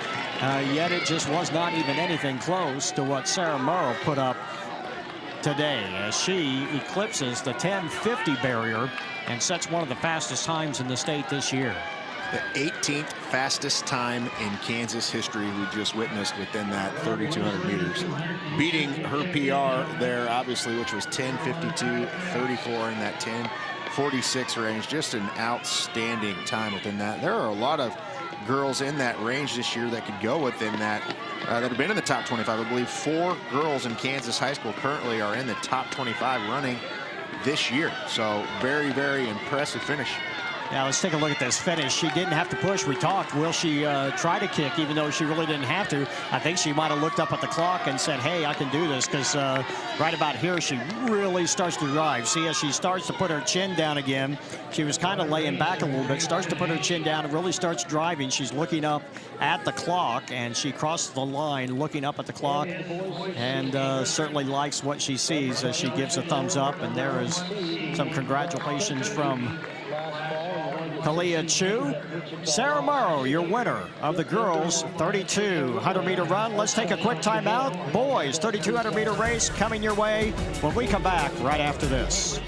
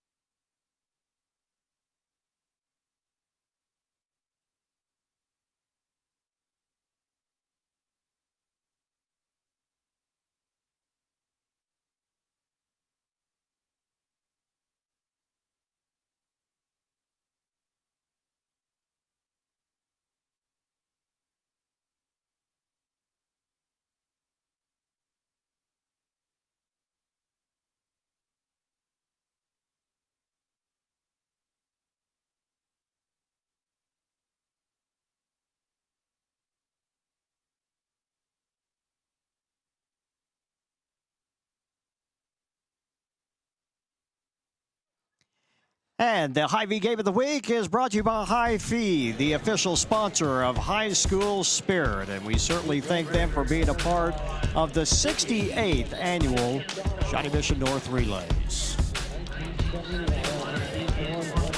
And a lot of good field events today that we'll get to. 3,200 meters going to get underway here in a bit, and a loaded field here of 36 athletes. Also Asher Molina of Shawnee Mission North, Ethan Marshall of St. Thomas Aquinas, Kate Hikas of Olathe North, Jack Moore of St. James Academy, Sam Hubert of DeSoto High School, Jackson Caldwell of Olathe North, Trent Cochran of Gardner Edgerton, Joey Guzman of Olathe North, Aiden Higgerson of St. Thomas Aquinas, Christian Bueller of Blue Valley Southwest, Griffin Keeter of Shawnee Mission East, Logan Seeger out of St. Thomas Aquinas, Cormac Logue out of Girard High School, the brother of Kaylee Logue, who is one of the best in Kansas history, Trayson True of Emporia High School, John Finnegan of Leavenworth, Trevor Maxwell out of Shawnee Mission North, Jack Terry out of Mill Valley, Matthew Tolman, Olathe South, Ben Harrell, Shawnee Mission Northwest, Caden Cooley of Olathe West, Carson Sturdy of DeSoto High School, from Mill Valley, Nathan Greenfield, Bryce Allen of Olathe South, Jack Kelfie Helms out of Free State, Justin Hodge of Hiawatha, Jack Fisher of Shawnee Mission East, Brian Balquist of Blue Valley West, Renner Brown of Gardner Edgerton, Connor Sullivan of Blue Valley West, Mark Schimmerhorn of St. James Academy, Shane Fridgen of Blue Valley Northwest, Jack Ryan of Lawrence, Jackson Allen, of Blue Valley, Brian Couture out of Olathe Northwest, and Sam Steinlicht out of Shawnee Mission Northwest in the field of 36. Yes, you heard that right. 36 runners in this field, just like the girls. And down to Dion Clisso. He's got an interview for us on the track. All right, we're here with Sarah Morrow from St. James, and just won the 2 mile and a new PR, and had to overcome someone kind of stepping out in front of you, breaking that concentration. But really, what were you able to do to just kind of get that focus back and really finish strong and get that PR? I mean, like, I went into the race, like, having a goal, and I wasn't going to get distracted even, the whole me having to yell track, which is fine, it happens, but I just tried to move past it, and, like, I only had 600 left, so I was like, just sprint, just go. Like, it's all, like, that's like a small part of the race, so I just wanted to finish strong. How do you feel like your season's been going so far? I know you guys, your distance runners at St. James are having a great year. Oh, it's been great. I mean, the girls, like, our distance girls program is small, but, like, we run with all the guys, and, like, it's so helpful to have so many teammates, you know, like, to run with and to push you on, and, like, they were all cheering for me, so it makes the season fun no matter what the race is like. What do you think about this meet here at Shawnee Mission North, the relays? I love this meet. I love running under the lights at night. Like, I've run this race all 3 years of my high school. I've always run the 2 mile. It's just like the atmosphere, like everyone on the infield and the lights. It's just, you can't beat it. Well, congratulations. Good luck the rest of the way. Thank you. Thank you so much. And still plenty of field events going on. We want to round down those for you as they become available. As we are watching the 2 mile right now. Ethan Marshall of St. Thomas Aquinas, look for him at a 9:23.44. He is the 5A state cross country champion. I believe he's the Kansas Gatorade cross country athlete of the year as well. So definitely one to watch with hip 2. Kate Hikas just about got tripped up. You see him back there at about 6th place. Of course, Marshall did not have a great mile. Neither did Asher Molina. Molina looked very, very tired in the mile. He was not a factor whatsoever. You see him back there right now. He is laboring back there at about 10th place. You see him in the black, just coming down the straightaway now. He's wearing hip bib number 1. He's gone 9:23, but again, it just did not look real good in the mile. You certainly hope nothing's wrong with him there, but certainly not what we have seen from Molina in the past. Shawnee Mission North product. Of course, Ethan Marshall, St. Thomas Aquinas right there in the mix. We talked about how many people are under 10 in this race. That's kind of the benchmark if you're in high school. 16 runners have eclipsed the 10-minute barrier in this race, and that is a staggering number. Yeah, and St. Thomas Aquinas runs such a good program on girls and guys, led by Coach Wrigley, and you saw the Hazen kid win the 1600 earlier. Ethan Marshall within this race, just solid all the way around, and St. James Academy as well. So many good distance runners within the Eastern Kansas League and the Sunflower League, and you're seeing that here in a loaded field where 16 runners, as you mentioned, under, sub 10, and some of those guys not too far off from that as well. I think we're going to see even more of those guys go under today.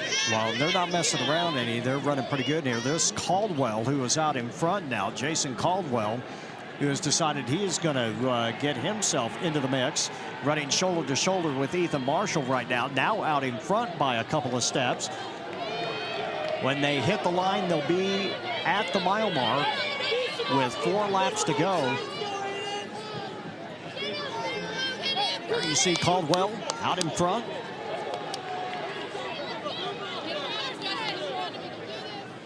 Also running there, Ethan Marshall. Also in the mix there, that's Jack Moore from St. Thomas Aquinas. You see him there in bib number 4, wearing number 7 on his chest, Trent Cochran. Also in the fight, number 5, that is Sam Hubert. We saw him in the 4x800 meter relay. Everybody really running pretty relaxed. It's only about a 4:45. That is a pretty good pace. And Tommy Hazen actually has a top time in the state in this event at 9:22.60. I don't believe he's within the field, but that's a teammate of Marshall, who has the number 3 time. Molina has the number 2 time. Hikas has the number 4 time in the state. This is just an absolutely loaded field.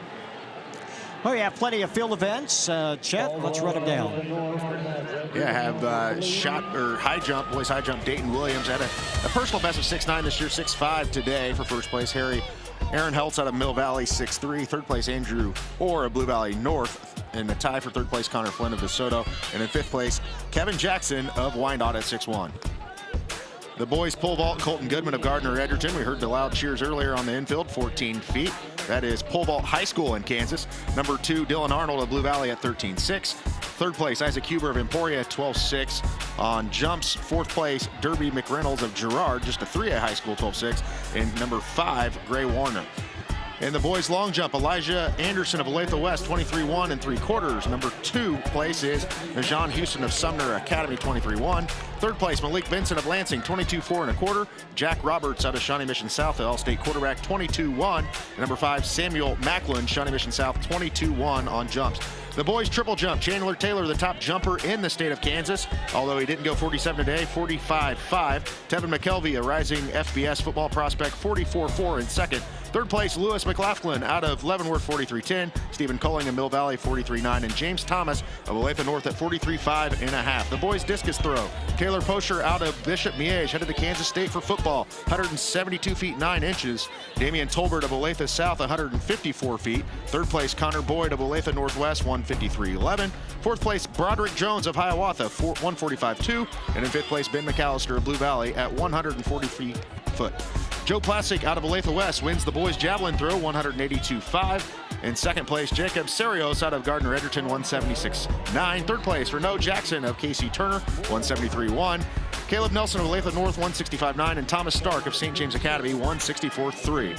In the final shot put, Connor Boyd of Olathe Northwest, 51.8. Joe Mahowski headed to Oklahoma State for football, 50 feet 3 1/4. Andrew Dumas of Olathe Northwest, 50 feet 1. Jason Friesman of Maranatha Academy at 50 feet 1/4. And Carter Doherty of Girard High School at 49.6.5. Just about 2 laps to go as 2 runners from St. Thomas Aquinas taking turns leading right now. There was a group of about 8 runners, but it is starting to stretch out a little bit. There's 2 St. Thomas Aquinas runners. That's Ethan Marshall wearing number 2 on his chest, and Aiden Higgerson wearing number 9 on his chest, and they are starting to pull away from the rest of the pack. It was a group of about 8, and they will come around and take the bell lap right here with just about 500 meters to go here in the boys' 3,200 meter run. And no surprise that you see St. Thomas Aquinas here. I mean, they have so many guys on their team to even, I don't know what the maximum amount is that you can enter. Is it 3 or 4? But just to even make running a 3,200 or a 1,600 to even be in a meet at St. Thomas Aquinas is quite competitive, because they have some of the state's best runners year in and year out, whether that's cross country, 1,600 or 3,200 meters. And you're seeing some of that today, whether that's the 1,600 that you saw earlier of Tommy Hazen, who is just a sophomore, has the top 3,200 time. And then, of course, Ethan Marshall, the state cross country champion, showing up here today. His best, 9:23. 44 on the season. So right now, maybe he can jump into that conversation today. But it's Higgerson right now that has to lead his teammate, and Higgerson's starting to pull away a little bit. He's out about 9 yards. We'll see if Marshall can catch him. And Higgerson, Aiden Higgerson, who you say has only gone 9:41, you say only, but he's going to go a lot faster than that right now because they're just at 9:06 at the top of the turn. Here comes Ethan Marshall, though. Marshall trying to close the gap a little bit. They're now shoulder to shoulder, sprinting for this finish line. This is going to be an outstanding time. They're going to break 9:25 as they hit the line in 9:24.21. Everybody there in that group of 6 breaks 9:30. That was an outstanding race. And just the idea that they have 3 runners at that high school that are 9:24 or below this season. One of them's not even in the race. And you see these guys all finishing right here. Most of these guys are breaking 10 minutes. And they were not even in the equation in that race. That was an outstanding time and an outstanding race by Ethan Marshall. And again, you got to ask, you really hope Asher Molina is not injured, because we have mentioned his name a lot over the last couple of years at the state meet, and he was just simply not a factor in the mile, and he was not a factor in this race either, even though he came in with the top times in both races. And we certainly hope and pray that there is not something wrong with Asher right now. Yeah, hopefully it's something that can be cleared up or whatnot, but we'll go down to Dion Clisso. He's got somebody on the track for us. All right, we got Ethan Marshall here, just won the 3,200, and just a battle between teammates down there in the stretch, and just kind of shoulder to shoulder there down the way. How fun was it just to be able to race down that? Oh, it was awesome. Shawnee Mission North is by far my favorite meet every year, and having just amazing teammates like Aiden or even Logan, it's just amazing. Just to push you in a race, you know. It doesn't always have to be somebody from the other team, so it's awesome. And, you know, he helped us run fast, and like I said, that first place is just as good for him too. So, but tell me this: there was a group of you guys that kind of broke out there. So there was not just your teammate, but several other guys that really pushed you today. Yeah, a couple guys broke out. You know, they took the pace, and I'm grateful for that, because sometimes you slow down, and you know you want someone to pick it back up so they can hit your time. And so this Shawnee Mission North field is insane. I mean, there's so many good runners. So, you know, you can't really count anyone out, and so that's why you saw the race so close. All right. Well, good luck the rest of the way. Congratulations. Thank you.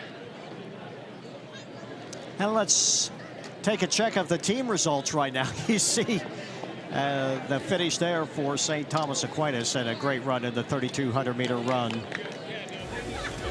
Going into the last event, and you can see just how close it is. Mill Valley with 69 points, Lawrence with 61, Gardner Edgerton at 59, and Leavenworth at 58, Olathe Northwest with 42. Your top 5 after 17 of 18 events scored. So Mill Valley, if they can hang on here and come away with a good result in the 4x400-meter relay, they do have a chance of coming away with the team title here. There's Ethan Marshall, your winner. Talking things over with teammates and friends. Certainly happy with the outcome of that race. Well, that was just outstanding. That, Chet, was a statement right there between not just for Marshall, but for that school, for St. Thomas Aquinas. That definitely was what they were looking for there. So the girls 4x400, we get ready for the last event of the evening, and there are 4 sessions of the girls 4x4 and 4 sessions of the boys 4x4. Let's run it down for you. There will be just 3 teams in this first race. So 19 teams overall. Lansing High School will be in lane 3, Shawnee Mission Northwest in lane 4, and Shawnee Mission South in lane 5. As you see them there, of course, they will run in their lanes for the first lap, and then after that, they will break from there at the end of the second quarter. Chet, you know, we're starting to wrap things up here. This has been a great evening. We've said it a couple of times, but the help and the assistance and everything that the people here at Shawnee Mission North have done to accommodate us and accommodate all of these athletes and these fans and everything else. It just goes to show why this meet has been around 68 years. Yeah, and I've been to a lot of high school track meets, a lot of high school football games. I've been to 187 high school football stadiums on the Sports in Kansas Stadium Tour, and this is first class all the way here as a district stadium, as several high schools play here. And not only that, the people great here, and the whole Spectrum broadcast team, awesome to work with, the production crew and all that, and just happy to be here and excited to call some track. It's really a cool event. I've been here as a spectator, obviously, before, covered it a little bit, but calling it on TV a little bit different. This is just an outstanding meet. This is maybe not quite the atmosphere of the state meet that you get with 30,000 people there, and you have 6 classifications, and basically every town in Kansas from Goodland to Kansas City is represented there. This is a little bit, obviously, a different field, but it's more competitive because you're going to see some of the best times you'll ever see at this meet, and it's been outstanding so far today. Well, it is such an elite field. You really only get to come here if you really have got your running in order, and certainly that is the case. So we are getting ready to go here with the girls 4x400.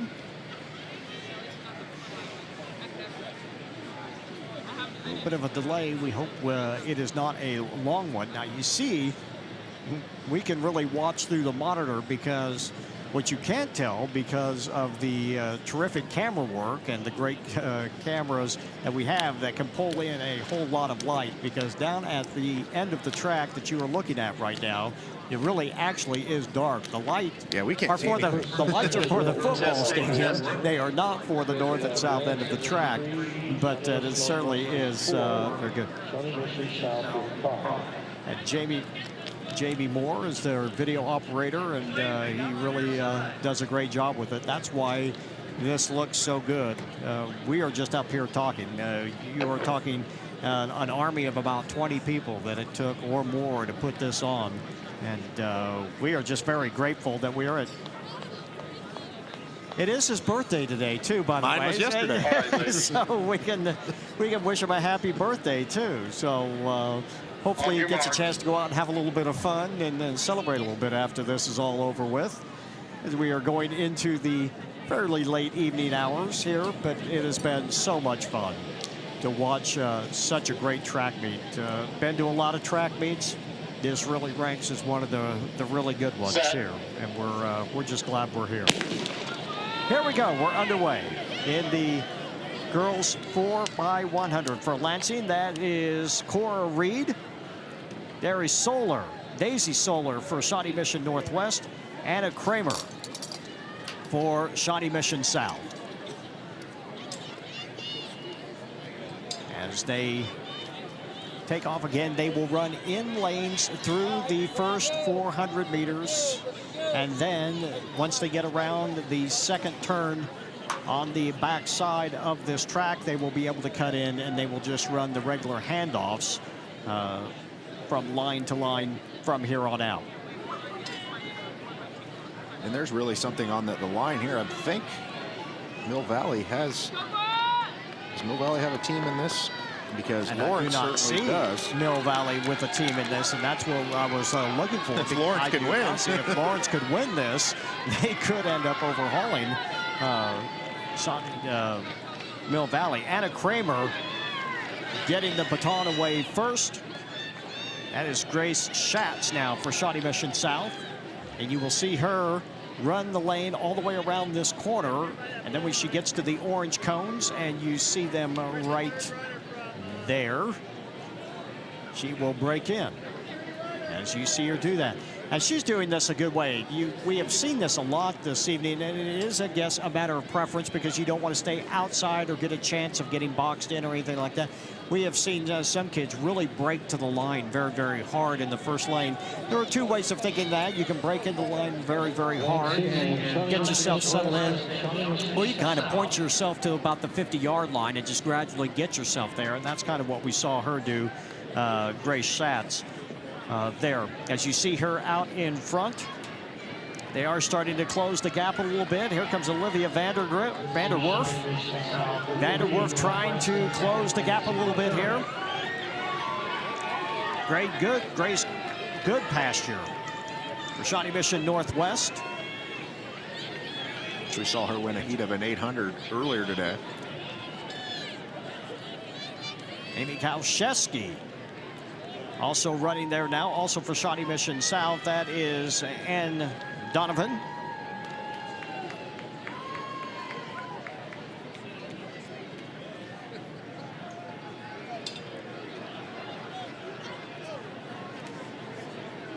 One thing I always notice, how much different is the 4x8 exchange zone at state? I mean, this can't be a comparison, but a local regular meet, when you may only have, say if it's a 3A, 4A high school, you may only have 5 or 6 4x8s there. And then you get to state, that might be the first time all year that you've ran with 16 teams. Well, it is. How big of a zoo do you think that? I mean, it's way different than any other meet you've seen all year. Well, you know, the one thing about the 800 is you get stretched out a little bit. The thing is, sometimes in the 400, especially one, and we'll see it here, probably in the last heat of both races, both the boys and girls races, there is no disparity. You're hitting the line pretty much at the same time. The only handoff that is really clean at all is the first one, and that's the one with the stagger. The other two, you're right there in a group, and that group can be pretty nasty because you are so unwilling to give up any space whatsoever because you only got a quarter to, we talked about making decisions quickly in the 800. You really get a chance to make about one in the 400, and you better make the right one, and you got to make it pretty much in the first 50 to 75 yards as to just exactly what you're going to do, and that all depends on who's in front of you or behind you and where you stand. And these guys know who they're running against. This is not a mystery. They know pretty much everybody that's in this field. So you got to make some decisions quickly as to just how many chances you're going to take right here, especially when you start getting into the latter part of this event. See Shawnee Mission Northwest out in front. Shawnee Mission South giving chase. That is Lansing at the trail end. But it is Shawnee Mission Northwest, Sydney Van Horn. And she takes the win.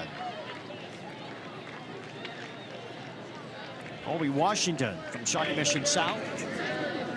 And then Rachel Fairbanks from Lansing, finishing it out in this first of 4 heats of the girls 4x400. Let's take a rundown of heat 2. Okay, we'll get a replay here first of all. We're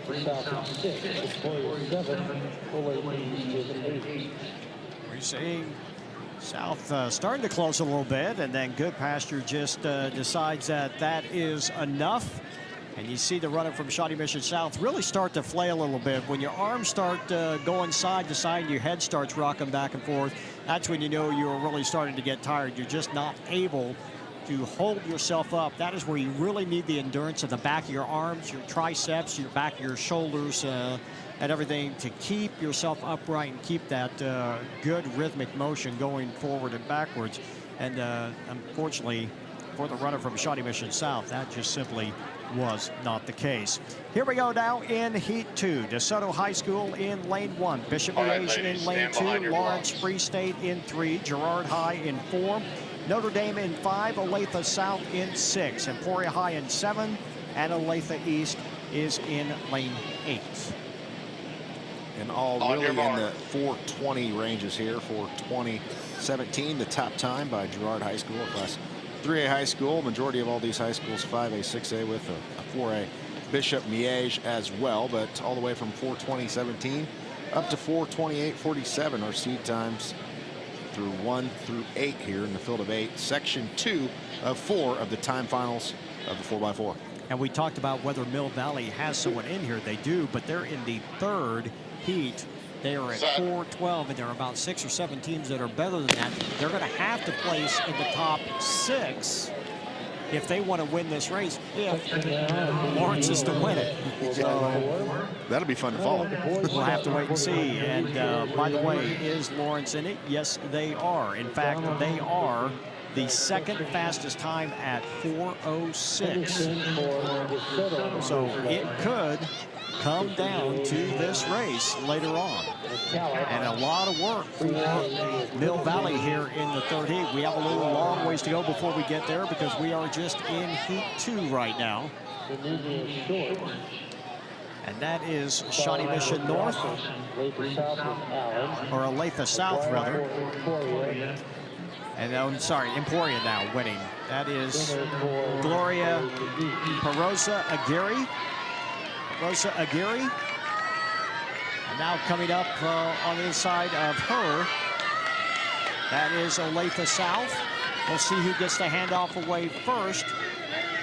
And it actually looks like that lane 4 may have gotten away. That is Girard, who may have closed enough of the gap to get themselves a little bit closer. They are in third place now. We'll see what happens after they make the turn here, but it looks like Girard is in third place right here. There you see him there running. And for Girard, that would be Kenzie Kester.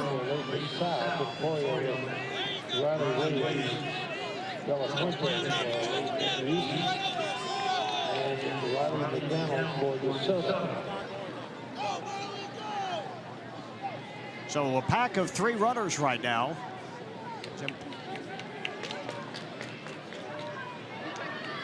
Try to get the leaders for you here. Make their way down the stretch. They will make the handoff here. We talked about how crowded the handoff can be. This one is not going to be too bad. 2 runners hitting the line almost simultaneously. Right at that 420 pace as Girard comes in there. Their lead time on the year at 420.17 as they came right around at 210.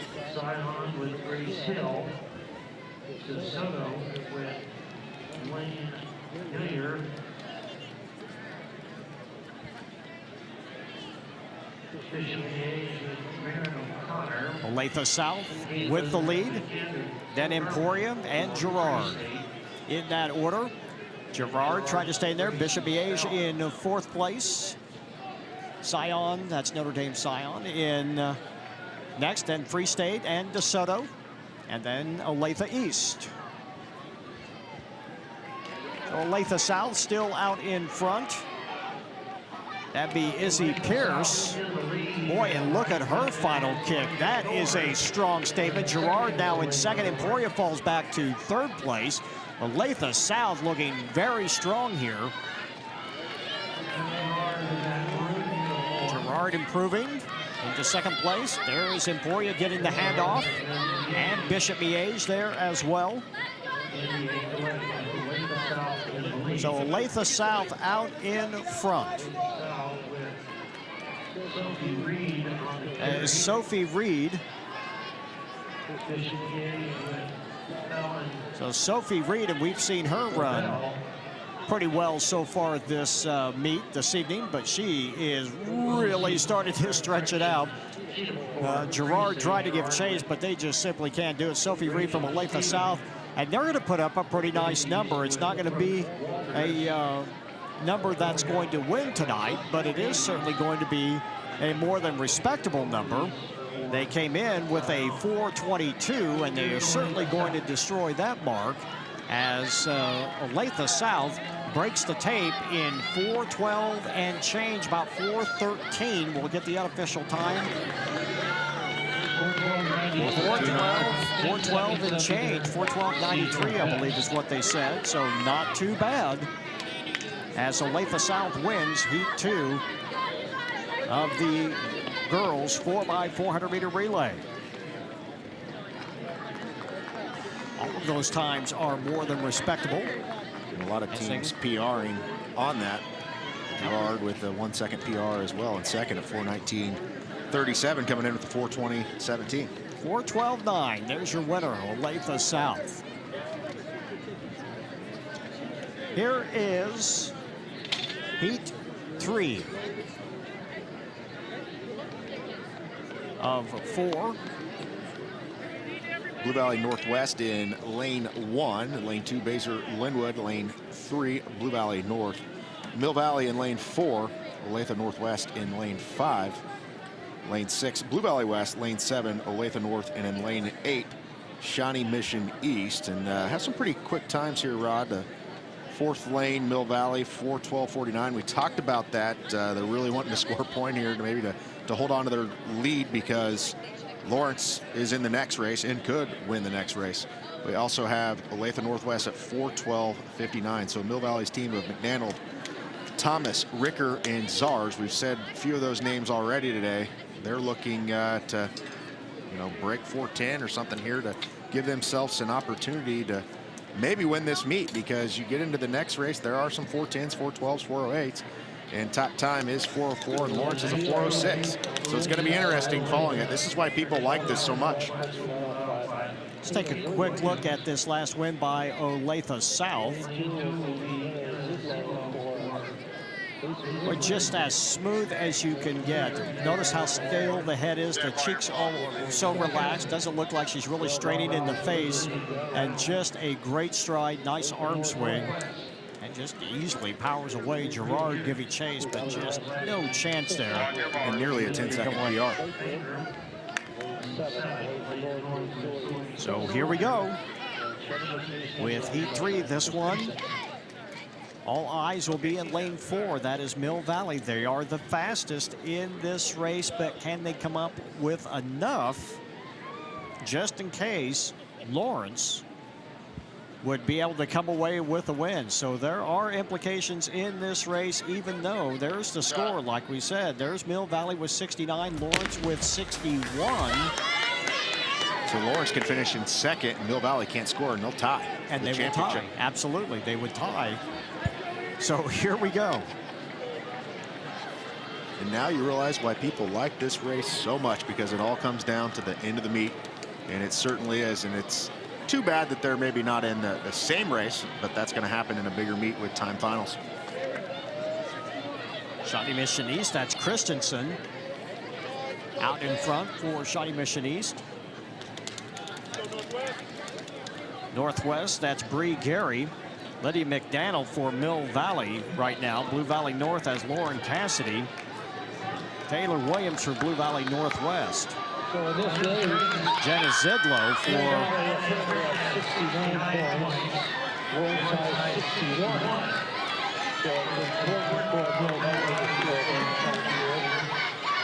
here we go with the first round of handoffs. In lane 3, that was Blue Valley North with the first handoff, getting away. Out on the outside, that is Shawnee Mission East as well. Shawnee Mission East running well. Blue Valley North. You see East. There is Blue Valley North. Mill Valley is in the fight, but they're still back there. They really, you think they've got to win this, Chad, and they've got to win it with a pretty big number.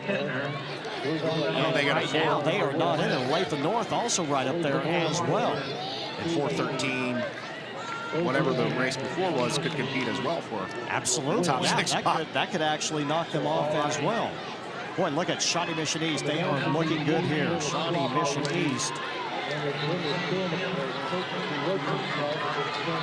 And that is Wynn that is running. Now she's starting to get reeled in a little bit. Wynn starting to labor a little bit. That's Mill Valley coming up in second place. And they hit the line together, and Mill Valley is back out in front. So Mill Valley in front. Shawnee Mission East trying to give chase. And we talked about how many chances you want to take right here. This is one where it could come into play. And Molly Ricker, correct me if I'm wrong, I believe is the leg on this, and she's one of the top runners in this meet. Macy Thomas right now running for Mill Valley. You say that Rickert will be there. She will. Shawnee Mission East, that is Beck running for East. Blue Valley Northwest and Blue Valley North still in the fight here. Boy, Mill Valley starting to pull away just a little bit right here. Northwest moving into second place now over Shawnee Mission East. You see the battle right there, but it is Mill Valley out in front.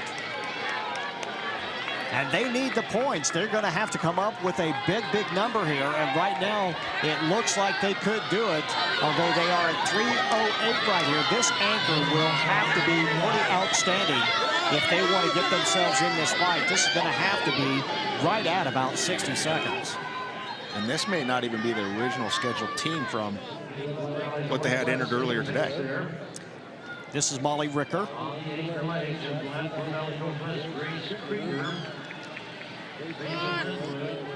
Grace Krieger from Northwest. There you see her wearing the #1 bib.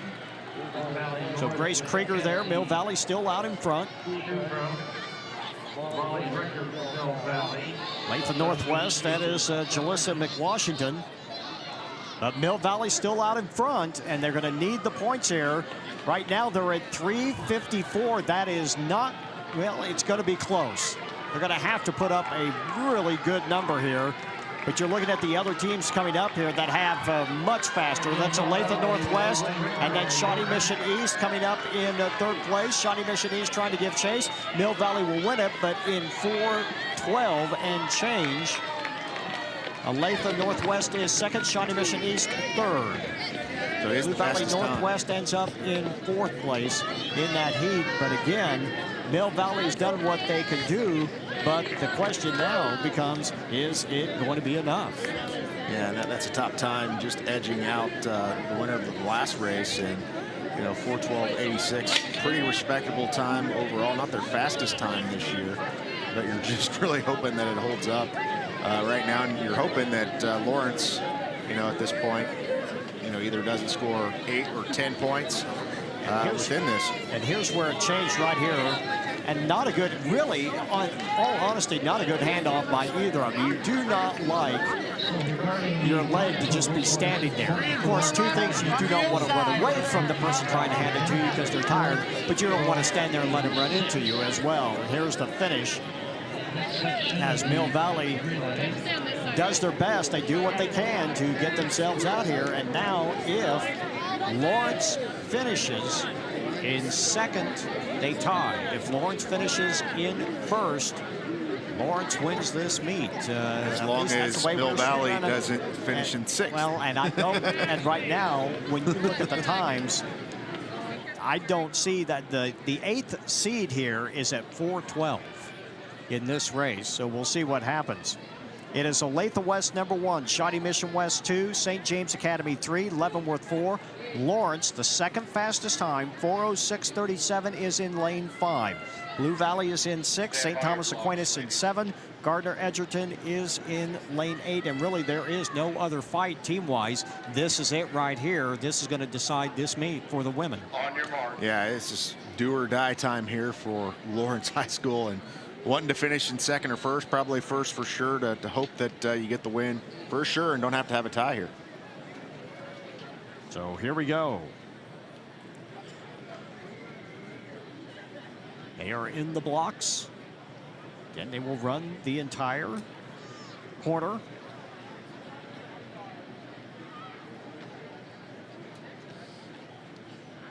Set. And we are underway. This could decide the meet for the girls here at the Shawnee Mission North Relays as they are underway. Looking at Emporia, this is Gloria Perazza Aguirre. Gloria Perazza Aguirre is the one to watch. And we are looking at to see where they are sizing up here. Remember, this first handoff is a stagger, so very hard to tell just where everybody stands until you get them right up to the lane. But we are watching in lane 5. That is Aguirre. You see her back there laboring a little bit. There she is, trying to fight her way up towards the front, now starting to gain on the rest of the field. Aguirre powering through in lane 5, trying to break the stagger a little bit from the outside lanes. As she gets the clean hand. Oh, and they trip, and they stay on their feet. Oh, and that could have been bad. And they fall back a little bit. Aguirre kicked the second runner, that is Rainey Williams, and kicked her right in the back of the foot, and Williams was about 45 degrees to the ground before she regained her balance. But you see Emporia is now buried in the back, and they have got a lot of work to do. It's Leavenworth in the lead, St. James next, Shawnee Mission West is in third place. There you see Emporia trying to get themselves back in it. Remember, they need to finish in second place, and right now that is not looking likely, as they are way behind a costly mistake on the first exchange. Leavenworth still in front. And Lawrence making a little bit of a push here on this. They're currently in fourth place. They're closing in a little bit here and just want to make sure you get a clean handoff and get out of the gate here in a tight race here. And almost a collision. That was just not even, and we talked about just standing there waiting to take the baton. You don't want to do that. That's what happened. That's why she got kicked in the back of the foot to start with. Almost a collision right there. You've got to at least be getting some steps in. They lost about 5 yards right there, just simply because they did not get a good handoff. And they're really going to have to fight now to get back in this, as Lawrence, again, needing to finish in second place. It is Leavenworth, St. James, then West and Lawrence. There you see Lawrence. Again, they need to make up 2 spots at least, but they are well back. Catching Shawnee Mission West is going to be possible. Whether they can catch the other 2, I don't know. That is a lot of space to make up in 400 meters. I believe it should be Cerati and Stewart, if I'm correct, on that of Lawrence, the 3rd and 4th. She is going to have to really bring it. You see Leavenworth looking very, very good once again. And Kate Moore's on the leg for St. James. Yeah, very much so. There is Emporia in 3rd place, but right now being passed, and they are now back in 4th. Remember, they have got to catch the runner in the white right there, and they are going to have to make up a whole lot of time. Leavenworth still in 1st place.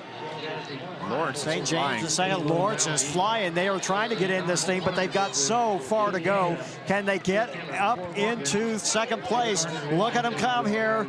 It is Lawrence trying to fight for an opportunity to finish tied in this event in the team title. Can they do it? It doesn't look like it's going to happen. Lawrence is going to settle for 3rd place in this race. It is Leavenworth that wins the girls 4x400 in 4:02. An outstanding time, and Lawrence has to settle for 3rd place.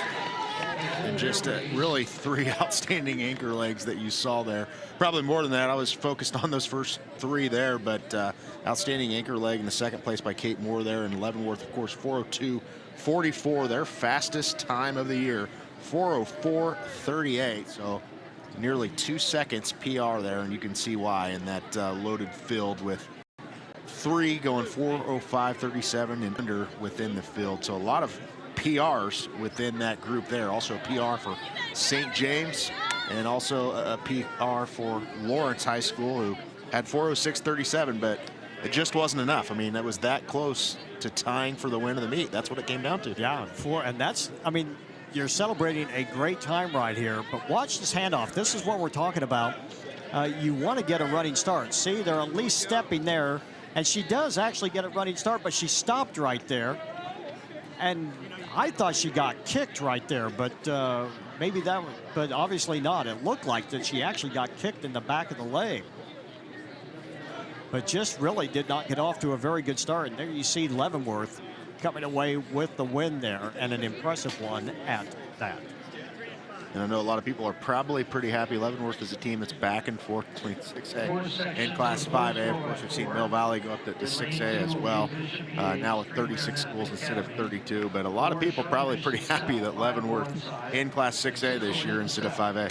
Well, I know a certain high school girls basketball team that's probably pretty happy with that. That would have been Newton, although they were down this year, because they played Leavenworth 3 straight years in Class 5A and lost all 3 years to them. So, All right, guys, stand behind your blocks, please. Here we go. This is first heat of the boys 4x400.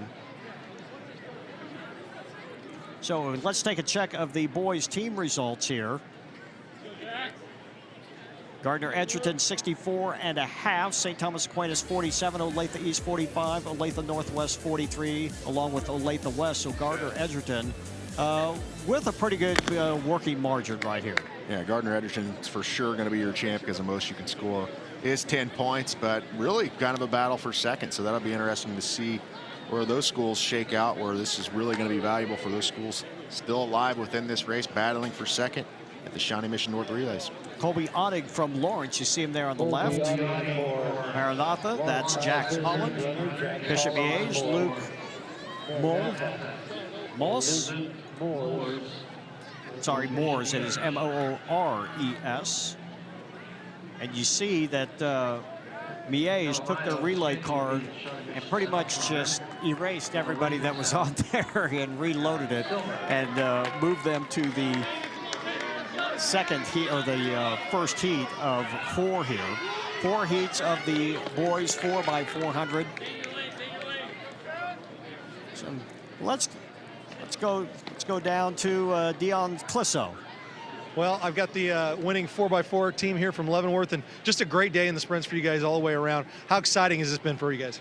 It's great. Just come out here and compete with all these really good teams, people we see at state all the time, and to PR was a lot of fun. Well, Lawrence needed to get second place. You did a great job on that first leg, kind of getting out there. And how did it feel to be a part of this team and to run that great first leg? I've never run the first leg before, so it was fun, exciting, different. Well, you guys have had such a good day in the sprints. What's it going to do to carry you through as you get ready to go into league and then regionals? It's mainly us staying healthy and keeping our legs strong enough so we can get through all this before state. All right, well, thanks a lot, guys. Good luck. And that is Mariantha getting a handoff. This will be Porter, Levi Porter. Stewart running for Miege, and Bridges running for Lawrence High School. In this first of 4 heats of the 4x400,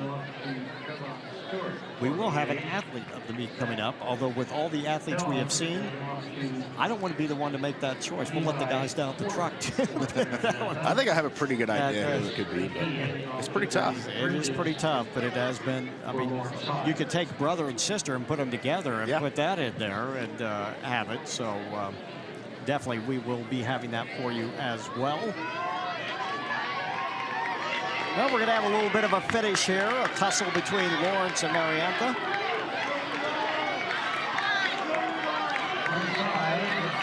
This is Graham Hunt of Lawrence taking the handoff next.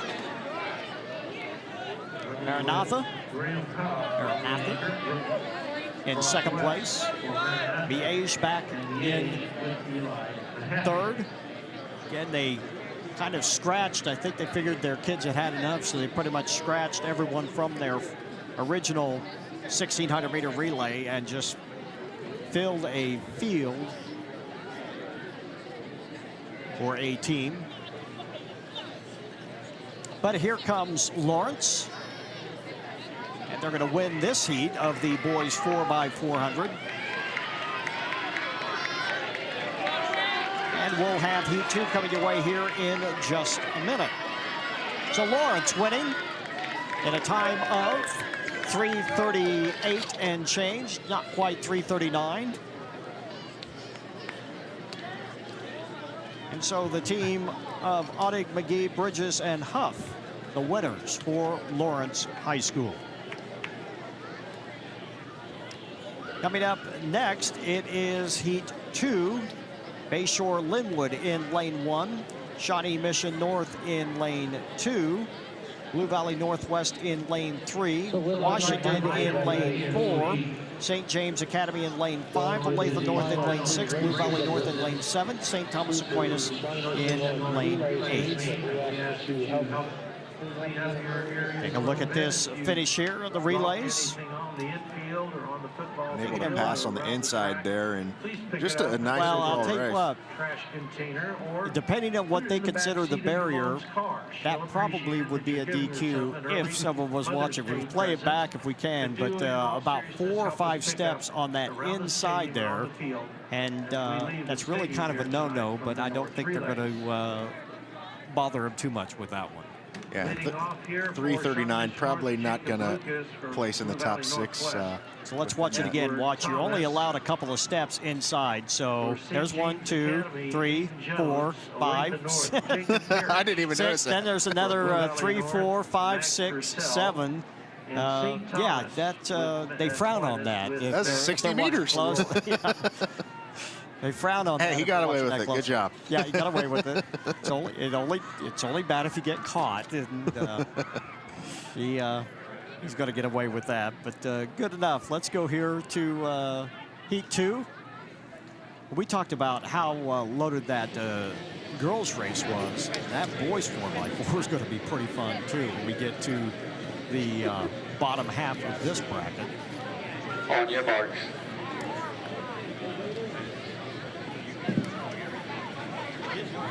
Go, they are in the blocks.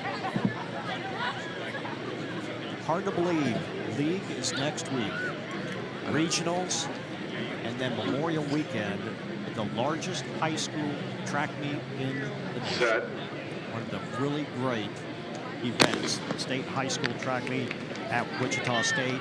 And if you have not seen it yet, the new track is outstanding. It is fast.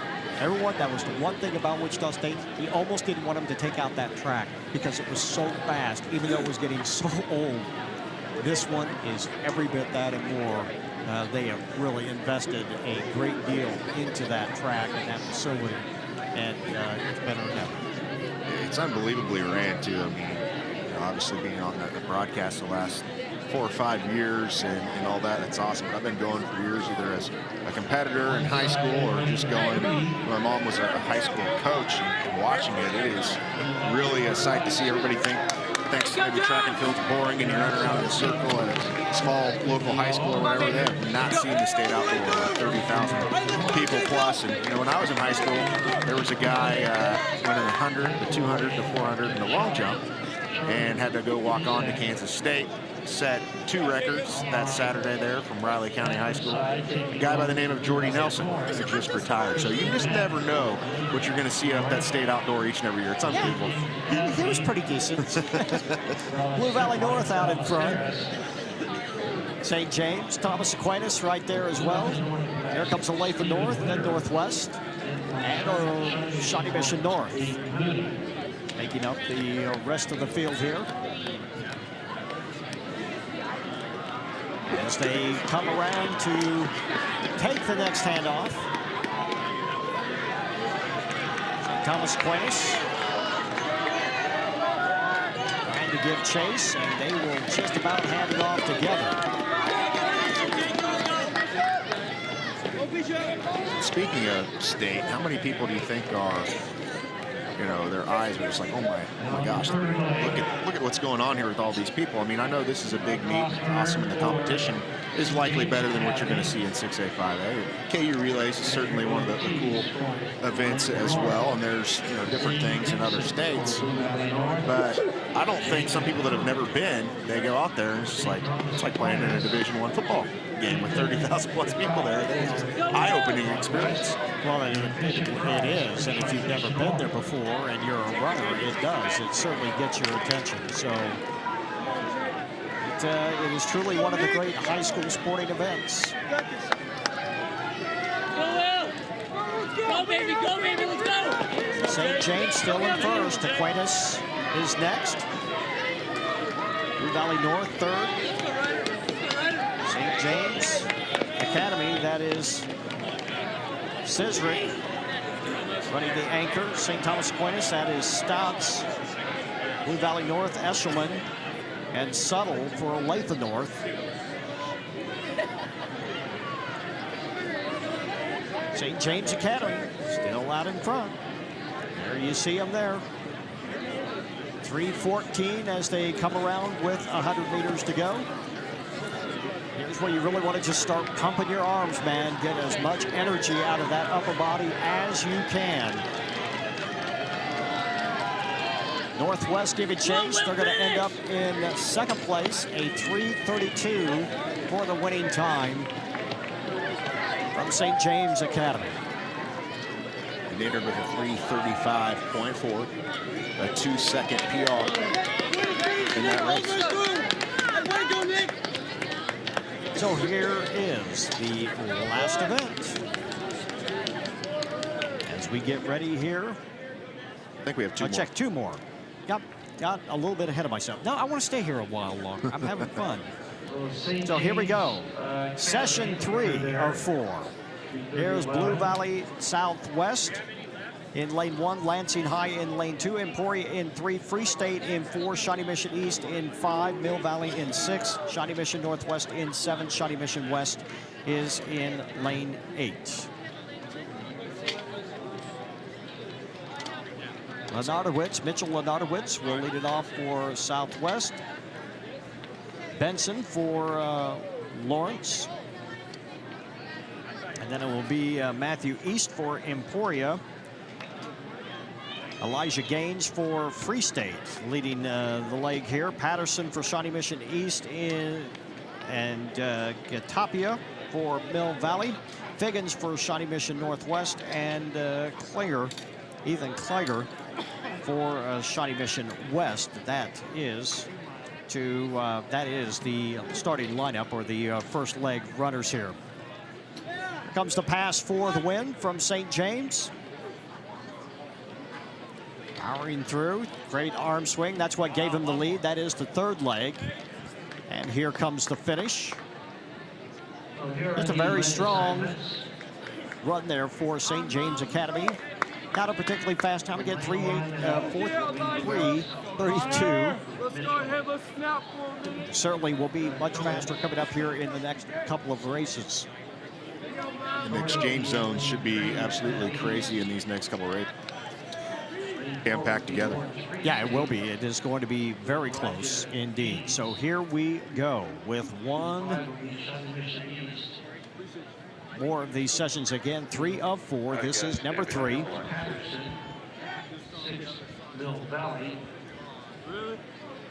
And really, as we have seen, the team title has been decided here on the boys pretty much. But there is still a whole lot of stake from 2nd, 3rd, 4th, and 5th. And it's one of those meets that you can't just stack numbers in and expect to get points from the 4th, 5th, and 6th places, because in order to get 4th, 5th, or 6th in this, you got to be a state championship contender with this. So you certainly, if you can win this, you can go out and win a state championship. You really need to get points. I mean, we talked about how hard points are to come by. You're looking at a team winning, and they're not going to score, easily not going to score 100 points, just simply because they're, 1, so much talent. 2, it's so difficult to come away with points when you're only scoring 10, 8, 6, 4, 2, 1. You're only scoring 6 places. So definitely it does make it a big, big challenge. There is West on the left side of your screen. Come to Mill Valley as well. There is East and Free State doing battle as well. All in a group right now. Remember, this is a very big stagger when you hand off here. So just because Mill Valley's out there front doesn't necessarily mean they are going to get the handoff first. Although this lead is big enough right now that that very well may be the case as they come to the first exchange, and Mill Valley well out in front. Also in lane 1, Blue Valley Southwest getting a good handoff and getting away cleanly. And Southwest trying to make up the stagger here, chasing down Mill Valley. A little bit of a bad handoff there from Mill Valley too, but a first leg of right at 50. Not really when he hand off, but a 400 full at 50 seconds coming around. So an outstanding first leg here for heat 3 of 4. Here comes Mill Valley. Right there. In front now is Southwest. Blue Valley Southwest moving towards the front now. Mill Valley trying to, Shawnee Mission East running in 3rd place. Free State is in 4th. A little bit of tussling behind the Free State runner as he slowed up, and it just kind of bottled everybody else up. Now here they come to the exchange. We talked about close exchanges here. Mill Valley still in front. Southwest is next. They get a good handoff, and a big crowd behind him as one runner goes down after the handoff. And Shawnee Blue Valley Southwest now out in front. Blue Valley Southwest, and that is, I'm trying to see who it is. That's Andrew Lawrence. Andrew Lawrence running hard. Here comes East as well, trying to get back into the fight. Mill Valley is there, so is Lansing. Shawnee Mission East. Lawrence Free State right there as well. But right now, it is Blue Valley Southwest. East is now in second place. Here comes Free State trying to move up into third place. See, that is an excellent handoff. Look how the others are stuttering. Look how far of a lead Southwest got just off that handoff, Chet. Got about 10 meters ahead out in front of everybody by doing that, at a full sprint already when he's handing off. So outstanding exchange there for the Timberwolves there. Coming in this season with a 3:33.54, so one may think this may be a little bit quicker time than that, as they were coming out of lane 1 as one of the worst seed times in this. But slowly making up some time here. Here comes Free State coming fast, as Free State moving into the lead now. Southwest now back to second. East is in third. And now here comes East on a dead sprint. They're going to take over second place. But wow, look at Lawrence Free State. Look at that kick at the end. Shawnee Mission East takes second. Mill Valley ends up in third place. Southwest just hanging on for fourth, I believe. And that's a time that should be in heat number 1 or heat 4. But Lawrence Free State with an outstanding time. Unofficially 3:27 and change. Free State entered with a 3:31.49, 3:27.64. The official time of the Firebirds of Free State within that. A very good time at 3:27. Now, we have been talking about handoffs and trying to stand still. You're going to see two different types of handoffs here that we want to watch. Now watch over here. Watch this handoff. 1, 2, 3, 4, then turn. Now watch the others. See how they're shuffling sideways?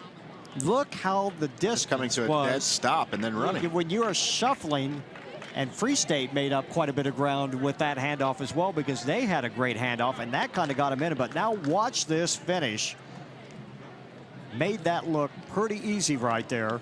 And Southwest, despite that great handoff, ends up having to settle for fourth place. But that is an example of just how much ground you can gain if you do that the right way. And I know coaches try to get him to do it. And it's hard to do when you're in a pack like that, because when you're so crowded right there, you get so worried that you're going to get the baton knocked out of your hand if you try to get any kind of distance or get some separation between you and the runner behind you. You don't want to make them have to lunge. You don't want to make the guy handing off to you reach or lunge or get themselves exposed in any way, shape, or form to where they can lose their balance. So you really have to find that happy medium there between getting those steps, 1, 2, 3, 4, then turn around and look back at your guy, or 1, 2, 3, then turn around and look back at the guy. But that was just a great handoff, a textbook. And if you do that 3 times that same way, you might make up 3 seconds of your time. You can make up a lot of scratch if you do it the right way. So here we go, the last race of the night. Blue Valley in lane 1, Olathe Northwest in lane 2, Olathe East in 3, Gardner Edgerton in 4, Olathe West in 5, Leavenworth in 6, DeSoto in lane 7, Blue Valley West in lane 8. This could be a good one. You look right there in the middle in lane 4, Gardner Edgerton. They have won the team title, and they have the #1 time in this meet, 3 minutes, 24.16 seconds. They are a good, solid group. Absolutely, #1 time in all classes of Kansas. Gardner Edgerton at 3:24.16. Olathe West, who's also in 6A. I believe this is just their 2nd year as a high school. The Owls, the 1st year ever of varsity football this year, and made quite the run in football. They're at 3:26 within this. That is the 2nd fastest time in all classifications of Kansas. So look for the Owls as well as the Trailblazers of Gardner Edgerton in this race, both in Class 6A. You see him making up the stagger. Leavenworth also in this as well. You got to think they're going to have a little bit to say in this. Guy Ramos probably running the anchor. Here they come, Gardner Edgerton in the gray, right there in the middle of your screen in lane 5. As they make up the stagger. In lane 4, that is Gardner Edgerton in lane 4, I'm sorry, in the blue. Olathe West in the gray. There you see him doing battle. And now here comes Gardner Edgerton. Also coming up on the inside, that is Olathe Northwest and Blue Valley. Blue Valley right there, you see him in the gold. Gardner Edgerton out in front. Savian Alcorn, Mitch Lunley, and A.J. Bahan making up that relay team, and it is showing why it is one of the best in the state. Look how smooth the running is. And the handoff, very solid. Blue Valley tried to give chase, but they actually fall back into third right now. Gardner still out in front. Gardner Edgerton. There's 7 teams in this race right now. Out of the 8, 7 of those are ranked in the top 10 of all classes. This is how loaded this field is right here. And that is just, and we've said that a lot tonight. About every single relay. About every event when you get I mean, we're factoring in Wichita, Topeka, Western Kansas. Those schools are not here, so it's showing where the power is in Kansas City. We see it quite often. Gardner Edgerton, Blue Valley in that order. Here comes a challenge for second place. But Gardner Edgerton will hand it off at 3:33. Checked at 2:33. Olathe Northwest in second, Blue Valley in third. Olathe West is in fourth place. A.J. Bohan. You see him running down the back stretch right there. Out in front by about 10 yards. Blue Valley trying to give chase. They checked that is Northwest trying to give chase.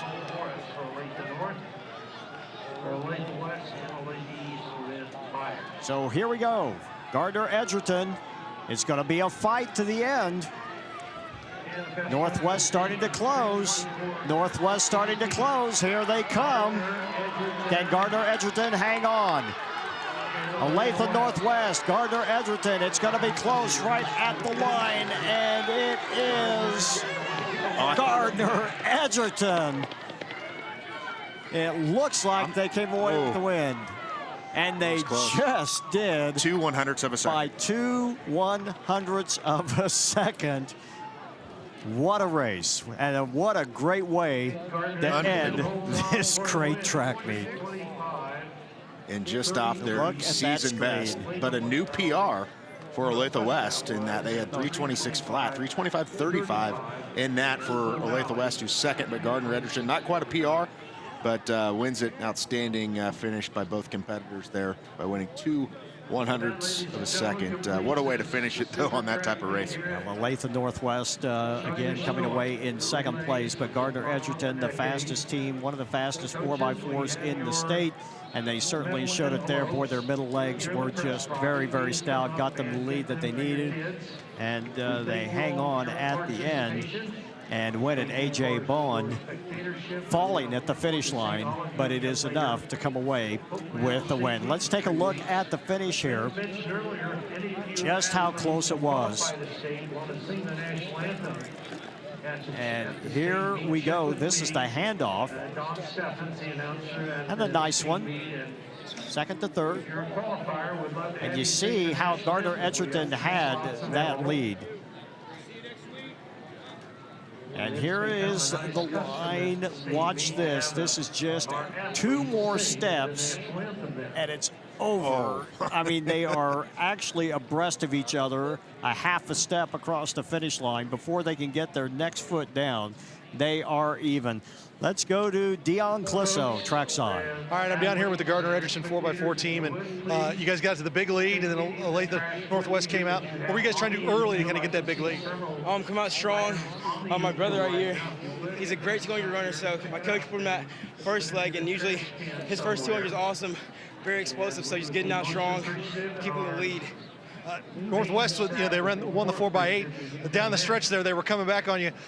It looked like you gave everything you had as you crossed the finish line. Yeah, I definitely did, and props to them. They have a great team.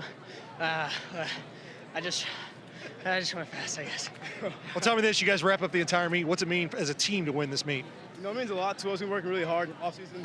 First couple of weeks of track been really hard. We had to practice indoor, but this moment means a lot for us, and we're not done yet. So, come for a state title. All right, congratulations, guys. Good luck. Thank you so much. Well, we do have an MVP here, of course, and it is brought to you by Midland Granite. And our MVP, well, that guy right there. The MVP is Nevin Teb Lawler, and why not? He just had a fantastic race, and he is our MVP for the 68th Shawnee Mission North Relays. And outstanding for him, 1085 in the 100, winning the 100, 200. And you saw him on the relay as well. And I think he even surprised himself in some of those competitive races. You saw him getting Ramos there of Leavenworth, one of the state's top sprinters. Could have went a lot of ways, but definitely outstanding here. And this is just a great meet, great atmosphere, great people here at Shawnee Mission North, and happy to be a part of it. So Nevin Teb Lawler, your Midland Marble and Granite MVP, your girls' final standings, and we saw how close it was. Mill Valley winning with 69, Leavenworth with 68, Lawrence with 67, Gardner Edgerton with 63. It just doesn't get a whole lot closer than that. Olathe Northwest with 42, Gardner Edgerton winning easily. 74.5 points. Olathe Northwest 51, Olathe West 48, Olathe East and St. Thomas Aquinas finished both with 47. You think, wow, those scores are low, but again, that just goes to show, one, how tough the competition was, and two, how many teams there are in here. Points are just so much at a premium, and you only score 47 points, you still get 5th place. That's not bad. Yeah, outstanding meet for a lot of these teams, and you're going to go to some other meets and probably not as deep there because you have 6A, 5A in all leagues within that. And I think I said Olathe West and Olathe Northwest, mixed those up a few times, getting used to some of the new schools across the landscape and just keep popping up all over the place in Kansas. So it's been a great day here at the Shawnee Mission North Relays. It started early this afternoon, about 2 o'clock, and it is now late in the evening, and we certainly appreciate everyone back at the truck, the camera crew, and everybody for making this possible. And Chet, thanks as always for working with you, and also for everybody downstairs for all of their work. And Dion Clisso as well, can't forget him. Great interviews down on the track. For Dion Clisso and for Chet Copeland and everyone at Spectrum Sports, I'm Rod Zook. Good night from the 68th Annual Shawnee Mission North Relays.